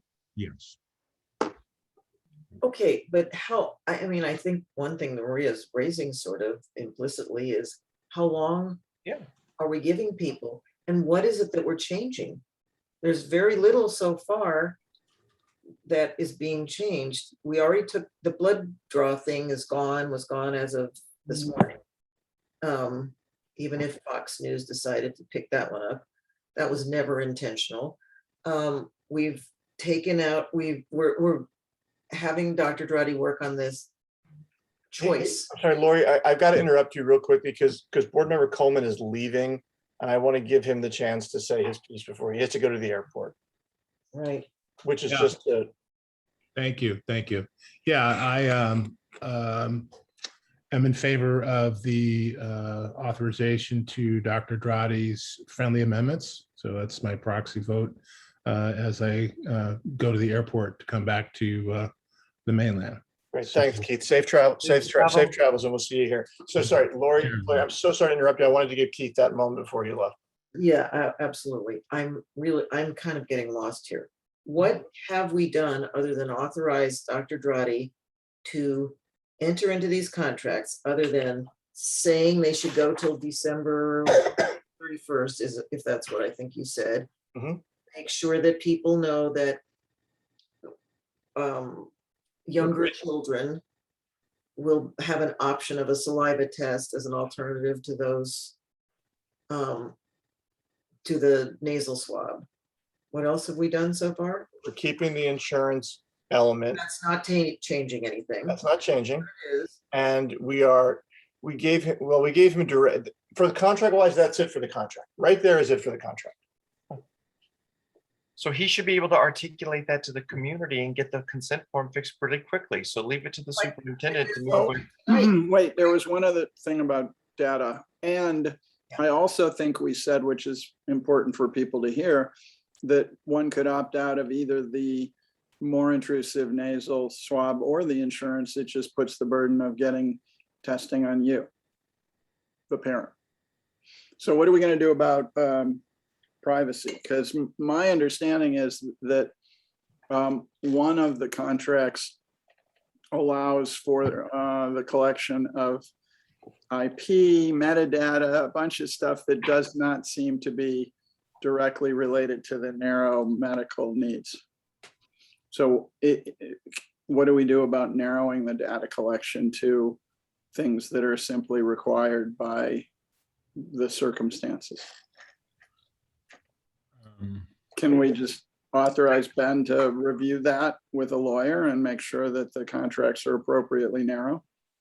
I'm fine with, I'm absolutely fine with that suggestion. They should be narrow, you know, I think they're narrow, and I think we all agree they should be narrow. I think we do.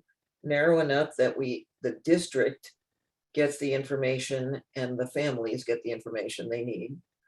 And so that the information that is supposed to be collected, which has to be collected, I think, for the CARES Act, for the state, for any of those where the information is shared in a, I keep forgetting what term I want to use, but I mean the metadata, if you will. It's not, no one cares if it's John Keene who tested positive.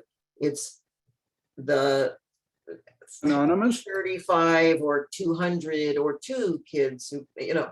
Aggregated? Huh? Aggregated? Aggregate data, right, that's what I mean. So, I mean, yes, so those are the purposes we want to fulfill. We're not trying to give anybody some kind of set of personal data that there's no need for. Yeah. So I'm going to approach them about just ensuring that the data is strictly with what they need to reclaim their funds from the federal government, and also what they're responsible to report to the state, and then us. If we keep it at that, I think that should be satisfactory there. So those are all the issues. I think Sarah Warrenbrock, are you comfortable with everything that was said? Well, I want to go back to one thing, which we Okay, are. Lori's got one more thing, and then Sarah can tell us if she's got it. About it all, and I know it's the most uncomfortable thing here, but we have at the moment a testing date which is set for Wednesday, and if we're now saying there's a we've sent to parents, you're required to fill out this form by Wednesday, because testing will start on Wednesday. Are we changing that? And if so, how? And what are you saying to all those parents who have already signed up? I feel like we should be changing the form. We all agree. Well, I don't think there's any disagreement here. But whatever is different in the form should go out as quickly as possible. And we should adhere to a schedule that still makes people feel like their students are safe and that teachers are safe and other staff are safe. Because I'm just, again, worried that, you know, we're going to hold out for perfection, and for what purpose? Are you thinking the testing should not start Wednesday, or? I think it should start Wednesday. but we can't have this sort of open-ended, well, if you haven't filled out your form because you're really not comfortable, we'll give you another week. But why can't it be you have 48 hours or 24 hours to look at the form? So if the form was due tomorrow at 8 o'clock, why can't we give another 24 hours with the approval? That's all. Look, so whatever we're gonna test for, I think there's only about, it won't be all the sites and all that. We won't have everybody. I think we test, for those that want to do this, I think they're enthusiastically saying they signed up because they want to know. For their own personal needs. I think we do that. I just need to communicate with the public that, look, this isn't going to be perfect the first week, but we need this information, and I can extend the deadline to say Friday or something. In the meantime, that gives me opportunity to really iron out the details starting tomorrow with these companies to make sure we're all on the same page. And then post that either tomorrow night or Wednesday. To make sure that. So Ben, so if I hear you properly, you're saying you still want to begin the testing process with everybody who has signed up by, say, Tuesday night. Whoever is signed up is 50%, whoever it is, we're going to test. Yes. Then you want to extend the registration deadline to Friday to give those other 40, 50% a little more comfort to sign up. Yes. But the following week, there is no exceptions unless you have filed for the exception. Yes. Okay. I think that's give it a whole week, and then hopefully people watch this video, And then we have Q&A that's being filled right now with Gail, and that's gonna go out tomorrow to address some of these concerns. And then tomorrow we'll start working on negotiating. It shouldn't take that long to negotiate these pieces with these I companies. think it's safe to say this is a huge priority for our families. It's a huge concern for our families. And the more we can put out there, the more communication and the clearer, because you can see what happens just with any small miscommunication becomes a large issue that's really prevented people from engaging. So we need to all hands on deck, even though I know you have very few hands on deck. I'm aware of that. We're aware of that. So board members, based on what Dr. Drotti just said, is that I know it's not for many of us, it's not our priority. It's not what we wanted, but like Lori says, we've got to start, and we can't, Okay. So if that's the case, then I'd like to call the question. Sarah, are you good with what we have put in? The only thing I want to say is I don't want to be difficult. If that's what you're going to do, that's what you're going to do. But I don't feel like there's so many changes that are being made that you're basically adding 3 extra days, I think. I think the only difference that Dr. Drotti was, and again, I don't want to put words in his mouth. I think what he's saying is he's going to go full steam ahead to try to push as much registration as possible by tomorrow night. Okay. Or Wednesday night for schools that might be testing on Thursday or Friday. He's going to do that. I think that's the thing to consider. Every school is not starting on Wednesday. But what I gather from him is he's instead of a punitive reaction from a site, he would like to try to keep building the coalition, is what I hear from him. Yeah. I think a week till Friday, I think I don't think having numbers tomorrow night, or whether we extend it to Wednesday or something, I just think that will impact the rest of the planning for this week. It'll be the following week. So if we give till Friday, then I think we'll maximize the amount that we can do we can start testing the following week. But we can definitely use this week to iron out a lot of details and see where the issues are and just address that. So. Okay. And again, I know there's parents who hear that and are frustrated that it's not everything happening this week. I know there's parents who are frustrated that it's happening at all. I understand that there is no perfect, elegant solution here, but we are trying to do what is best for the broadest community so we can keep our kids in classrooms learning in person. That is what everything that we're doing is for that end. Safe and learning. Okay, in that case, I do want to call the question of the motion on the table with the friendly amendments that Sarah has. Are there any more comments or questions? Okay, I'll do a roll call. Jennifer? Yes. Richard, are you still with us? Yes. Okay, Lori? Yes. Maria? Yes. Craig? Yes. I am a yes. I'm not sure if Keith's proxy vote counts. I don't think it does, but he, before he left, he shared his opinion with the public and his colleagues. So, Dr. Drotti, it sounds like you have, like always, you and your staff have plenty of work to do to get this started. I think everybody, because this meeting was so narrow, we're actually at adjournment. So I don't have any other comments. I want to give Dr. Drotti a chance to say something before we pack up. Yeah, thank you. Appreciate it. I just want to just restate something I said earlier about the work that Nurse Gitlib and Mr. Tara Brown have really put into all of this. This has not been easy. They're both, the work they're doing over the weekends, the communications in the evenings. This is aside from all the contact tracing and things that she and the other nurses have to do along the way. So just to the community, I don't know if people really understand that the level of chasing and things that occur on our sites to keep us afloat, but it's a lot. My worst fear is losing staff because of the stress and all that. So these measures that we're putting in place is to ensure that we're able to keep students on campus, that we don't have these huge spreads and the panic panic that happens when somebody calls in and says, I've tested positive, and there is panic. So these measures will help us tame all those things and really be ahead of the game, and then be able to maintain a staff that's going to be able to work throughout the year. So appreciate you guys affording us the opportunity to do this, but the nurses, the staff, the principals, and in fact, tomorrow evening, there's a huge meeting we're having just to revisit after the 2 days of contact tracing and information in our experience the last 2 days.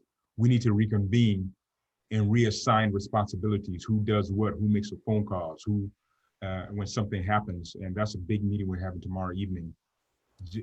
So I want to give people an idea that I know everybody's smiling and all that, but I can definitely see at this pace, we won't make it throughout the year unless we really put some pieces in place.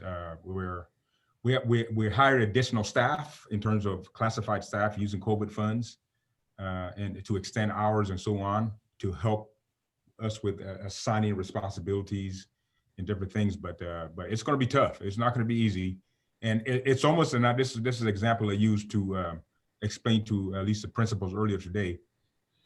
You see what's happening in the hospitals, right? So what's happening in the hospital is people have normal care they have to give that's being pushed aside because the whole focus is on COVID, because the hospital is being overrun. It's the same situation here.